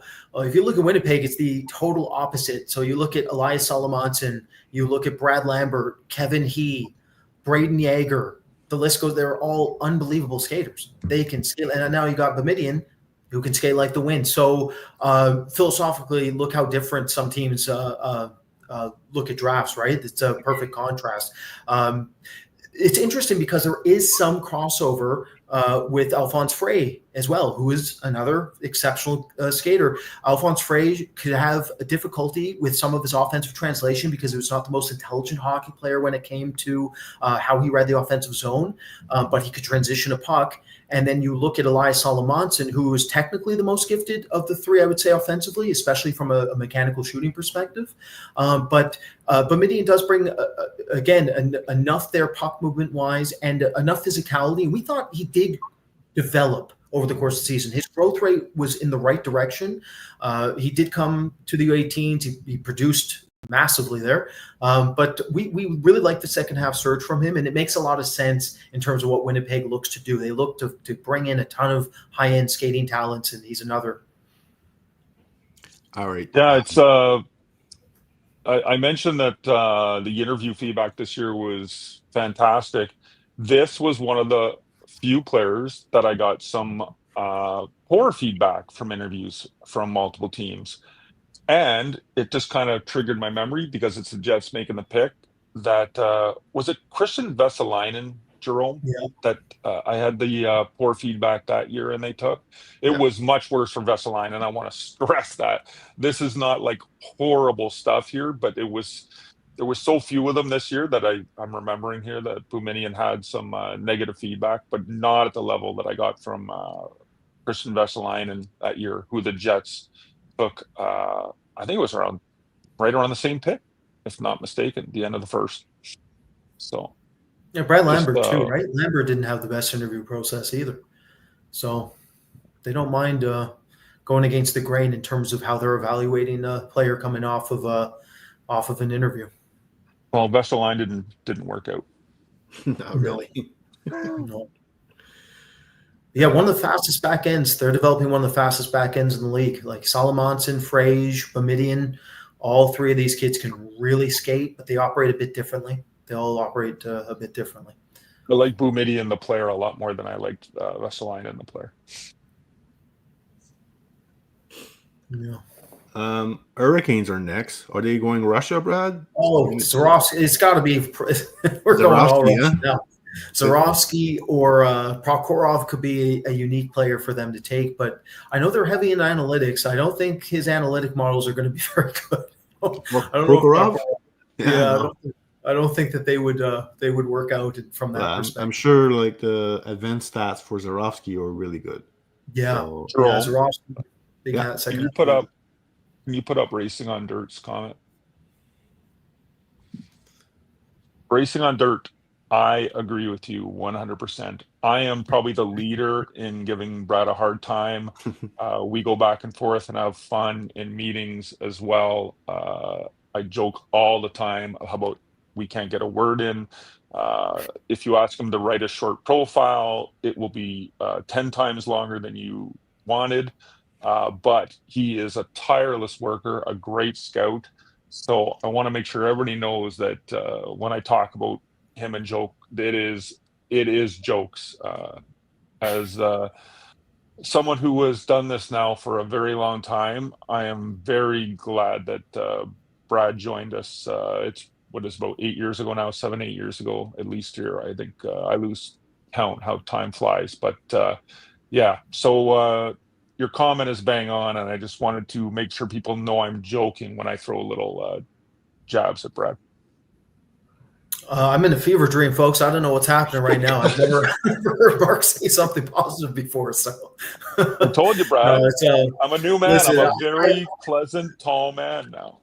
Listen, the truth is, I'm too dumb to be able to shorten it. That's the truth. I have no idea how to say anything about hockey unless you give me 20 minutes per player. So that's the problem.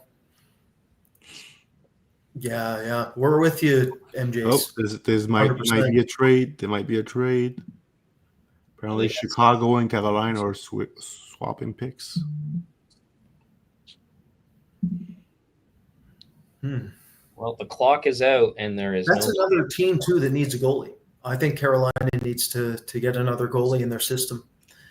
It'll be interesting to see if Ravensburg goes in the back couple picks here. We have a trade to announce. It's literally my best friend has just somehow found the feed and just posted John Vermeer. Mark's a delight. Yeah, we were there you go, Mark. I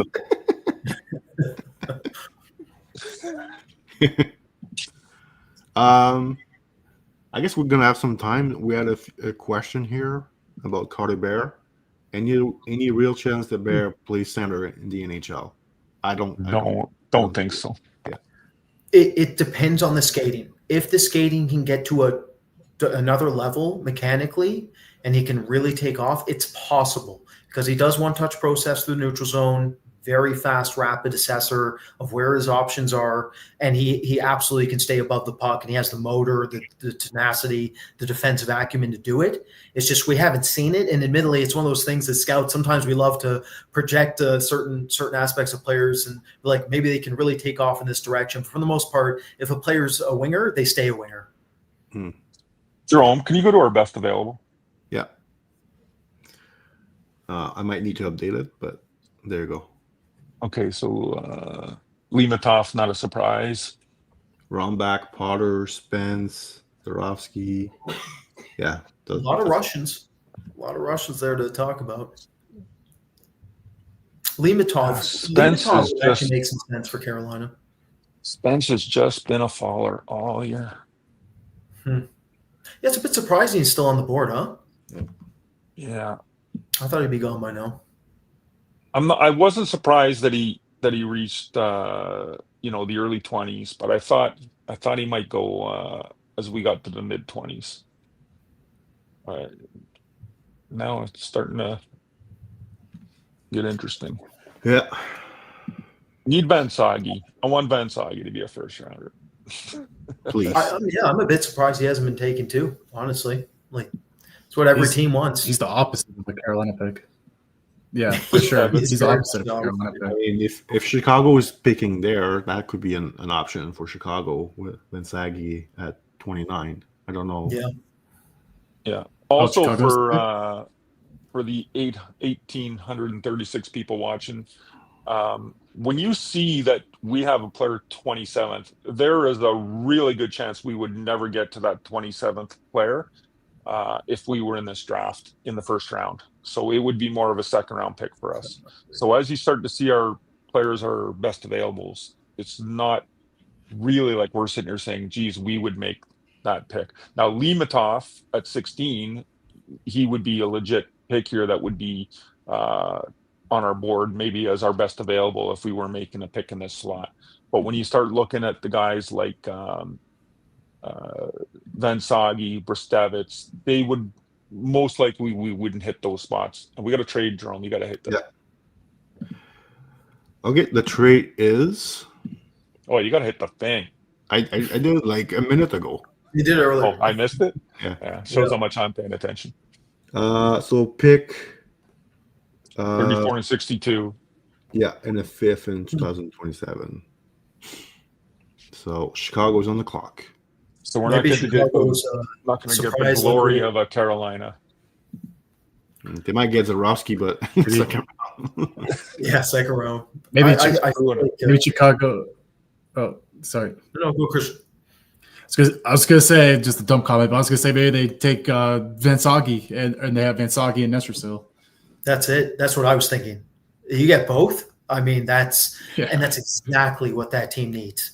You have Frondell, Vansagi, and Nestersil in one draft, and now all this talk of like too small and not having the role players necessary there with Vansagi and Nestersil. It's perfect for them. It's absolutely what they need. Okay, do we have time for a Brad rant to Farkas? What's Farkas saying? Like it. We're at commercial break on the broadcast, so it looks like it. Yeah, so the thing with Limatov is it's really dependent on what games you get. He is one of those players where it's if you get the wrong 10 games, then what Farkas is suggesting there absolutely stands out. He can fail his pass attempts. He can show no level of hockey sense to him. Why even like him? You get the right 10 games, and you're looking at like real upside. Where it's like, wow, this is going to come together for this kid potentially, and we try to factor that in with his curve. But the big thing with Limatov is that he was very much like Levshinov last year. Everything about him is compartmentalized. Obviously, not as talented, not as gifted, but everything was like isolated. He didn't know how to like sequence and chain his skill set together so that he can operate in a way that would be successful. Where by the end of the season, we started seeing plays from him that were shocking us. Like we did not think that they would happen, and they started to come together for him. And that's why we came back around on Limatov and think highly of him. But make no mistake, for everybody listening, we didn't think he would get drafted where we had him. We didn't. This is one of those situations where we believe in the kid, and we think he's a very unique player in this draft class. Never mind. Best comment here. You do have a great time. Yeah, and that's my best friend. But we grew up in Montreal. I've known John since we were 12. So he lived down the street from me. So yeah, obviously liking the Expos hat. Yeah. All right. 3 more picks to go, guys. We're over 4 hours, Brad. So you were right. We're gonna get probably. We're 8 to 5, no problem. Yeah. No problem. We'll talk about. I think what we should do, guys, is talk about a couple of the ones that we have here in our top 30 that don't make it. Talk about them for day 2, and then maybe talk a bit about the surprises of the class or something like that. That would bring it together. Sorry, I was reading Farkas' reply. There he goes. Oops. Sorry. Oh, couldn't agree more, Racing. Couldn't agree more. Phenomenal pick. Carter Bear is, for my money, Carter Bear right now is better than Hagens. He's better than Martone. He's better than those players. It's just the upside and projection. But we he's got an incredible player. We have a pick. Surprise. Let me play my music.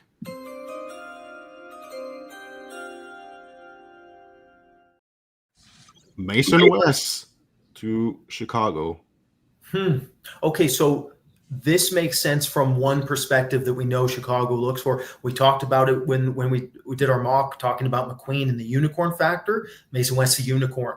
This team does look for a versatile type of unicorn player. So, Christian, what do you think? What do you think his projection is? And remember the comp. Your comp's grateful. Yeah, my comp is Toropchenko in St. Louis. Sort of like a depth winger, but can bring a lot of speed. Well, West, he's 6. I'm looking at NHL.com. He's listed 6'7" there. I think he's 6'6", but either way, he's a big guy. He's really raw because he was a 2-sport athlete. He played he played this past season at Edina High School, which is in Minnesota, and he played quarterback for them and he played hockey for them. So he's playing both. And so like he doesn't have the same, like he didn't play in the OHL for 2 years. He didn't play in TDP for 2 years. He didn't play college hockey like some of these guys. Like he's developmentally, he's way behind where most of these kids are. So perhaps that suggests there's more upside. There's a lot more to grow into. He's, like I said, he was a 2-sport athlete. So he's a really great athlete, really great skater. So it's a really interesting pick for Chicago because he's just really raw. It's more of an upside with the size and the speed, and he has, he's shown some interesting playmaking too. So it's probably not a pick that you might not know what you have for 3 or 4 years, but it could be something that down the road, you have a really good player there. I guess at the end of the first, if you're Chicago, you have a deep pool. You've already made 2 picks in the draft, so why not take a swing on someone that down the road could be a valuable guy for you. Yeah, it's projection in your development staff again. And we talked a little bit about him telling teams that he was going to play his senior year in high school next year. We got our answer how much Chicago cared about that. Okay, and the injury risk involved with him to play football next year. They do not care. They just traded together. Yeah. He's really raw, and it reminds me of a former Chicago pick that they made late in the first round like this in 222 when they took Sam Rinzel. Sam Rinzel was a really raw defenseman out of high school, play a bit in the USHL at the end of the year, like Mason West. And, after 3 years of development in USHL, NCAA, Sam Rinzel is looking really good for Chicago at the end of the season. So I'm sure if the development goes like Rinzel, I think Chicago is going to be pretty thrilled with West. He's going back to Fargo USHL next season. And I think he's Michigan State, right, Christian? He's going to Michigan State? Yes. Yeah. Okay, so really good school for him. And, they're doing lots of good stuff at Michigan State. Reichel Lee is going there. Caden Lindstrom is going there. So lots of talent on that team. And they might be like the favorite for the NCAA championship next year. So really good spot. for Wes to go in, not next year, but the year after. Sportsnet showed his football highlights. He's got a nice arm. Apparently, he's a two-position football player too. Apparently, he's not just a quarterback. That's what. Well, a lot of times in high school they'll play 2 ways, but I didn't hear that. But yeah, they were showing like nothing but football highlights. He's got a cannon for an arm. Anyways, he definitely some upside. We got the question here, so I'll shut up and we'll answer that, and then Sharks are on the clock. With the Sharks on the clock, would you consider their need for defense here? I mean, we can show maybe what's left to draft maybe for defensemen. Rombach, Limitov. yeah, Rombach would be good. They'll dip in Russia too. This team wouldn't be afraid to take a Russian pretty high, I'm pretty sure. So it depends how much offense they're looking for out of the defenseman, Lee. If they want the offensive, at least like a two-way defenseman, Limitov is the bet. But if they're just looking for a defenseman that can insulate and play heavy minutes and is a bit of a freak, then you're looking at Rombach or Seneca. What about going with the London D? Like they drafted Dickinson last year. Yeah, that's a very good point because they have Dickinson. Yeah, definitely. Well, it's big fan. Oh, okay.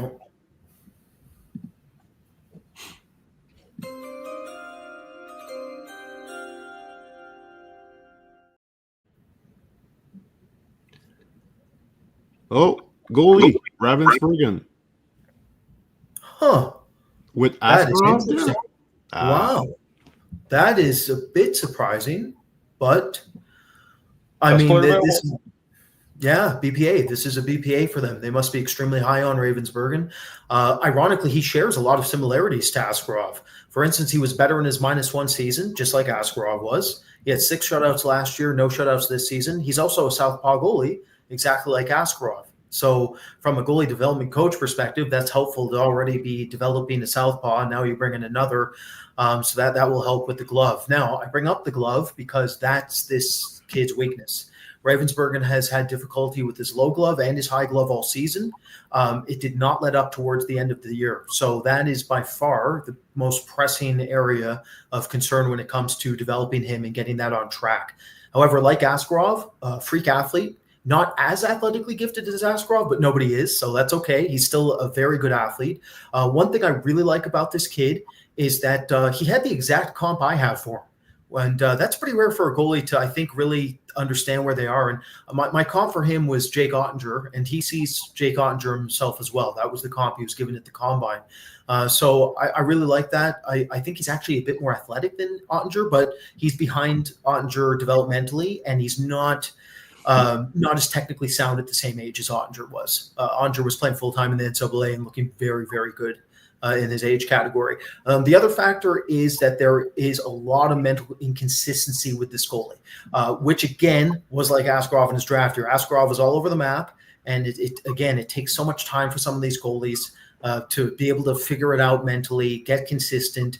This goalie started a bit later than other goalies too. Like he just walked into Prince George's camp. This wasn't a prodigy coming up like Carey Price, where everybody knew what he was and he was expected to be a highly touted goalie. So one of the older goalies in the class, but requires more development, I would say, than your typical goalie that is as old as he is. The other factor is that, like Askarov, there are some similarities, the poke checking rate.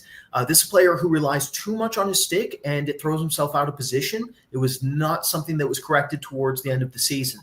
That said, unbelievably dynamic, one of the best transitional butterflies in the class. Lateral transfer rates are very good. Hip rotation and external hip rotation are all there, so he can make crazy split saves off of his T-push-offs. Skating base is very good, reads the game relatively well, and when he's dialed in, he absolutely looks like a starting goalie when you just look at him visually. So ton there. Bit surprised by the spot he landed. I was with Askarov there.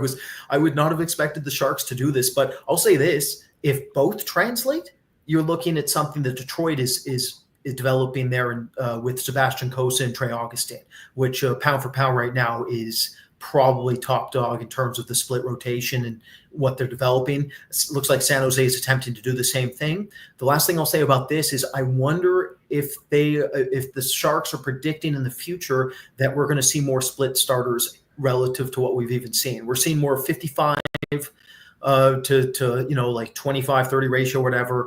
This maybe is a 40-40 split type of situation, right? 41-41. So we'll see. We'll see what happens, but a bit surprised that San Jose made this pick. So he is the third Canadian goalie to go in the first round since 2012. Wow. Malcolm Subban and Sebastian Cossa were the only two since. So. Was Mark Vicentine that far back? Wow, time flies, huh? Yeah. I thought Mark Vicentine would be on that list. That was 2010, the LA draft. Okay. And he looked up. He was shocked. He was a first rounder. Most people were pretty shocked. He was a first rounder. Which turned out he was. I was shocked too, and he was correct. He was not a first rounder. Just so people know, we had Ravensburger as our number one goalie. We talked about this a little bit earlier. You can go back and listen when the first goalie was selected. But we did have Ravensburger as an A-rated prospect, if my memory serves, which equals a first-round projection.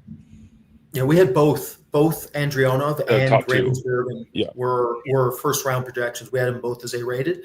Also, we do have goalie breakdown there. If you guys want to check that out, it'd be awesome. You won't find one more in depth. It might not be right, but it's definitely the most in depth. So go check that out if you're really all in on goalies. It's one of the only ones out there you can see how I think the position and how I see this draft. Which, by the way, I think this is a decent goalie draft. So it's interesting to choose first. Yeah, it's 2 hours and a half plus. So bring your popcorn, bring your drink. So there's nobody more passionate about scouting goalies than Brad, so you guys are in for a treat. My favorite podcast to do every year. I just ask questions. So it's not too hard. Yeah. So Los Angeles on the clock, pick number 31. We are 4 hours and almost 21 minutes into this, and it's actually gone fast, guys. It's been fun. Yeah, it's been really fast, honestly. It feels time's flying right now. What are we doing? Day 2? Are we doing 10 hours day 2? How does that work? No. Don't know if I have day 2 in me. But yeah, thanks again to everybody who's watching. Didn't expect this kind of viewership, so it's fantastic. In our first ever live broadcast with 800 or 900 followers. Again, please follow us. We get a pick? Yeah. Yep. London.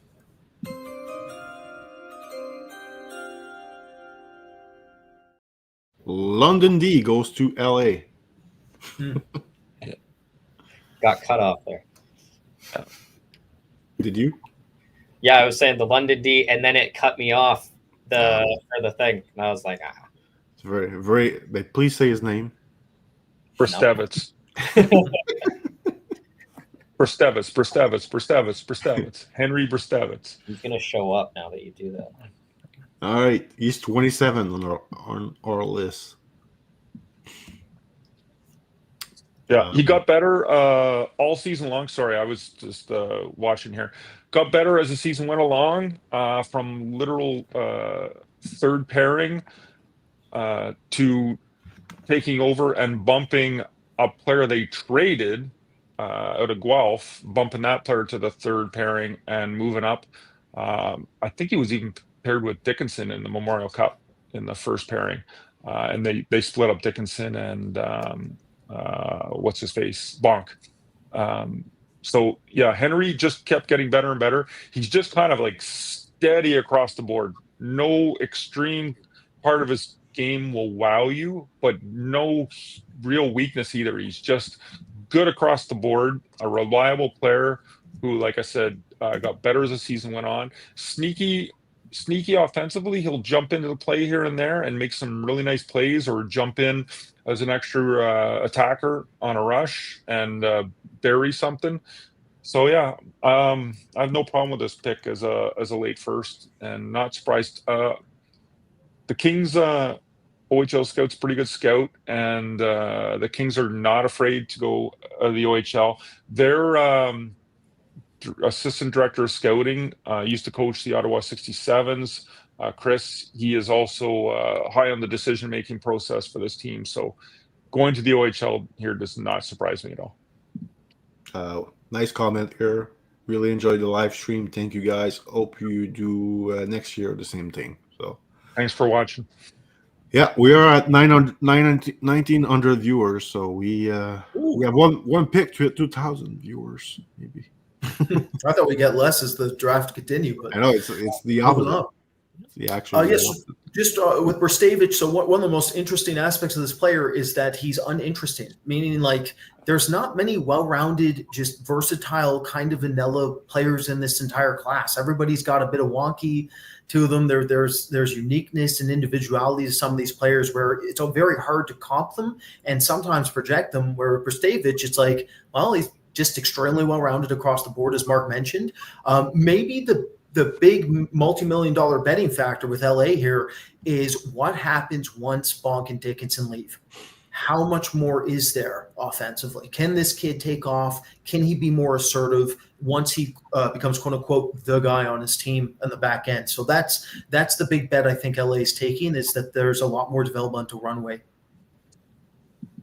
Yeah, and don't even be surprised if I'm not predicting it, but don't be surprised if Dickinson starts the season in San Jose and finds his way back to London. Very possible, yeah, definitely. Yeah, and they took Woolley too, right, Mark? Woolley, LA took Woolley in the sixth last year, right? So, which was a great pick. I liked him too. That was a great late pick. He's come miles. I think I mentioned it back then in our book that I saw some offensive upside with Woolley, and he really showed it this year. He had some beautiful goals, beautiful assists. Yeah. Calgary coming up next. Any idea where they're going? Who slid? Go to our best available. Potter is still there. Vinsagi. Potter. I'll go Potter right away. Just guess Potter. Two little guys though. Maybe not. Maybe not two little guys. I'm thinking the hybrid winger. I'm thinking who might play center. Soxilius makes a lot of sense to me, honestly. Stoxilius was going to be my next guess, but I saw Potter so high there. But they've already taken a little guy, so I will agree with Brad and say Stoxilius. Selfishly, I will say Vinsagi, but. That is another great guess. That's another great guess. Yeah, Coleman could help develop that kid. That'd be big. Actually, I'm going to change my pick to Vinsagi. Good job, Brad. Forgot he was available. Yep, Vinsagi. Now, the more I think about it, forgot he was available. I'll say Vinsagi. Oh. This is the last pick of the draft, eh? We're almost done. That's it after that. Yeah. Wow. Yeah, it flew by. Wow. 4 hours and 4 hours and a half.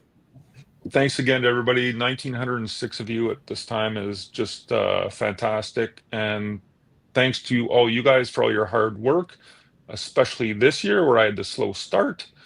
And truly appreciate you guys. Pick's in, Jerome. Pick is in. Oh.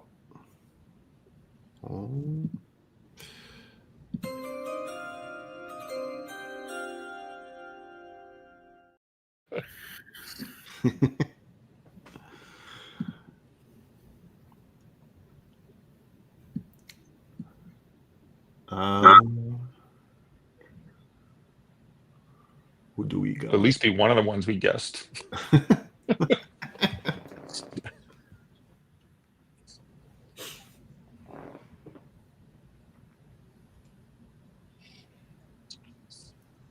Lanny's doing a classy job.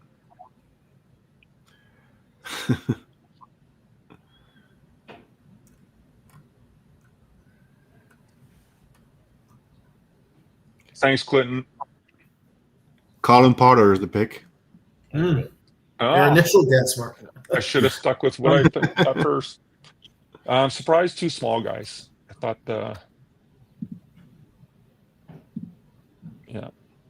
should have stuck with my first guess. Vinsagi to the second. Ooh, first pick tomorrow. Certainly one of them. All right. That's it. All right. Well, somebody. I mean, Potter, that's Christian. Go, man. You're here for a reason. yeah. Well, at 32, it's great value. I mean, we said it before, but he's up there for the best skater in the draft, like conservatively top 5 skater, extremely dynamic. I mean, he can, if you want to talk about like zone entries and the value of that, he brings that. He's got good skill. Like he's got a good release. He, like early on, he didn't really show it, or maybe he was just adjusting to the NCAA, but down the stretch, he really found more. He could feel the net more and found more of a finishing touch. He brings speed and dynamic in short to a lineup, or in short, he brings speed and dynamic ability to a lineup. Just a very great skater and got a lot of skill.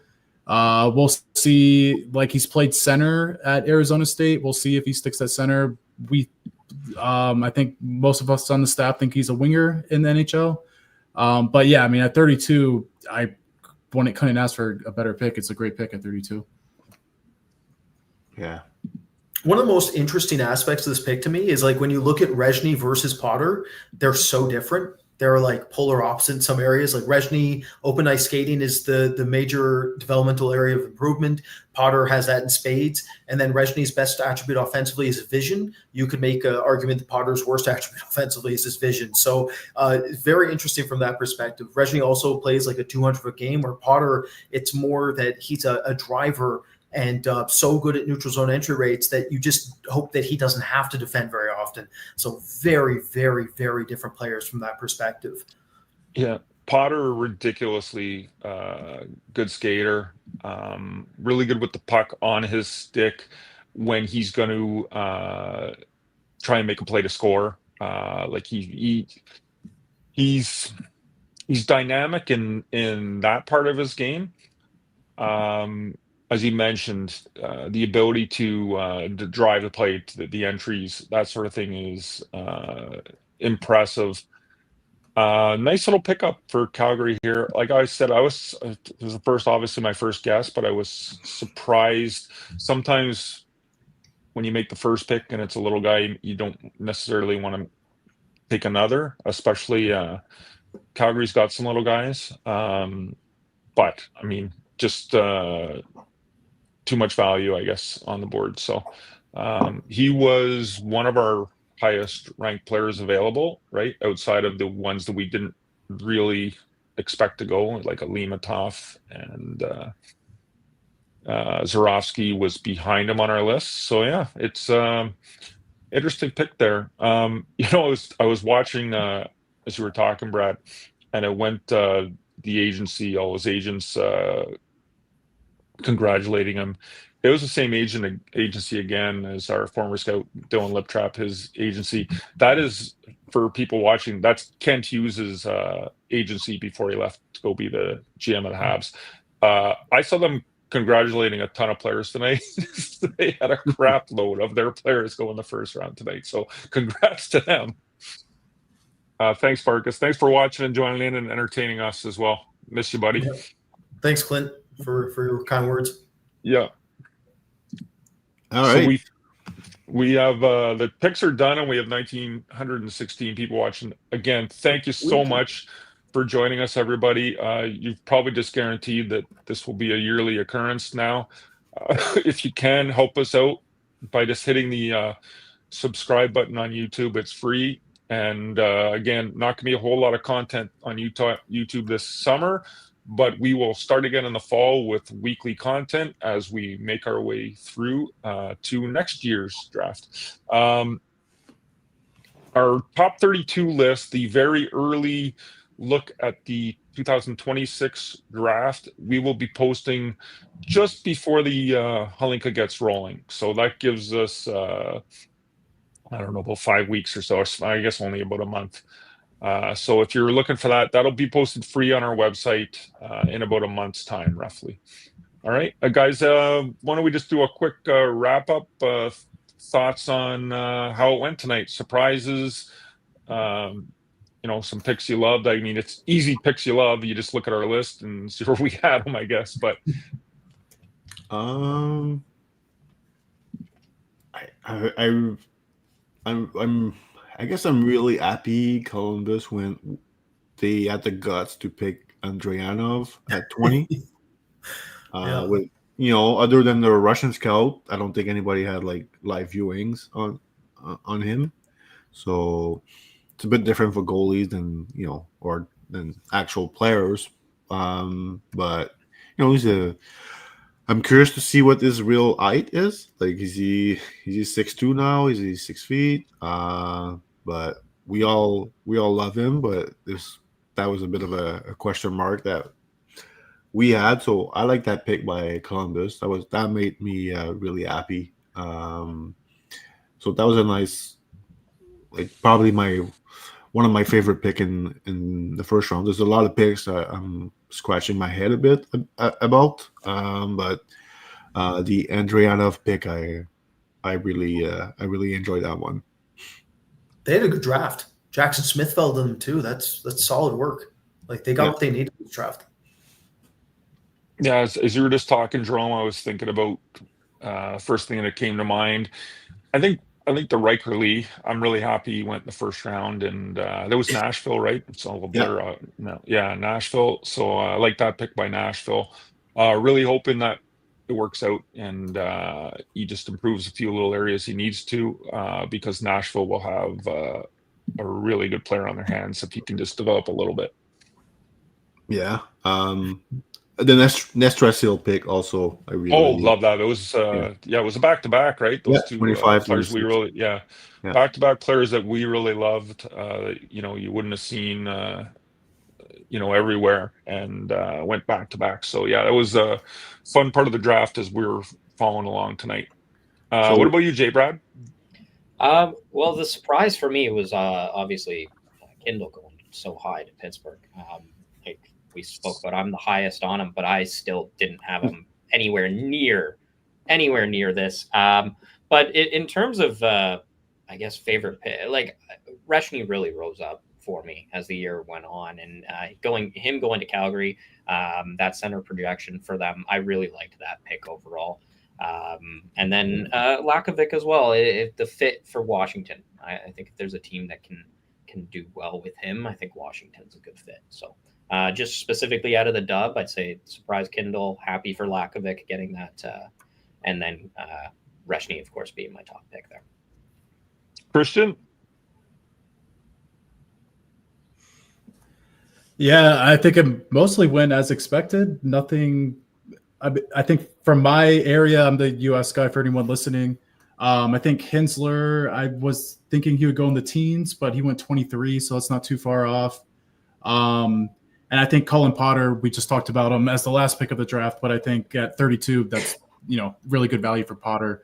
But other than that, from my area, nothing too surprising. I went about as expected. Oh, well, I mean, Orkov, the biggest. Yeah.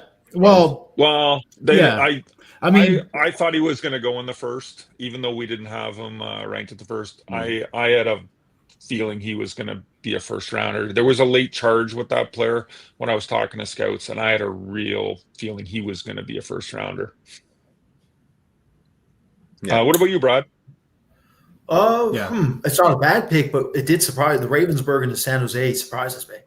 Considering Askarov is there and the age he is, not a bad pick though. I don't hate it. The other surprise, I'd say we knew Eklund would be in the teens, very likely the teens, but that's a draw. Like, they get for the Isles to get him, I bet you they're pretty happy with that one. Eklund falling that far is pretty surprising to me. All right, well, let's end it there, guys. It's been 4 hours and 37 minutes. Unless any of you has something else you just want to chime in. But hold on. We have a few more. We have one question. Oh, okay. Oh, that's a question for Brad. Yeah, so we like him. So yeah, he was moving around for us a bit there. I'm a big fan. Couldn't get the whole staff on board to where I had him, but the thing with him is that he is a bit limited offensively. We do think that he can play in a top 9 still, probably be more 25, 35 point player range. But he's a matchup center. That's really where the value of him comes from. And he keeps a phenomenal pace of play, and he's a good athlete, mature kid as well. So those are the main qualities that really separate him. He's also more of a primary playmaker.